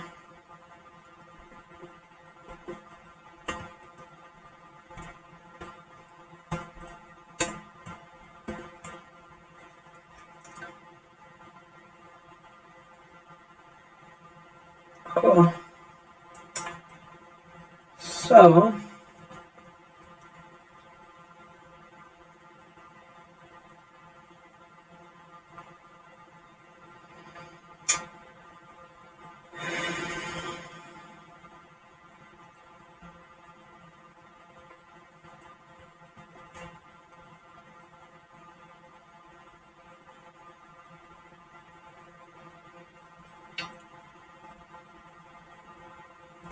stream the readable. Oh, wow.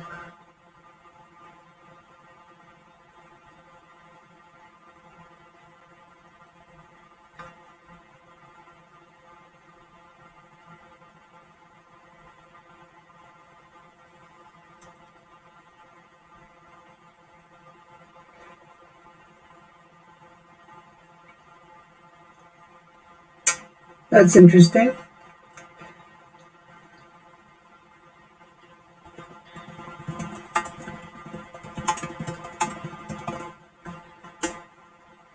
Is that not gonna work? No. This guy just writes his own. Come on.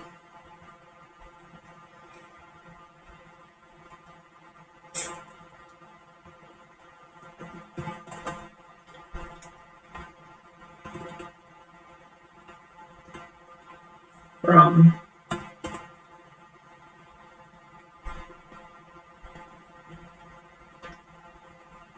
Let's see.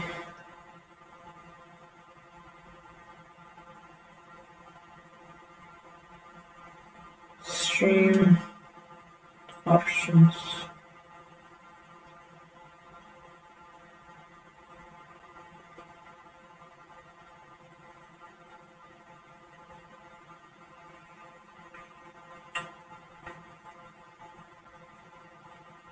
Let's see.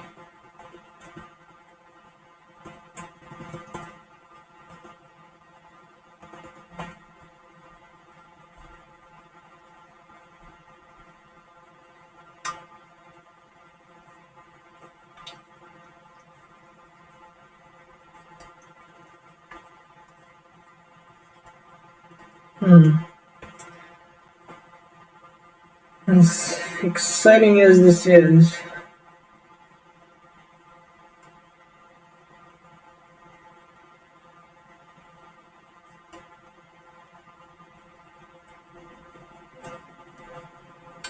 it's not very well documented. Iterable.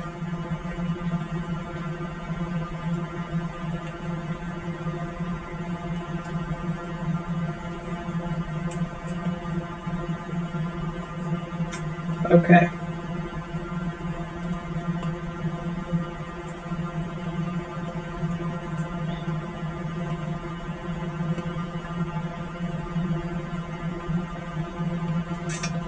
So, I don't need this library.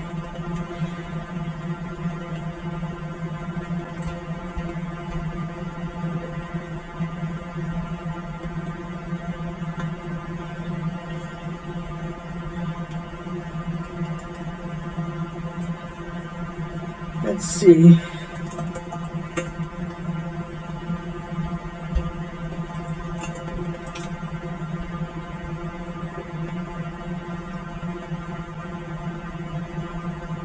We're still going pretty strong.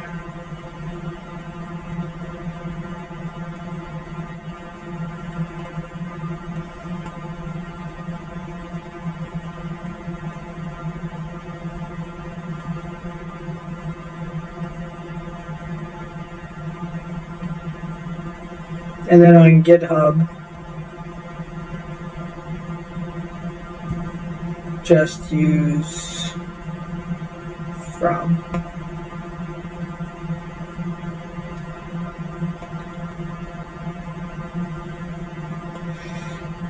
Alright, I think that's fine.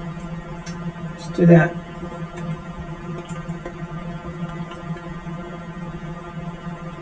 Readable.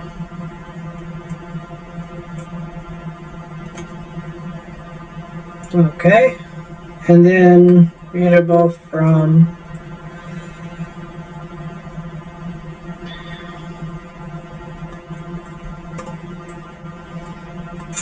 this.org.code.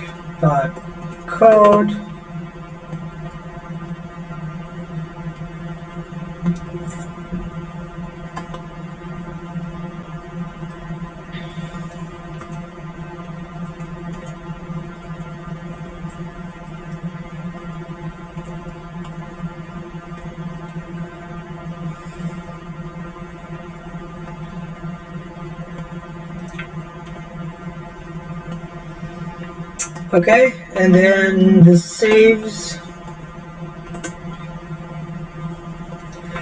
by saying this result equals require from URL.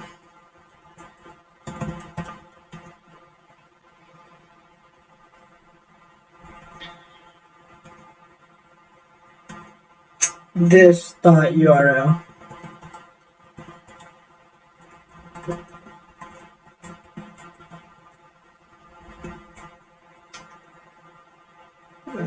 This shouldn't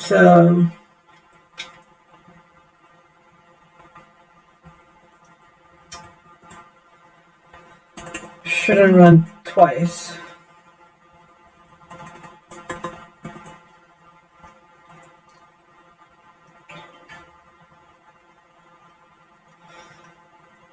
And it should have a URL.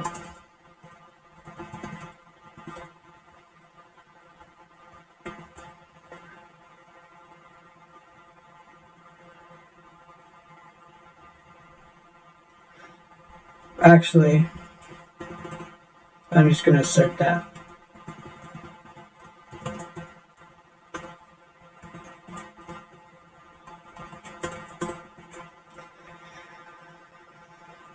Okay. So then whatever this result is, I deal with that object that has been required. The only thing is the deletion,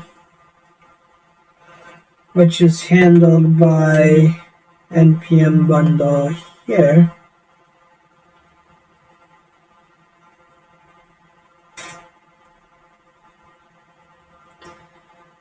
Which says require uncached.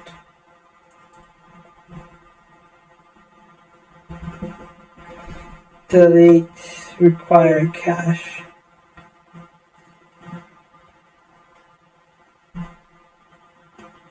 This.url, I guess.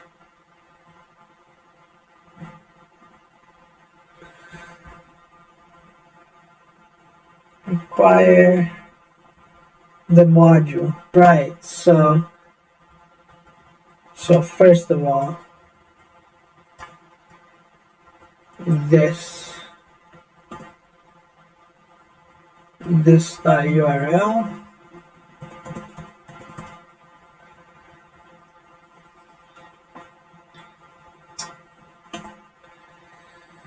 delete this result delete this URL.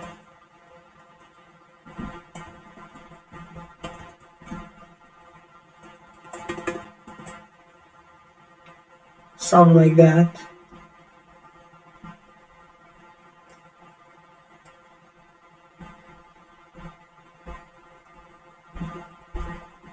And then stringify.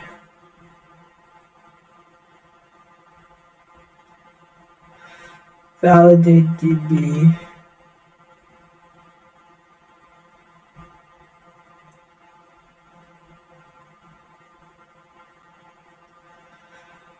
Assert.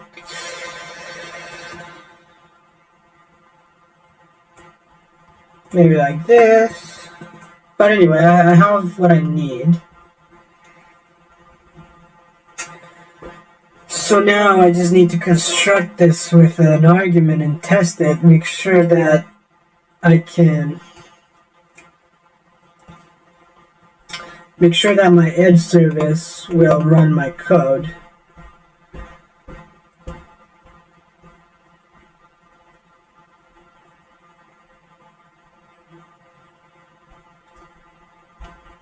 Name code status.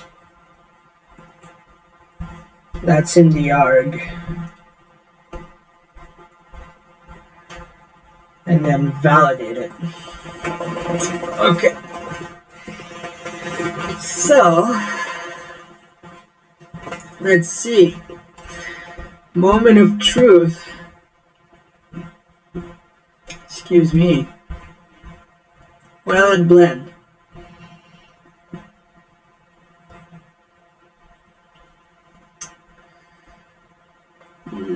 Health.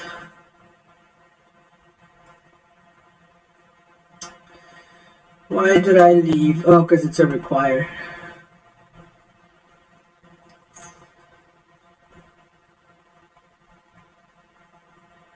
And I can't.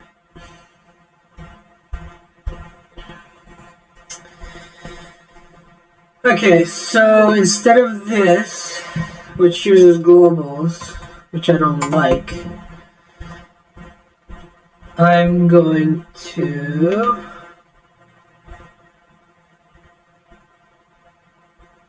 okay, so since this is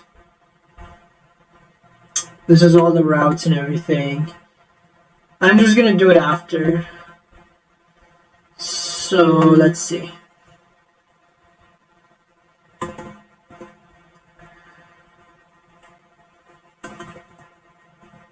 Oops. Require. How do I even do this? User config.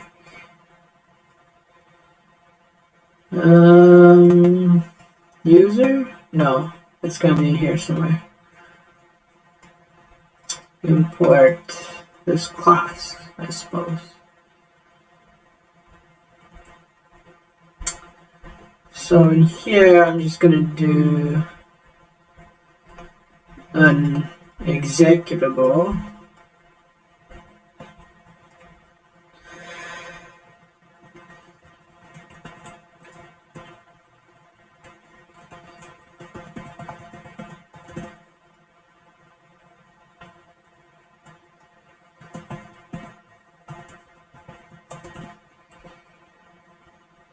And this is going to be from object model.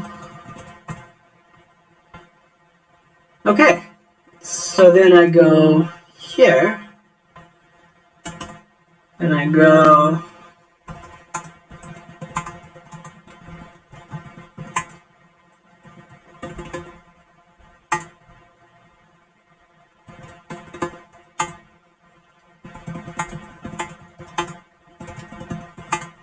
there are no services for these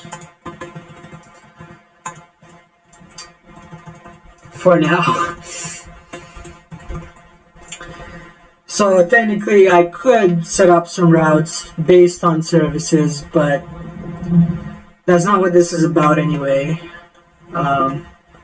The point is to use the database as a point of communication. So I'm not looking to deploy any routes. I might change my mind, of course, but if I feel like that would overly complicate things too much.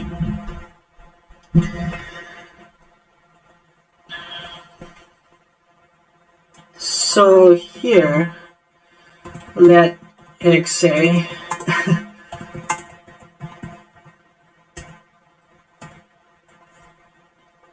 args and true.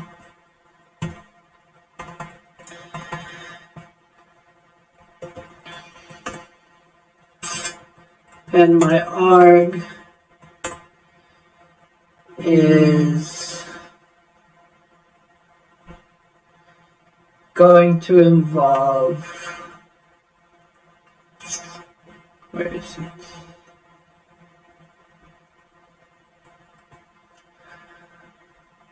Await. It's gonna wait. That's cool. So anyway, it's gonna involve these parameters.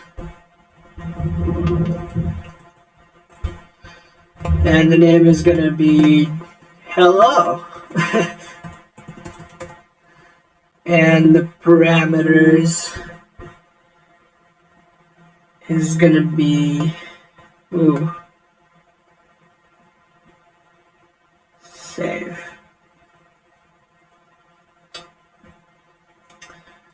Where's my hello world?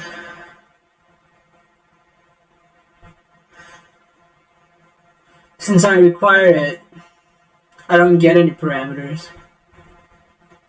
I guess for saving them, if I wanna save a set of parameters with the executive one. But no, this is just gonna allow me to run my import, and imports usually don't have parameters. So there goes another.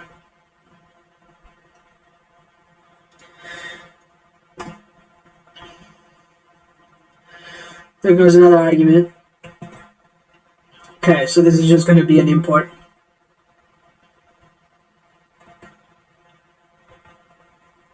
And this code is going to be the hello world that I'm talking about.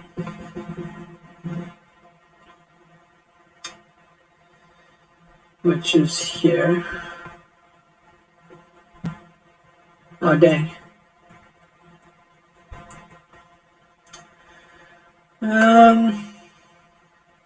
Where is it?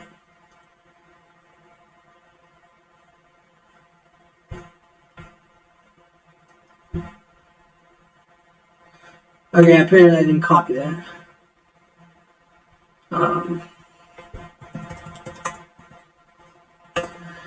Good. Double quotes.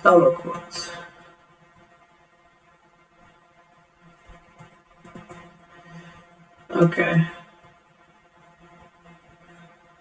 Double quotes.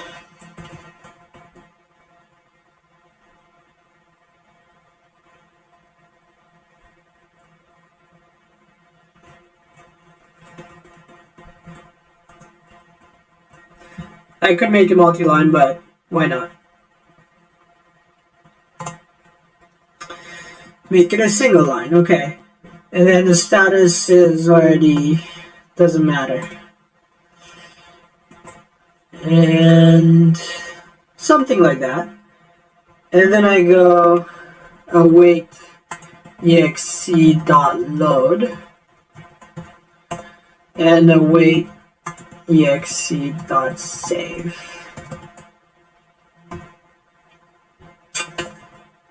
And then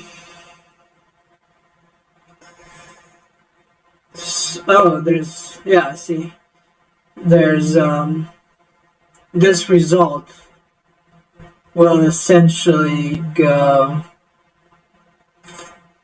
return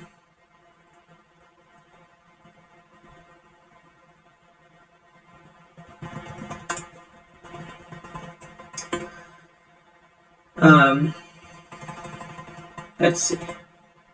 Is there any problem?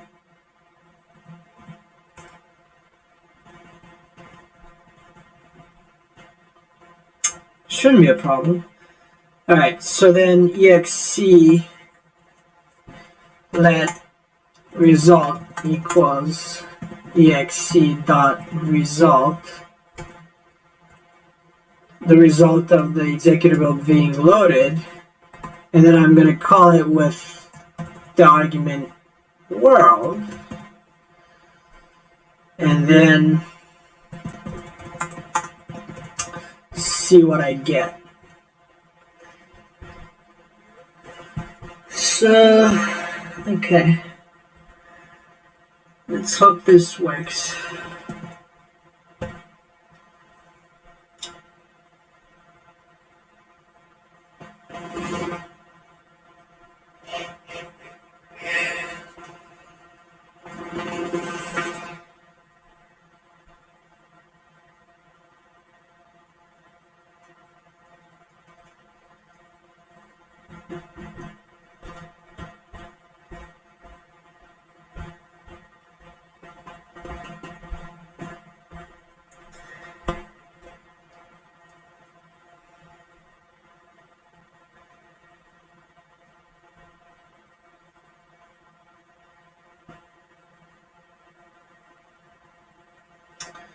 Okay, so it's loaded.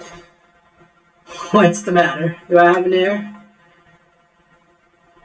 No. Okay, what's wrong? Blob is not defined.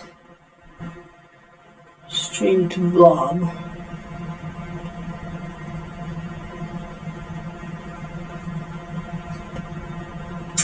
Oh, is that a this must be a non-Node.js library then, which makes sense.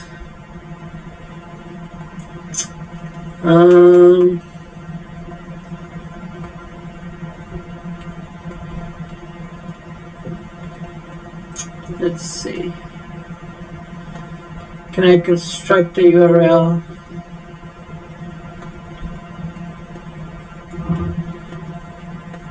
But it uses file system, so that's confusing. Blob. Maybe it's dependent on something? It's really weird.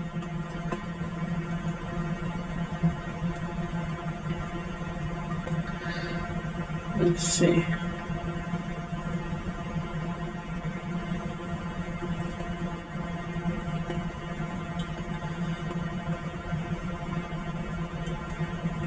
Blob.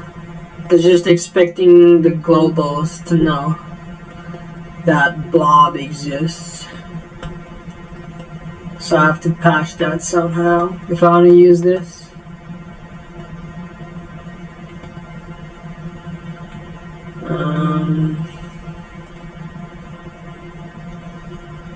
Blob. String to blob.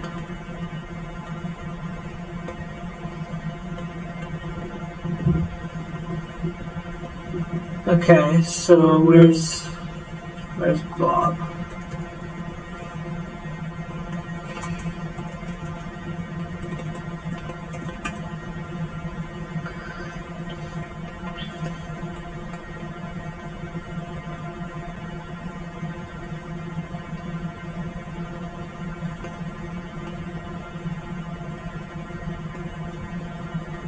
Array buffer. Binary Node.js buffer. Cross blob.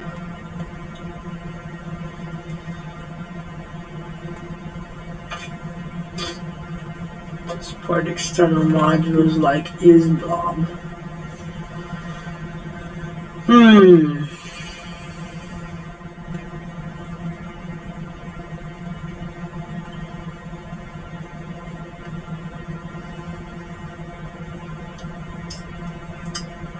Cross blob.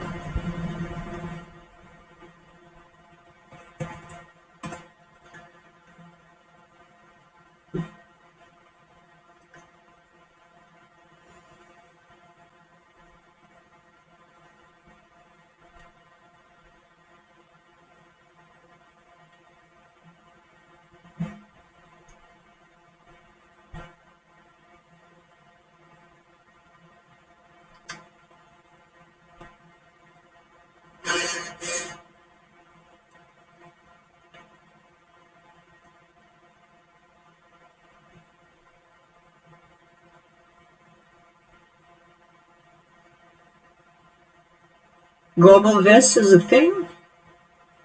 I had no idea.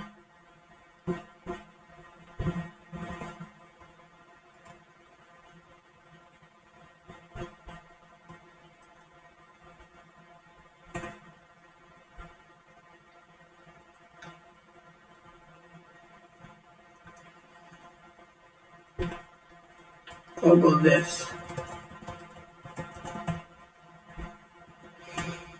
Oh, cool.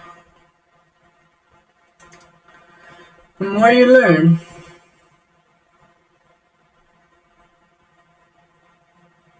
Global. Okay, so if I remove global,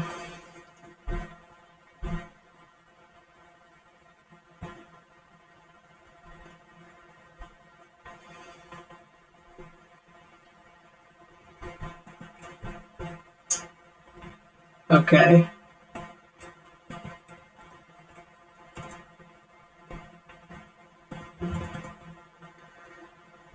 And I remove assets.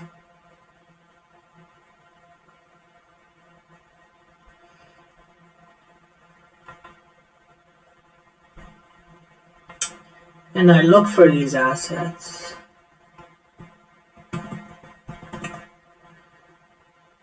Core. Okay. So this is fine. And now I'm going to patch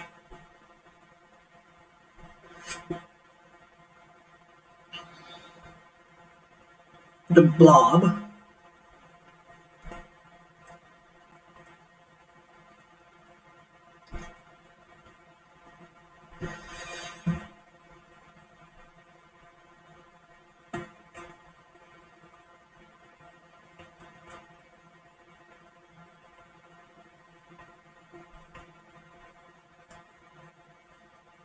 Version 2. Nice.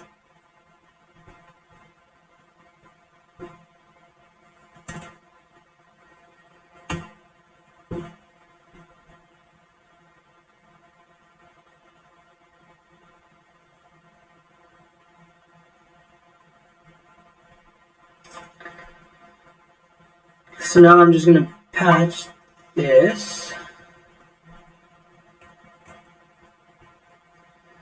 into my edge.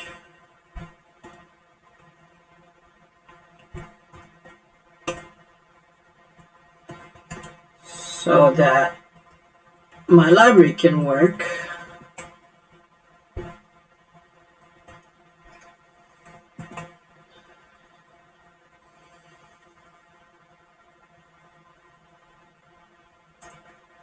User config, no.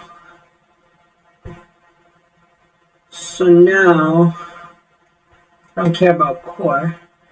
So now, I go and I convert this URL to run. Okay. I think it should work again. We'll see what else pops up.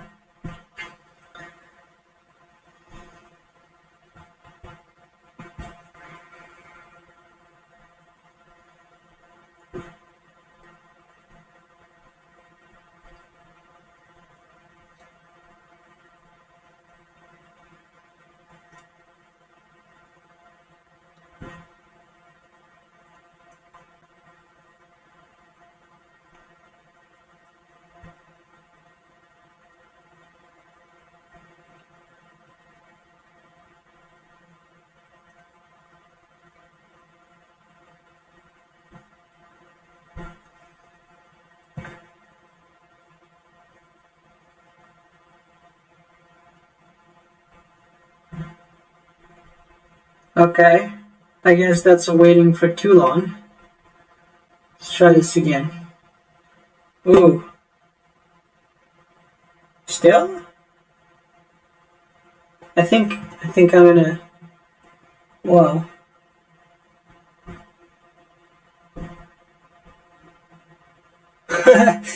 Something failed. Anyway, let's see.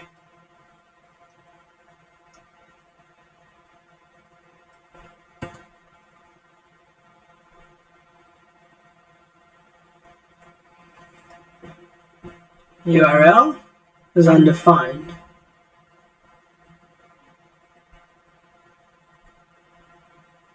Is the blob defined? Yeah. Oh, because it uses this.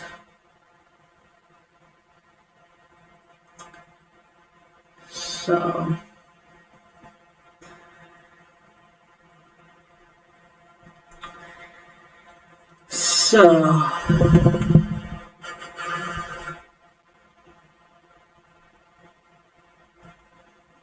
stream to blob.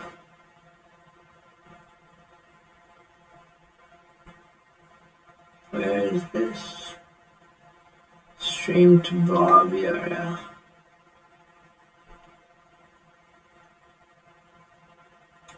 Get blob.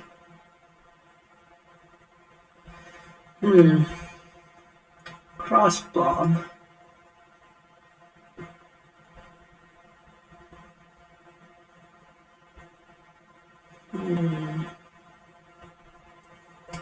Let's see. URL.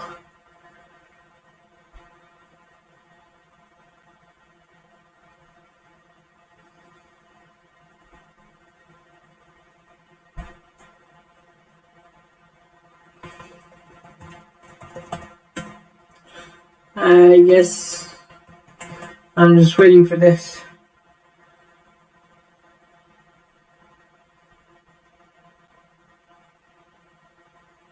Normalize.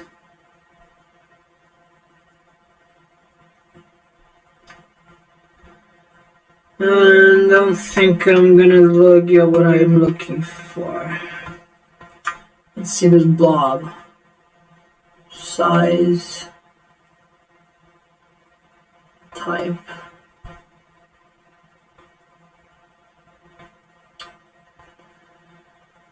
This is definitely not working out.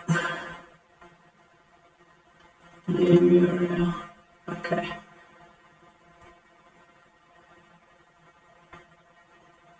Huh. The more I learn.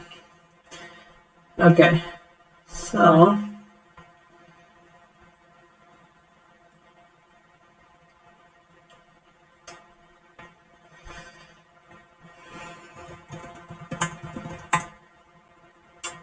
Node.js.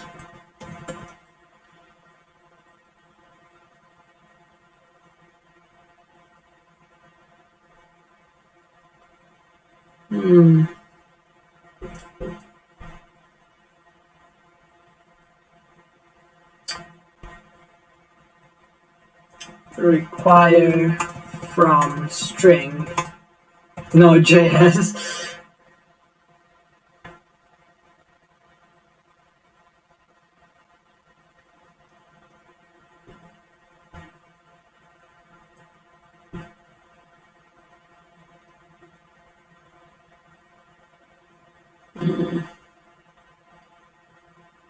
Wow.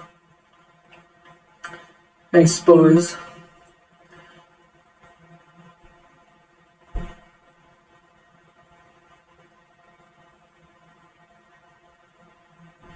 Suppose this is the module I want.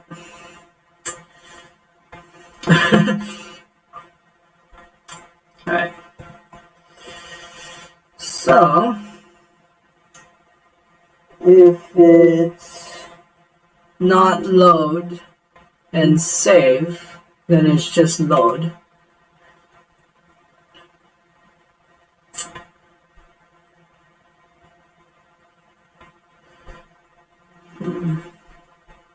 Sorry about that. I thought I had to hack around that.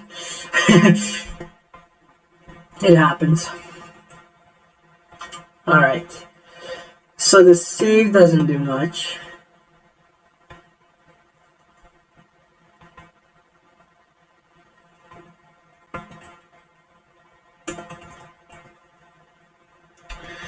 This is a no-op.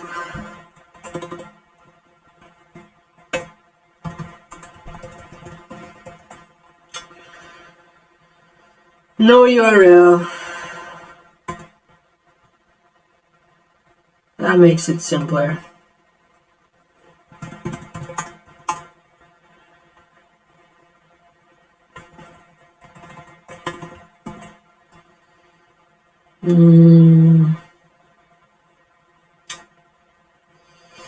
Require file name. Okay. And then options. Append paths. So when you want to be able to require file name. Options. To module paths. Oh, I see.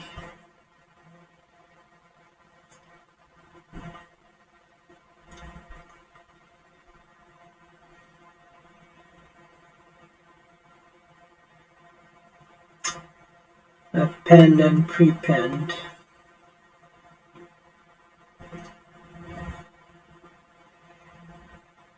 So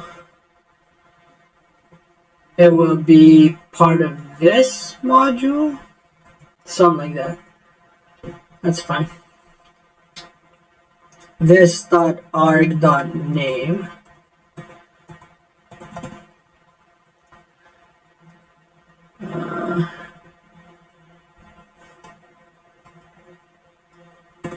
Something like this. So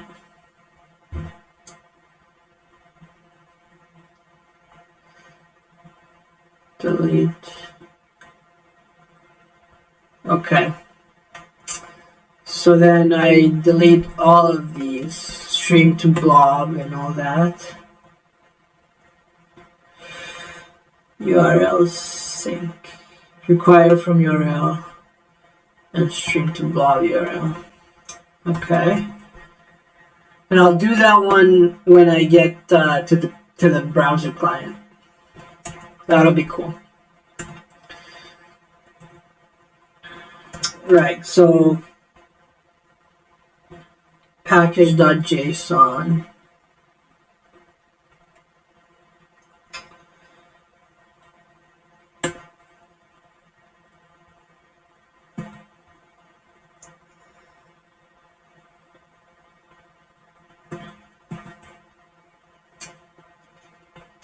And then I go npm install.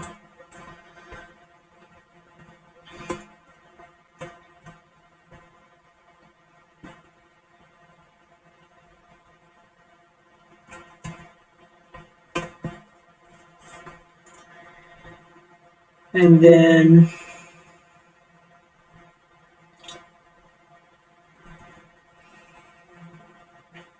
oh, I see, path pieces? I don't know.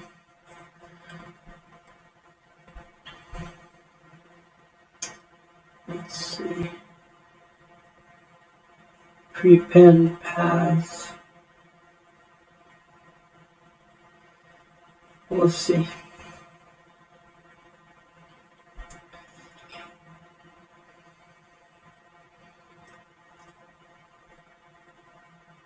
Okay, so this deletes. I'll have to check the delete too, but it's gonna be like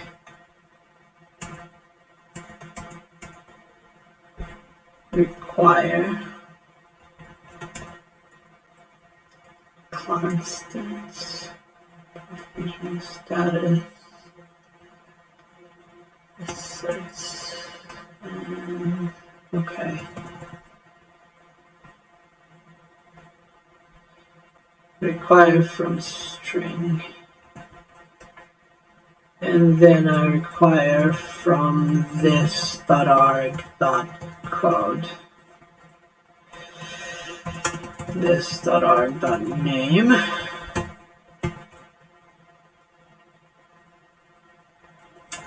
Do I wait? Module exports 1.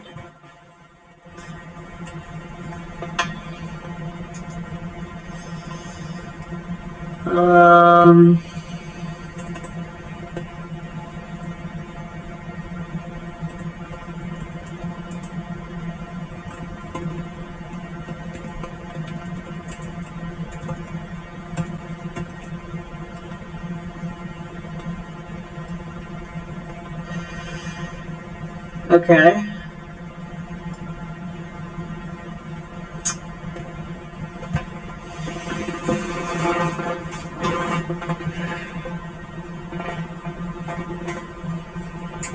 Let's see how many Twitch viewers I've had.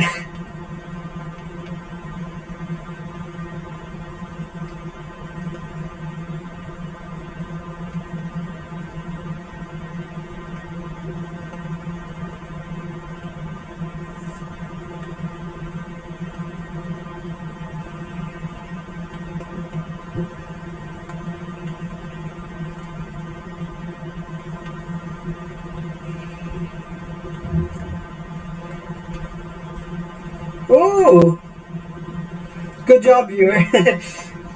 Is it getting interesting? Say hello to me on chat.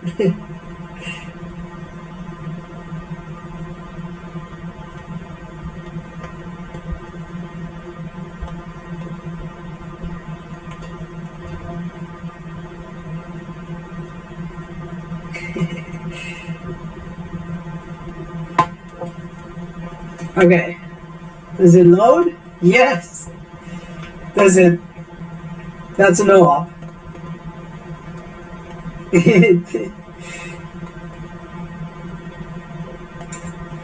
Let's see. Ooh. Okay, so it just executed my code. That's nice. That's nice. Please delete. Please delete. No.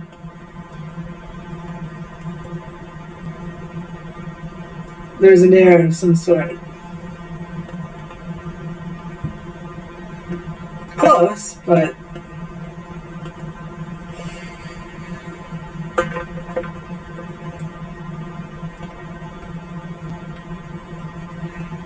Okay. So let's see.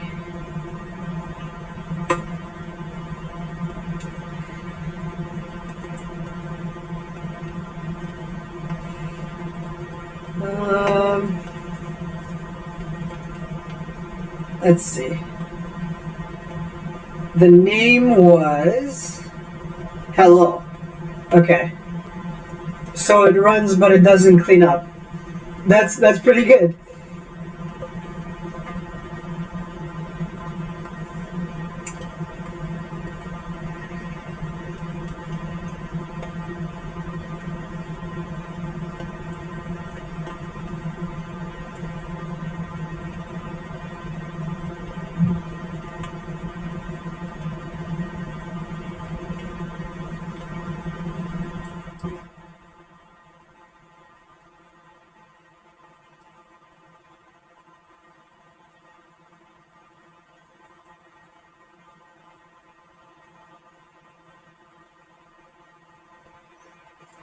Okay. So the cache has... Wow.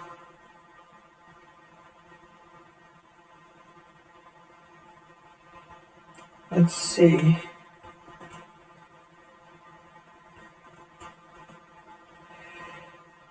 Cannot find...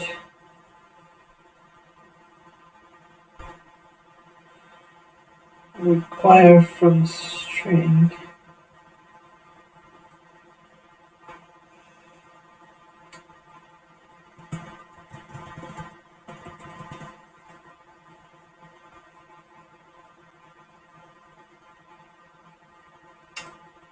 What about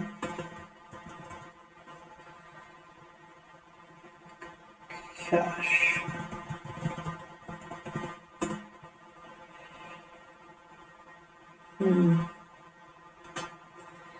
Let's see.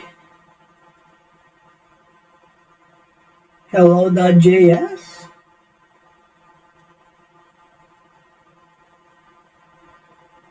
This.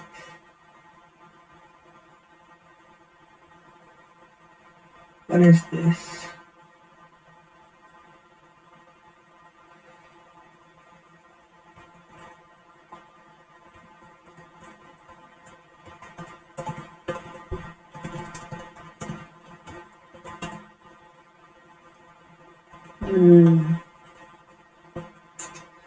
What else? What's exporting? It's not named or anything.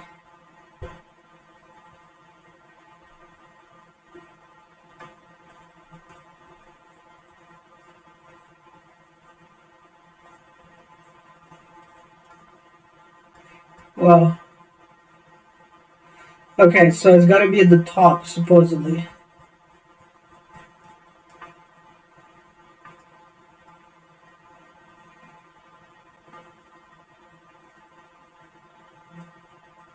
Is this one?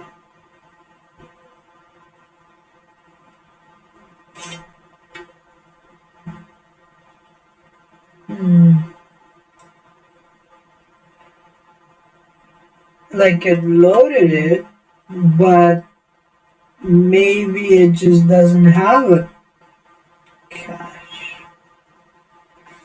Maybe it just doesn't exist in the cache. So I shouldn't be worried about it. Extension. Bootloader bundle. Okay.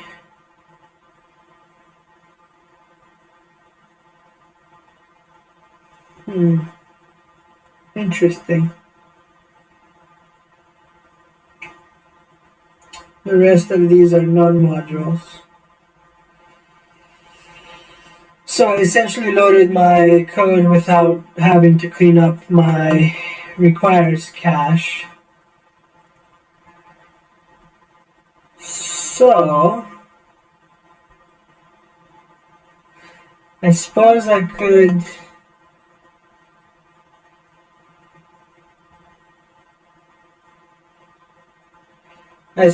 test this theory.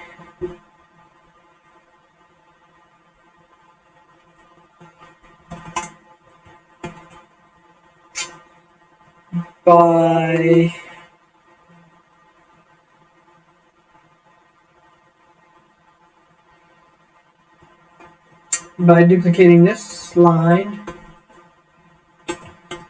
and instead of the same name, I'm gonna try, or instead of the same name, I'm gonna have hello2, and see if that doesn't give me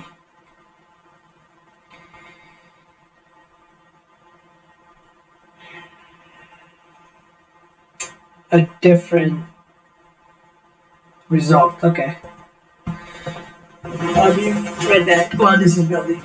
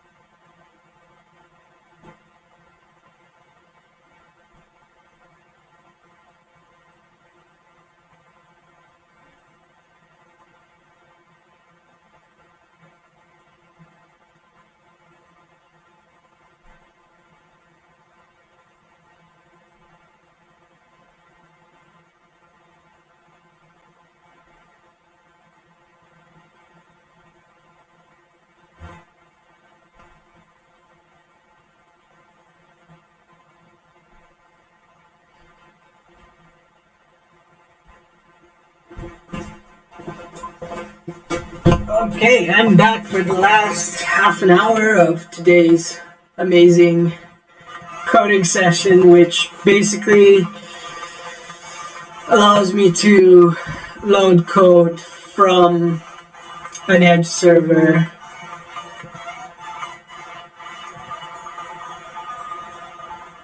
Result.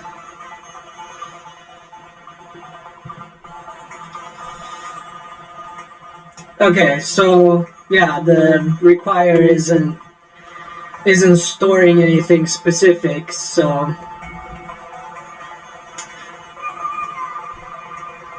it's loaded my hello world again. Let's see.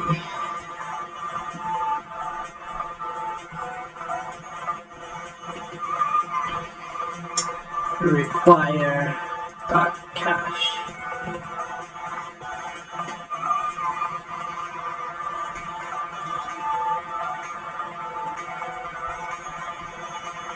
Dot cache? No.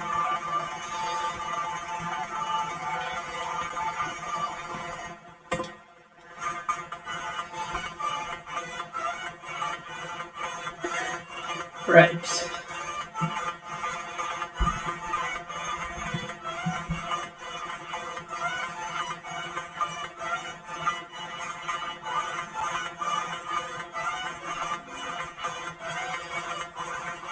There's nothing here. It doesn't get stored.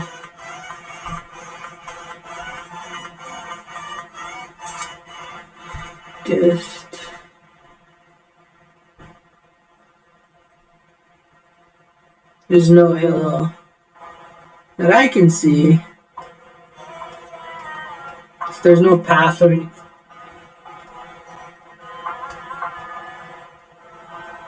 Cool. So it'll get reloaded again and again.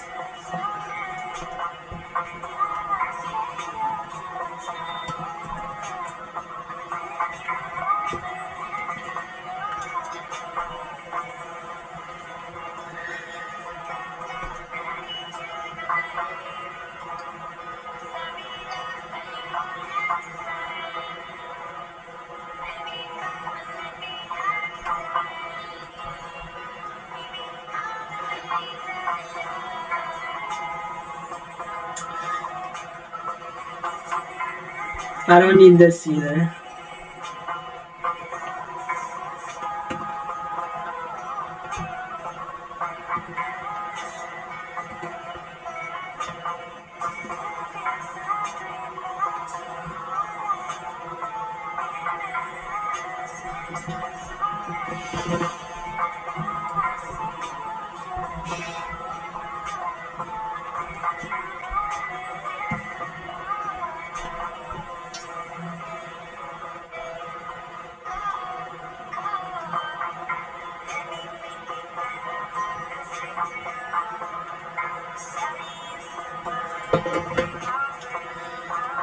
Okay, so everything's put into this API that I'm looking at, that I've been working with. I required my module.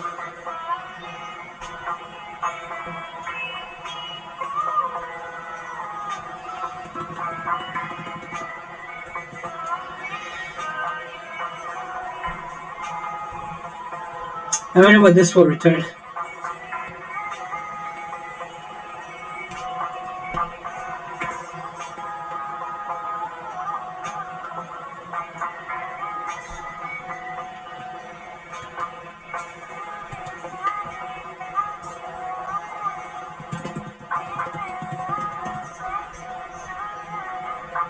Dot serialize.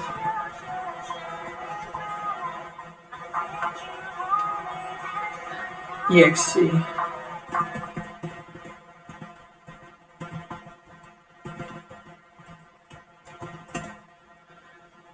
Wow.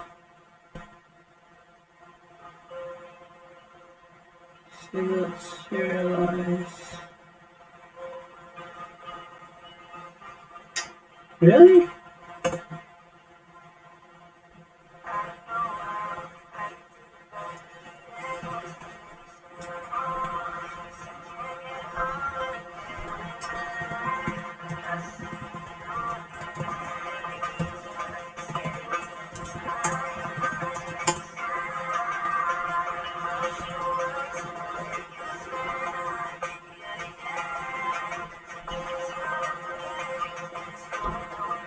Just some basic tests. I don't know if I'll need it or not.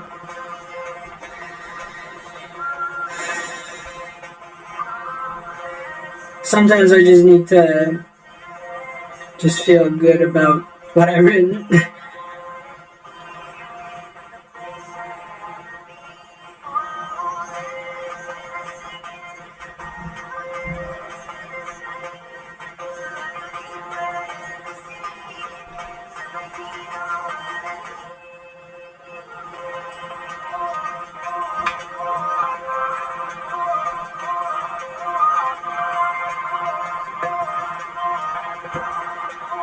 What?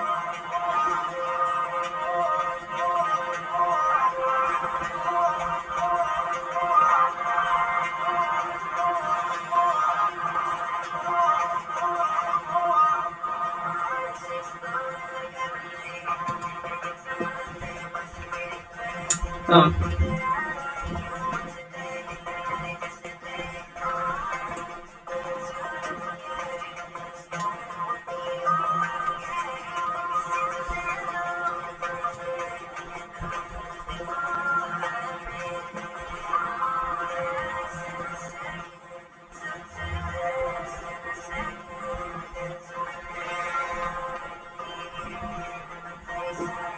Oh, cool.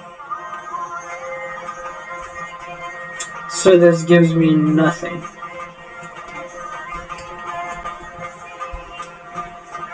Okay.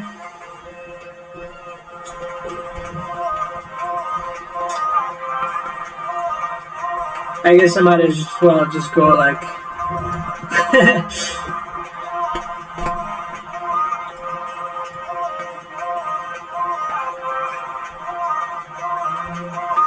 Actually... Yeah. Because that's what I require.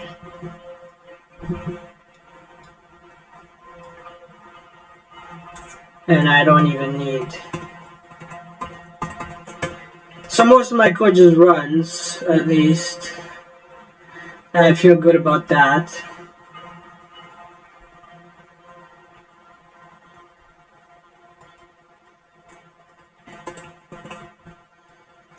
And it conforms to my regular API. Okay, I think this took it out of me though. It was... So I load, and then I set it to the result. I set my, whatever my library is that I imported, I set it to the result of this executable. Executable sounds bad. I'm gonna rename this to module. Is module a word? Is module a special word?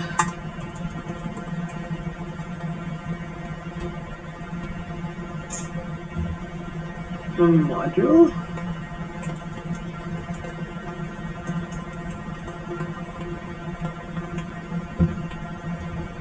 Oh yeah, look at that. Alright. So, I guess I'm not using that from module require.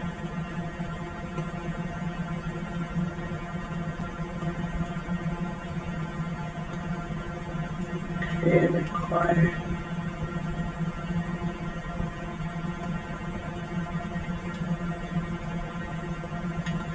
But it's still... Oh, I see. So if I say required module, it might get confused. So executable is safe. I'm gonna stick with that. I don't like these semantic games that sometimes get played, but oh well. I wish I could have reused the blobs and just wrote the one piece of code to run everywhere, but that's fine. I can work around that. That's not a problem. I have to update .env at some point, so I'm just gonna make a note of that somewhere like here.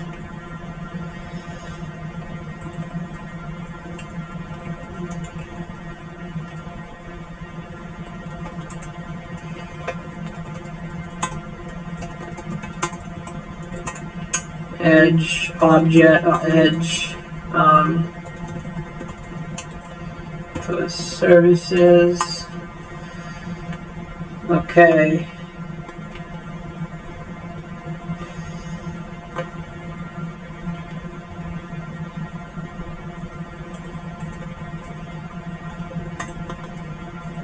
And here use this in the pod service in the pod service. Okay, so then this imports any code that I tell it to. And next time I'll get on these to-dos. So today we basically cleaned up the edge and core sides of the service, and I created this loader for my pod code, basically. That's it for today. This is Friday signing off, official day 3 of StarkOS. Oh, and don't forget, we also defined an environment variable file to clean up that we're going to be writing to later on. Fingers crossed that makes things a bit easier. Alright, thanks for paying attention to my not so many users or viewers. I will see you. I'll probably do another one of these. Let's see, Tuesday, and then we'll have our regular Wednesday, and definitely on Christmas Day, because I'm excited about to see if between these 3 days how far I can get with this edge reactionary pod service. See if I can start deploying like admin deployments, and it's pretty exciting now because I have an API like you saw that is fairly straightforward to work with, so things aren't like confusing, and I know what the service is going to be like here on the edge, and I'm excited to see like, okay, is the core how we're going to deploy services to the edge, and those are going to be special. Anyway, and I seem to be winning. I've won the 2 games of Minion Masters, so I seem to be winning with that too. So that's very exciting if I keep doing that and I get to Diamond. That doesn't usually happen. And last but not least, the podcast might have to wait till next year. Sometime I'm not feeling the writing urge since I'm fully focused on this. It's like got the like a parallel universe to Transformers. It's not even parallel universe. It's just like far into the future, kind of like its logical conclusion, according to my theories, anyway. Anyway, see